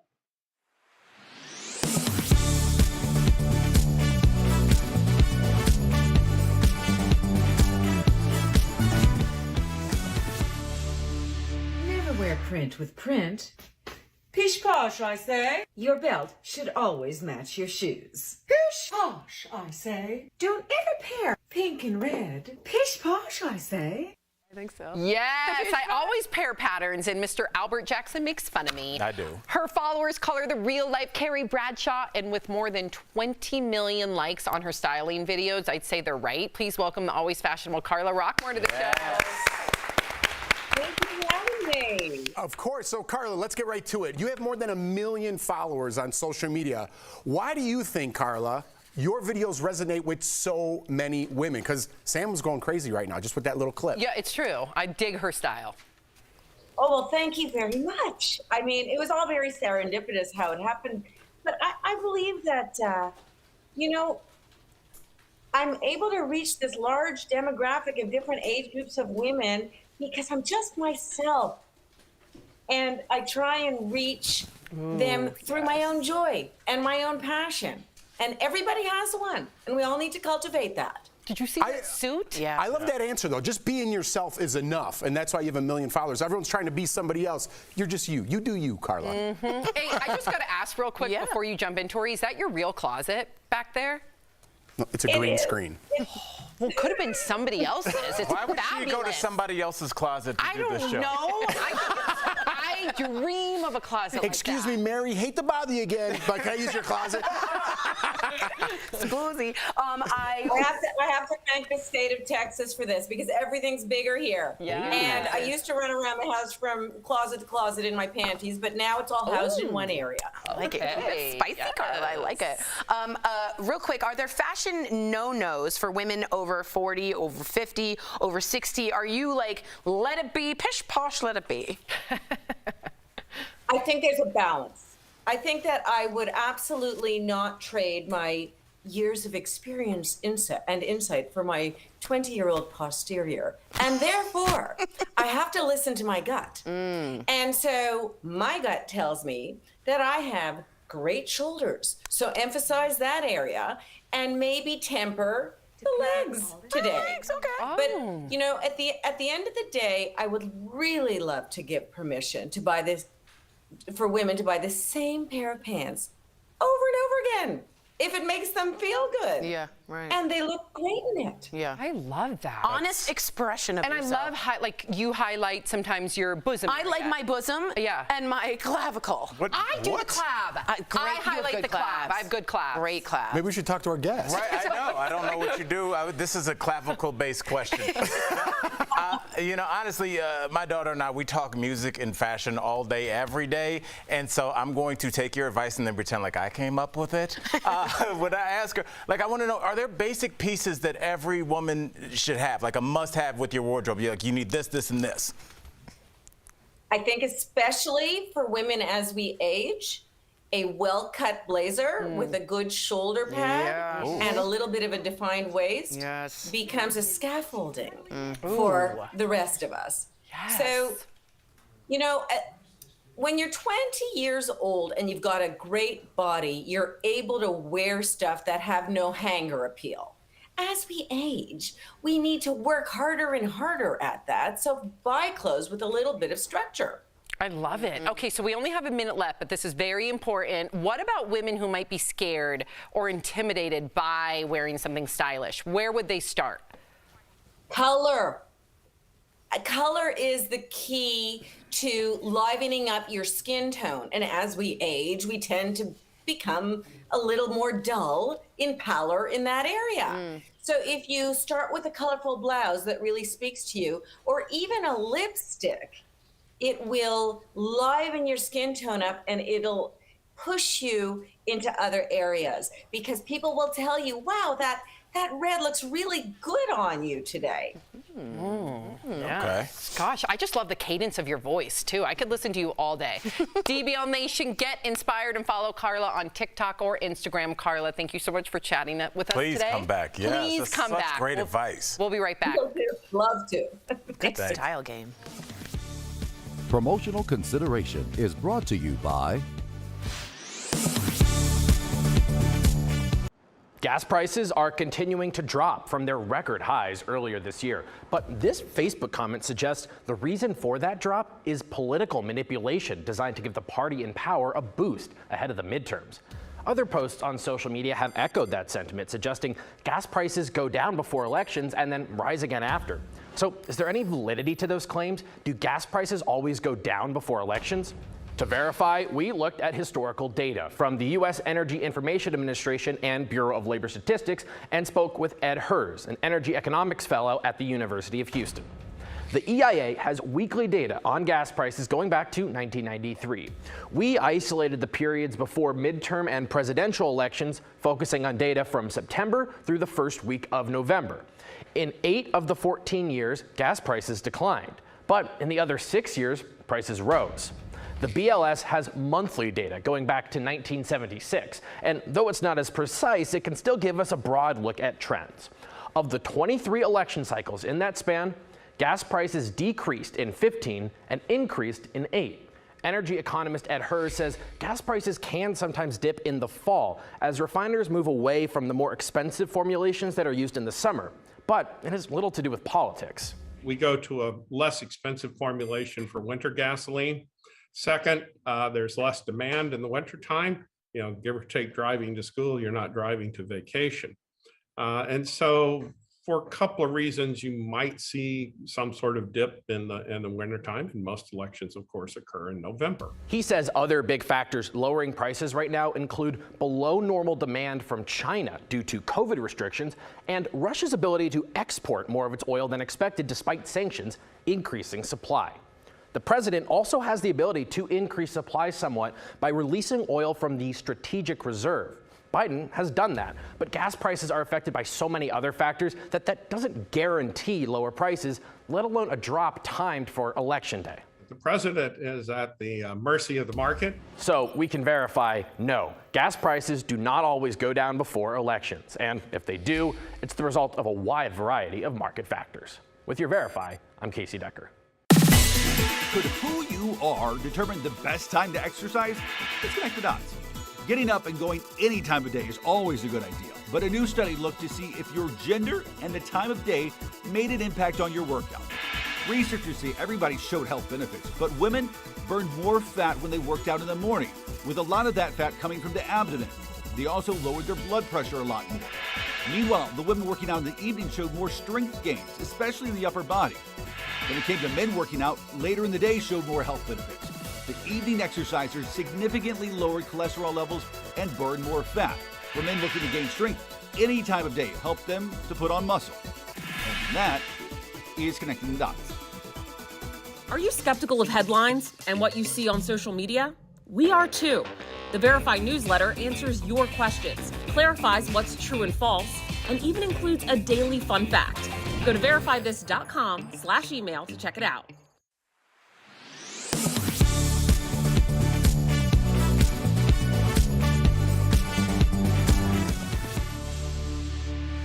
Welcome back. This is a very serious story. Right here in Colorado, a woman is recovering after she was hit by a train while in a police cruiser. A warning, this video may seem disturbing to some of our viewers. The woman was handcuffed by police and put into a police cruiser that was parked on active train tracks. A train slammed into the cruiser, pushing it down the track. She survived, but has numerous broken bones and other injuries. Now, that officer, as of this taping, has been put on leave. They are investigating that officer. This is horrendous. It could have been manslaughter so easily. Easily. It could have been she's dead and they caused that death. I don't know what they were thinking. The guy casually walks away if you watch in the video. I also think if you have a lawsuit here, a federal lawsuit against the 8th Amendment of cruel and unusual punishment of someone who's a prisoner. She was detained. She couldn't get her hands out to hold her face. The doors were locked. She was screaming for 2 minutes, I need help. What's going on? What's going on? I find this who parks on active train tracks? I don't even do that. Like when you're crossing and there's a thing where you have to gauge how far the car in front of you. Right. I'll wait. You just don't stop on train tracks for any reason. I have common sense there went out the window. I don't get it, but there's a lawsuit coming. Empathy, all of the above. Character, morale. Okay, if you're leaving us, you can watch the second half of the show online. Watch on YouTube, dailyblastlive.com, or our DBL mobile app. But if you get the second half of the show where you are, here is what's ahead. Barbara Corcoran will be here live. We're talking all about the new season of Shark Tank. Plus, Katie Couric reveals she has breast cancer, the very personal essay she wrote about her experience. Next.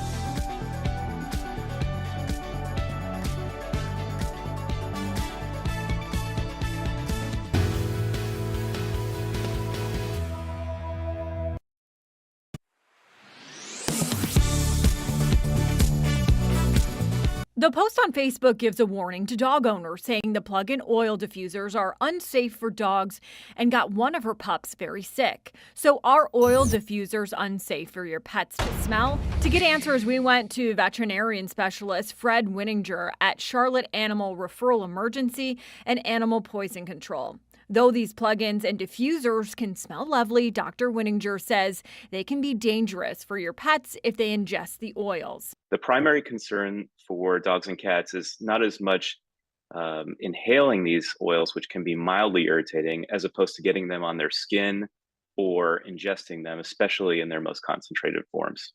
Dr. Winninger says if they ingest the oil, it could lead to vomiting, diarrhea, and depending on how much your pet consumes, liver failure. He says some oils are worse for pets than others. And the ones we worry about most are things like tea tree, pennyroyal, wintergreen, and pine oils.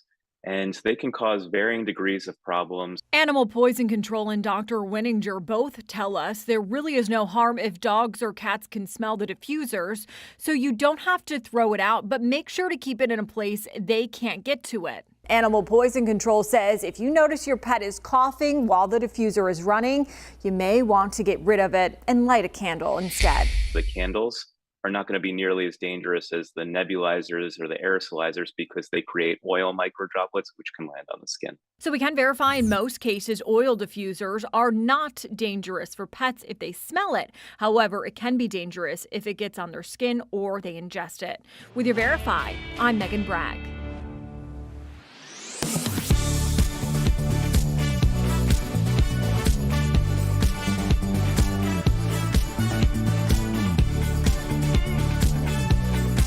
Daily Blast Live. We're talking about what you're talking about. Oh my gosh. Get real. No. Y'all, just stop. This is a sham. It's finally here. Drum roll. Welcome to DBL. All right, so Katie Couric is issuing a wake-up call to women. The 65-year-old just revealed that she's battling breast cancer. She says she was diagnosed in June after having a routine mammogram. She had the lump removed and radiation treatment. Katie penned an essay detailing her experience, saying the diagnosis came after she had delayed her routine checkup. She wrote, "Please get your annual mammogram. I was 6 months late this time. I shudder to think what might have happened if I had put it off longer."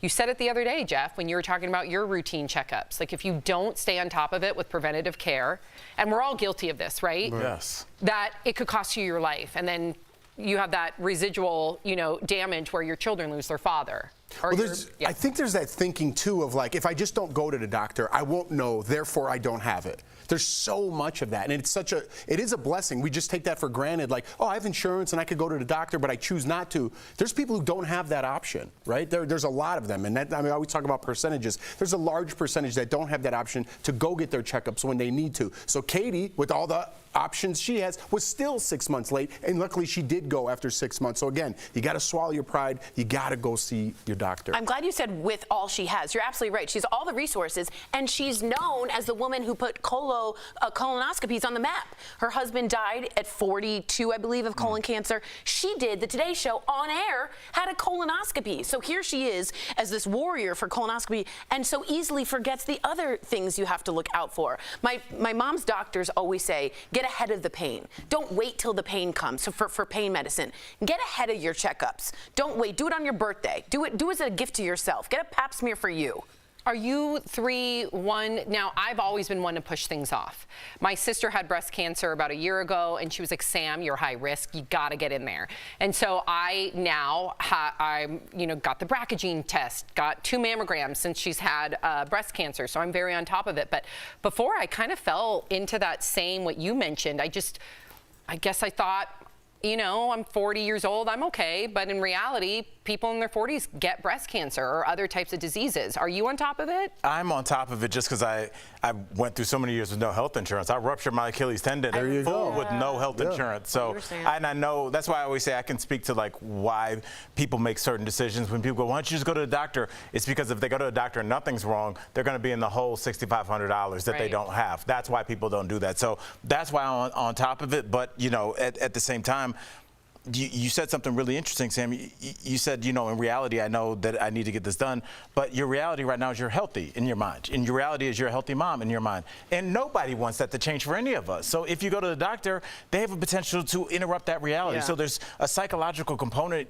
that we're working with here as well, and that you just don't want to know. It's like ignorance is bliss. I don't want to know. Yeah, I'm ignorance sorry. is bliss. I don't want to know. Yes. Yeah. But again, to Katie Couric's point, preventative care is the best care, right? It's going to give you the best shot to beat cancer and other diseases. And our thoughts are with her. She's got this. So should sending our kids to school make us sad? That's exactly how David Letterman feels. He recently spoke about sending his son to college for the very first time. Take a look. You've been through that yourself, right? People go through this, the separation of the kid leaving home, and I thought it would be nothing, but it's devastating. Am I the only one that feels that way? No. So he's been gone a month today. I can't even imagine. Letterman isn't the only celeb sad about having an empty nest. Gwyneth Paltrow said sending her daughter to college was like giving birth all over again. What do you think? Your kids are getting there. Yeah, I know. How are you feeling about it? Starting to look at colleges next year. Maybe this summer. I know it's a nightmare. I don't want my kids to go to. It'll be the worst day of my life when they go to college. Honestly. Can I ask you specifically, like, what's so? Is it just because you're losing them, or is there another? I mean, that's it. It's totally selfish. Like I don't, and you're kind of giving them to the world, and you're going to be scared for them, excited for them. They'll fall in love. They'll have heartbreak and all the things that come with adult life. And I don't want anything. I don't want that for them. I want them to be with me. So I'm selfish. I'm irrational, but that's how it is. Yeah, I don't want them to go anywhere ever. But on the other side of that, there's also they have to grow at some point. And I feel like our society these days are like, no, you stay with me, I'll protect you. I don't want anything bad to happen to you. I remember when I went away to school, my first time, I went 2 weeks ahead of like everyone else because I played football.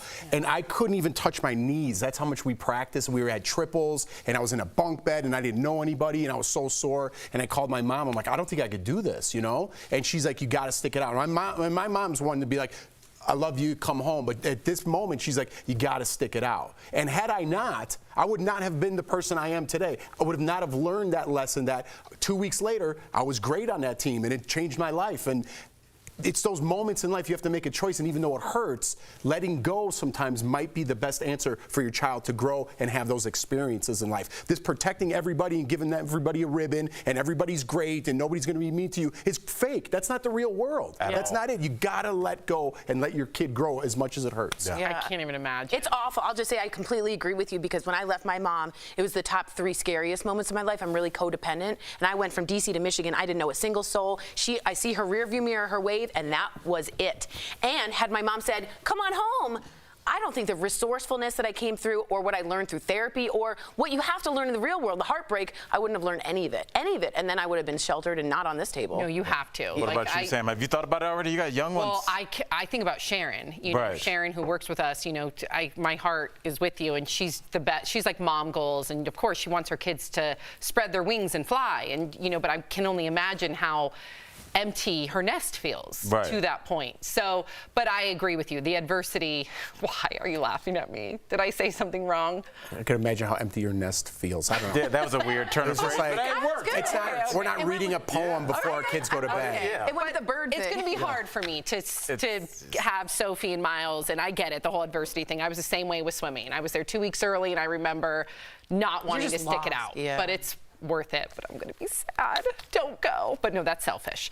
Okay, so speaking of Gwyneth, the actress posted this photo celebrating her 50th birthday. She's just one of the many stars looking fab at 50. Tori, stop squirming. I'm not. With She your looks earrings. Great. I mean, take a look at her. Yeah, she looks great. 20 years ago compared to now. How about J-Lo? Look at this. The photo is from the left, or the photo on the left is from 2002. The one on the right is today, 53. Next up, Halle Berry. She's 56. Oh my gosh, Salma Hayek, also 56. Take a look at her 20 years ago and now today. And what about Sandra Bullock, 58? Wow, look at her at 58 with that bed head. I love her hair. So fab. And then, of course, my fave, Gwen Stefani at 52. She's proving age is just a number. Go, Gwen. Wow, my inner fangirl. You know what we were just talking about? We were just about Golden Girls. They were supposed to be like 52 years old on that show. Did you know that? Yeah. And now we're like, hey, J-Lo, like Blanche. But don't you think this kind of applies to everybody? Like I look at pictures of my mom from the 80s, and my mom looks way better now. It's like there's something about the clothes. There were big glasses and hair. And I feel like fashion and just like, now everybody's got access to YouTube tutorials, TikTok tutorials. Hey, put this on your face. Don't wear this. Wear this to hide your waist. And now I think everybody kind of figures out how to make themselves look as good as they possibly can. Where in the 80s, it was just like, I don't know. I guess that jacket works. No one knew anything, and now people can dress. We have to talk about resources, though, as well. Yeah. That's kind of unattainable to look like that for most people at that age, men and women, right? So fair. They have resources to look like that help them. They get facials and drink water and wash their hair with bottled water and all that. Like whatever they do. Yeah, you're right. That's fair. Yeah. So true. Trainers, good lighting. Okay, is Tom Hanks being modest or truthful? In his new book, the actor says he's made 4 pretty good movies. That's out of the 85. He didn't reveal which movies he was referring to, but that of course, got us all thinking, what is our favorite Tom Hanks movie? Tori, let's start with you. Houston, we have a problem. Okay. It's going to be Apollo 13. I'll tell you why. The time when he looks at Kevin Bacon and I feel Bill Paxton and goes, guys, just breathe. Remember when they were worried about the breath? I wasn't breathing. And I was like, Jim Lovell, Apollo 13. We're talking about Tom Hanks, but Sounded whatever. like Darth Vader. Yeah, just like the I'm one passionate. movie no one talks about. Really, he's understated. No one's ever mentioned Apollo 13. No. Are you I've talked to every person in this country. That is There's no one's ever mentioned that. Excuse me. It's his follow-up to Forrest Gump, and it was an enormously successful film. And around Forrest Gump? Follow-up to Forrest Gump? Yeah, he said you can do whatever you want. Much anticipated Apollo 13. No. Oh my God! Did you not love Apollo? Houston? I did. Yeah, but it wasn't. Okay. It was okay. Wow. Jeff. Well, I love Tom Hanks, but I gotta go with. I love like all of his stuff. Forrest Gump, top of the list. Top of the list for sure. Yes, we call that the prequel to Apollo 13. Al, what about you? Now look, I was gonna go with Big, but at the last second, I was like, you know what? I like when he stepped out of character, Road to Perdition. That is, he plays a bad guy. Dude, that's figuring out that's what. A weak one. Yeah, I agree. That's a weak choice. Yeah. What? That's a pretty weak choice. What's it about? Have you seen it? It's good. What's it about, Sam? She hasn't seen it. Yeah, I have. It's a gangster. He's the first guy. He's the assassin. He doesn't want to be. He's an angry guy, but he's a bad guy who wants to be a good guy. Wants to be a good guy. Way Back more. and forth. Philadelphia? Come on. Philadelphia. Come on. But mine is Big. Okay. Big. Remember when you were a kid and you were like, oh my gosh, you could go work at a place where you make toys, and then that whole that whole wizard thing. Zoltar. Yeah, Zoltar. Yes. Did you guys think it was weird and Big how he was kissing? Yeah, Yes. that's why I didn't pick it, but it did. First of all, that was a way, like, you have to remember, like, pre-internet. That was like when you're a kid in Cleveland, like, to see New York City. I was like, I want a New York City loft with a bunk bed and a Coke machine in it. Yeah, and the ball. Yes, I was like that. But just those meetings where they were making the toys. Remember when they were like, The oh goose yeah, ball. it turns into a bug. That was my favorite. Yes. It's the best. Yes. What's He's your got favorite so part of many. it? What? What's your favorite line in Big? What are you talking about? What's your favorite part of the movie You're trying that to you set brought me up? up like I haven't seen it. What's the classic scene in Big? I like when he does the little corn on the top. Not the piano part? Isn't that the classic part? Heart, soul. I never fell in love, heart and soul. I don't know lyrics, but I'll sing them.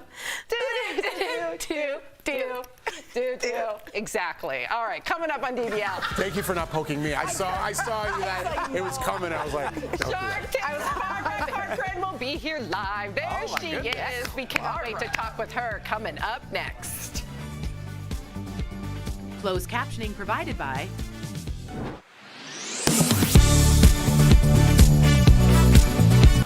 This is Daily Blast Live. We have fiery debate. That's not true. Can I finish? We tell heartfelt stories. We're so emotional over here. We talk to the stars. Turn up the notch on that. Great research. DBL is all new every day. I just watched Pinocchio. Oh, Polar Express. That movie sucked. Who did that? Oh, what was Pinocchio sad? No. Okay, good. No. Polar Express was such a good one. You just saw Pinocchio. I just watched Pinocchio with He the was boys great in on. Elvis. Wonderful. He's great in horrible everything in he does. He's great in everything he does. He was let me tell you my fear. She said he hasn't made a movie in the last 20 years. I know, and I thought we all know you're Tom Hanks with the bad German accent and a big fat suit. Let me just say something. He was playing a real person. I know, and he did look like Tom Hanks. Yeah. All I'll say is this. I think he's a fabulous actor.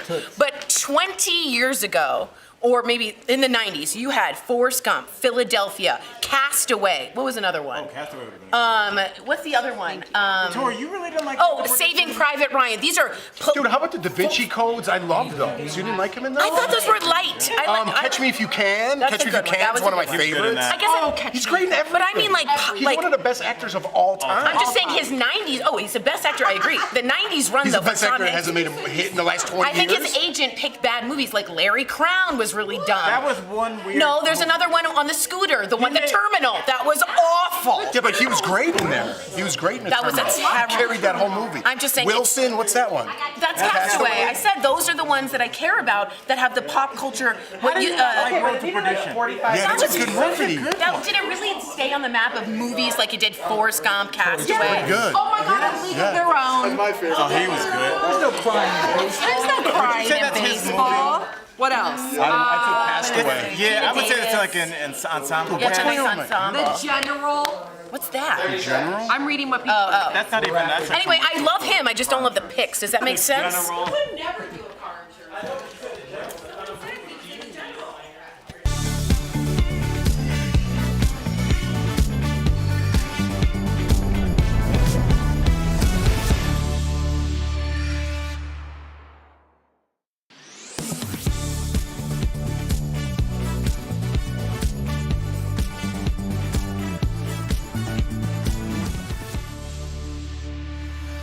Welcome back to DBL. Her success started as a waitress in New Jersey, but now she's a sharp-tongued shark who's invested in more than 80 companies. Businesswoman Barbara Corcoran joins us live to tell us all about season 4 of Shark Tank.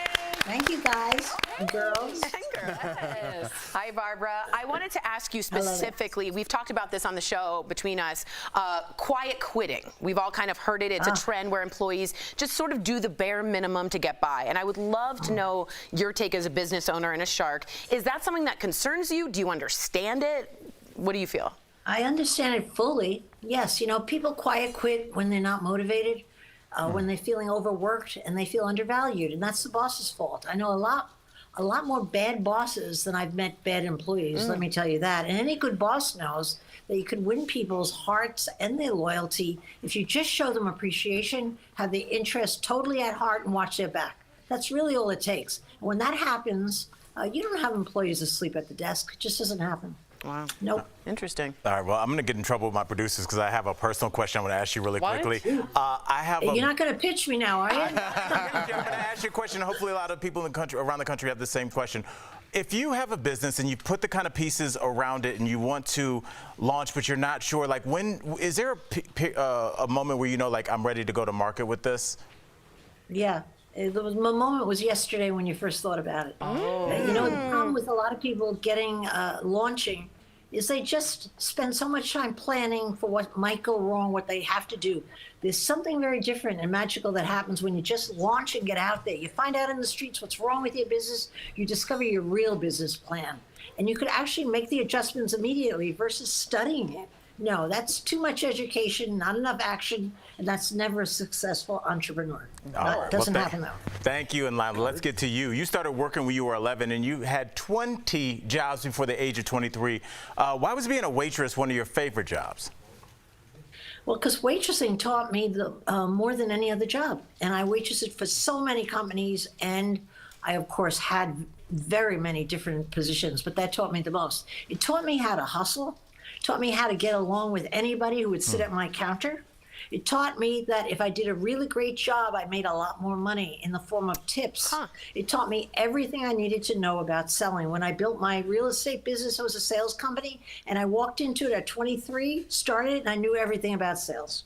Wow. Barbara, I'm getting very inspired here. I'm loving your how answers. She's standing. Yeah, it's just everything about you is boss. I love you. I love the show. First-time caller.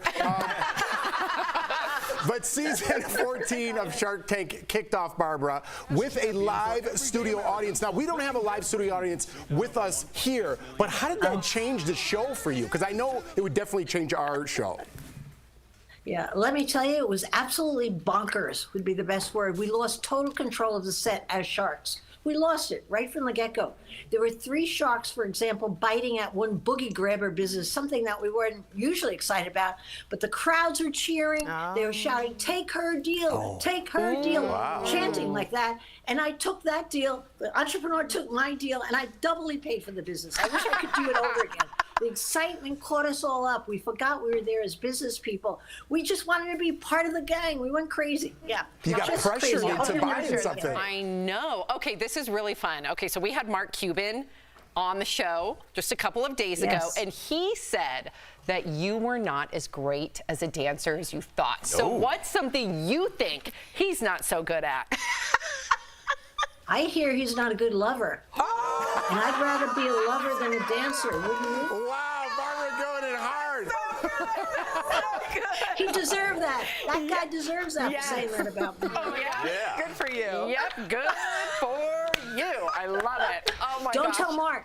I mean, we won't show him this clip next time he's on at all. No, oh my God, I love it so much. Thank you so much, Barbara. We appreciate you. And then I just have to ask you really quickly, is that a strategy to give interviews standing up? Ooh. Yes, very much so. I do a better interview standing up. I have my energy up here, my head, and my top, not in my bottom. Much better idea. Oh, and does having an Emmy behind you give you confidence as well? Yeah, get up. Everybody. Let's try it. Okay. Oh, I'm the only one. I did it.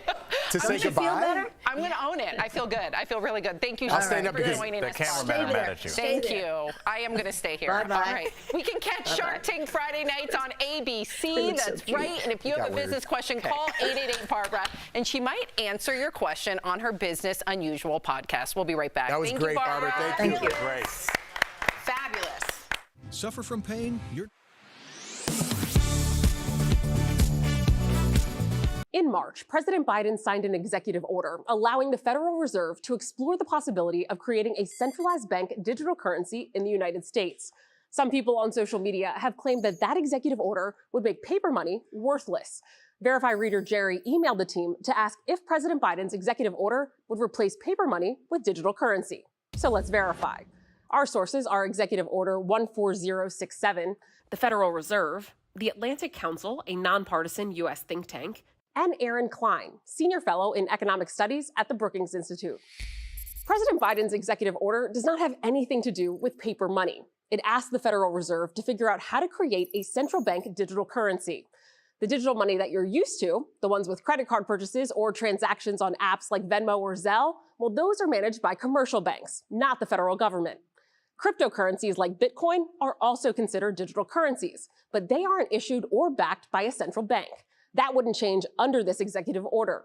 Economics expert Aaron Klein confirmed to Verify that there is nothing in the executive order that ends or eliminates cash either. In a press release, the Fed said that a central bank digital currency could provide faster payment options between countries and safe digital payment options for households and businesses. The government has not yet decided whether to create a central bank digital currency. It's just asked the Fed to look into what it would take to create one. So we can verify that no, Biden's executive order does not replace paper money with digital currency. Around 100 countries, apart from the US, are already exploring national digital currencies. According to the Atlantic Council, Jamaica and Nigeria have already started offering centralized digital currencies. Both of those countries still have paper money. With your Verify, I'm Ariande Till.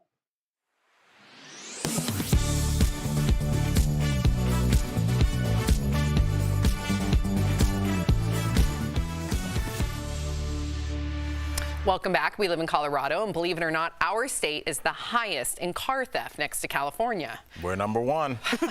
They got my car. They got Al's car. Yeah. But no matter where you live, we've got tips to help prevent it. That's today's Auto Alert, sponsored by Ox Car Care. First, increase security around your car. This includes motion sensors, floodlights, and security cameras. Also, make thieves aware of this with signs. Next, increase security inside your car by installing a dash cam.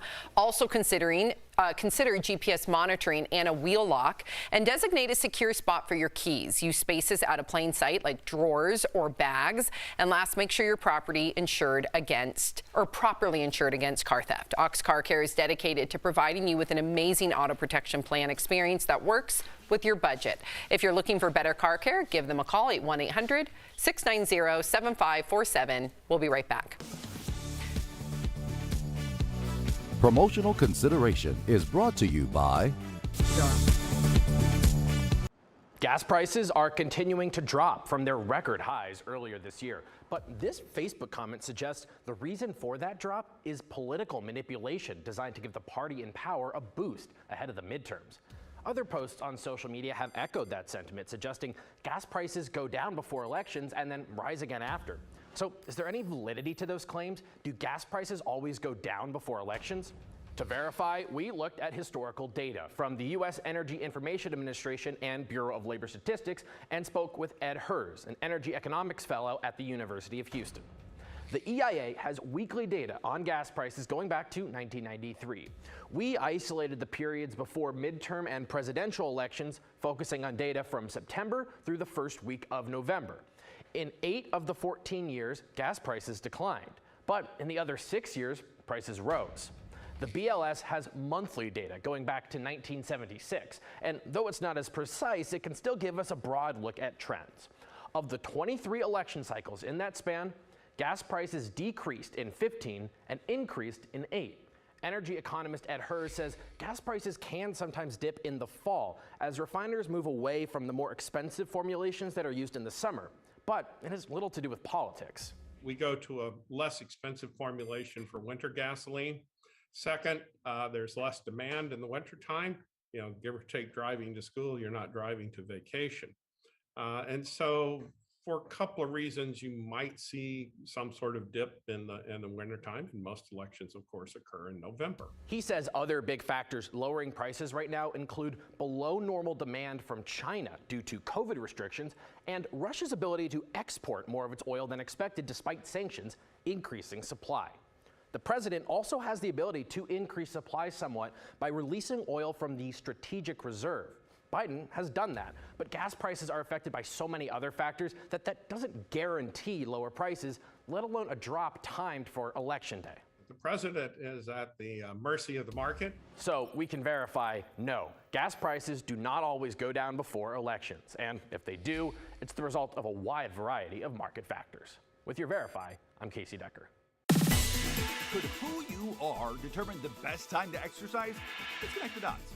Getting up and going any time of day is always a good idea, but a new study looked to see if your gender and the time of day made an impact on your workout. Researchers say everybody showed health benefits, but women burned more fat when they worked out in the morning, with a lot of that fat coming from the abdomen. They also lowered their blood pressure a lot more. Meanwhile, the women working out in the evening showed more strength gains, especially in the upper body. When it came to men working out later in the day showed more health benefits. The evening exercisers significantly lowered cholesterol levels and burned more fat.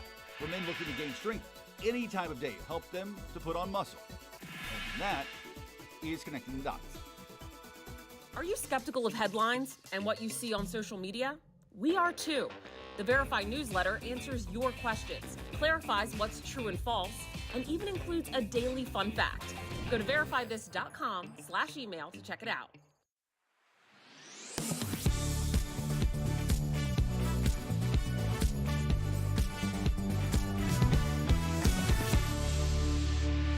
Speaking of what Barbara said about determination, you guys have to see this. So a woman, this is what she tried to do to get her resume noticed while applying to a job at Nike. She printed her resume on a sheet cake and then had it delivered to the company's headquarters. The delivery person even went out of their way to make sure, bless you, it ended up with the right person. No word yet on if this actually got the woman the job, but they are reportedly in talks. So is this a sweet deal to get noticed? What do you think? I like it a lot, but a lot of these things miss. You got to be willing to take that shot. Right. This one hit, but sometimes you're almost to the point where you're aggravating or annoying, or that boss is trying to get somewhere, and you're like, "This is so clever," and you're like, "It's really not," and I hate you. Remember the Arrested Development? Remember Arrested Development? He's like, "Don't ever give a role to glitter guy." Like when they put glitter in it. Yeah. Like don't do too much. And the problem I hear, there's rumors that now everyone's doing the sheet cake, and so Nike's like, please stop. That's what I'm saying. It's a one-off. It's a one-off. You got to do it, and you got to make it different, and then you got to go. Do something different. We have a lot of comments in regard to Barbara. Julia says, thanks, Barb. A lot of information in a very short segment. We really appreciate it. What a kind viewer. Yeah. Brandon says Sam is going to be standing on the panel here on out. And then we have a question. We have a question. Leah says, I've always wanted to ask you guys if you use the conference room behind you. We used to. All well, the producers do, but every morning we used to. Our meetings back And there. tell them there's a pool table underneath that we could use. We don't. Yeah. I don't know if All we could right. use We'll the see you tomorrow. Same time, same place. Bye, guys. Weird factoid.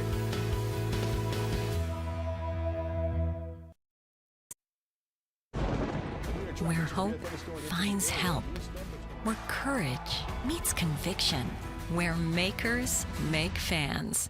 We are Tegna, a family of local and national media brands that bring us together, serving the greater good of our communities. Where national know-how backs local business. Be in good company with Tegna. This is Daily Blast Live, right here at this desk, 5 days a week. No topics are off limits. I think it's an okay conversation to have. We have fiery debate. That's not true. Can I finish? You just got me all riled up. We tell heartfelt stories. We're so emotional over here. We talk to the stars. Turn up the notch on that. You on top of your game. Thank you. DBL is entertaining. I was like in shock. That's why we watch.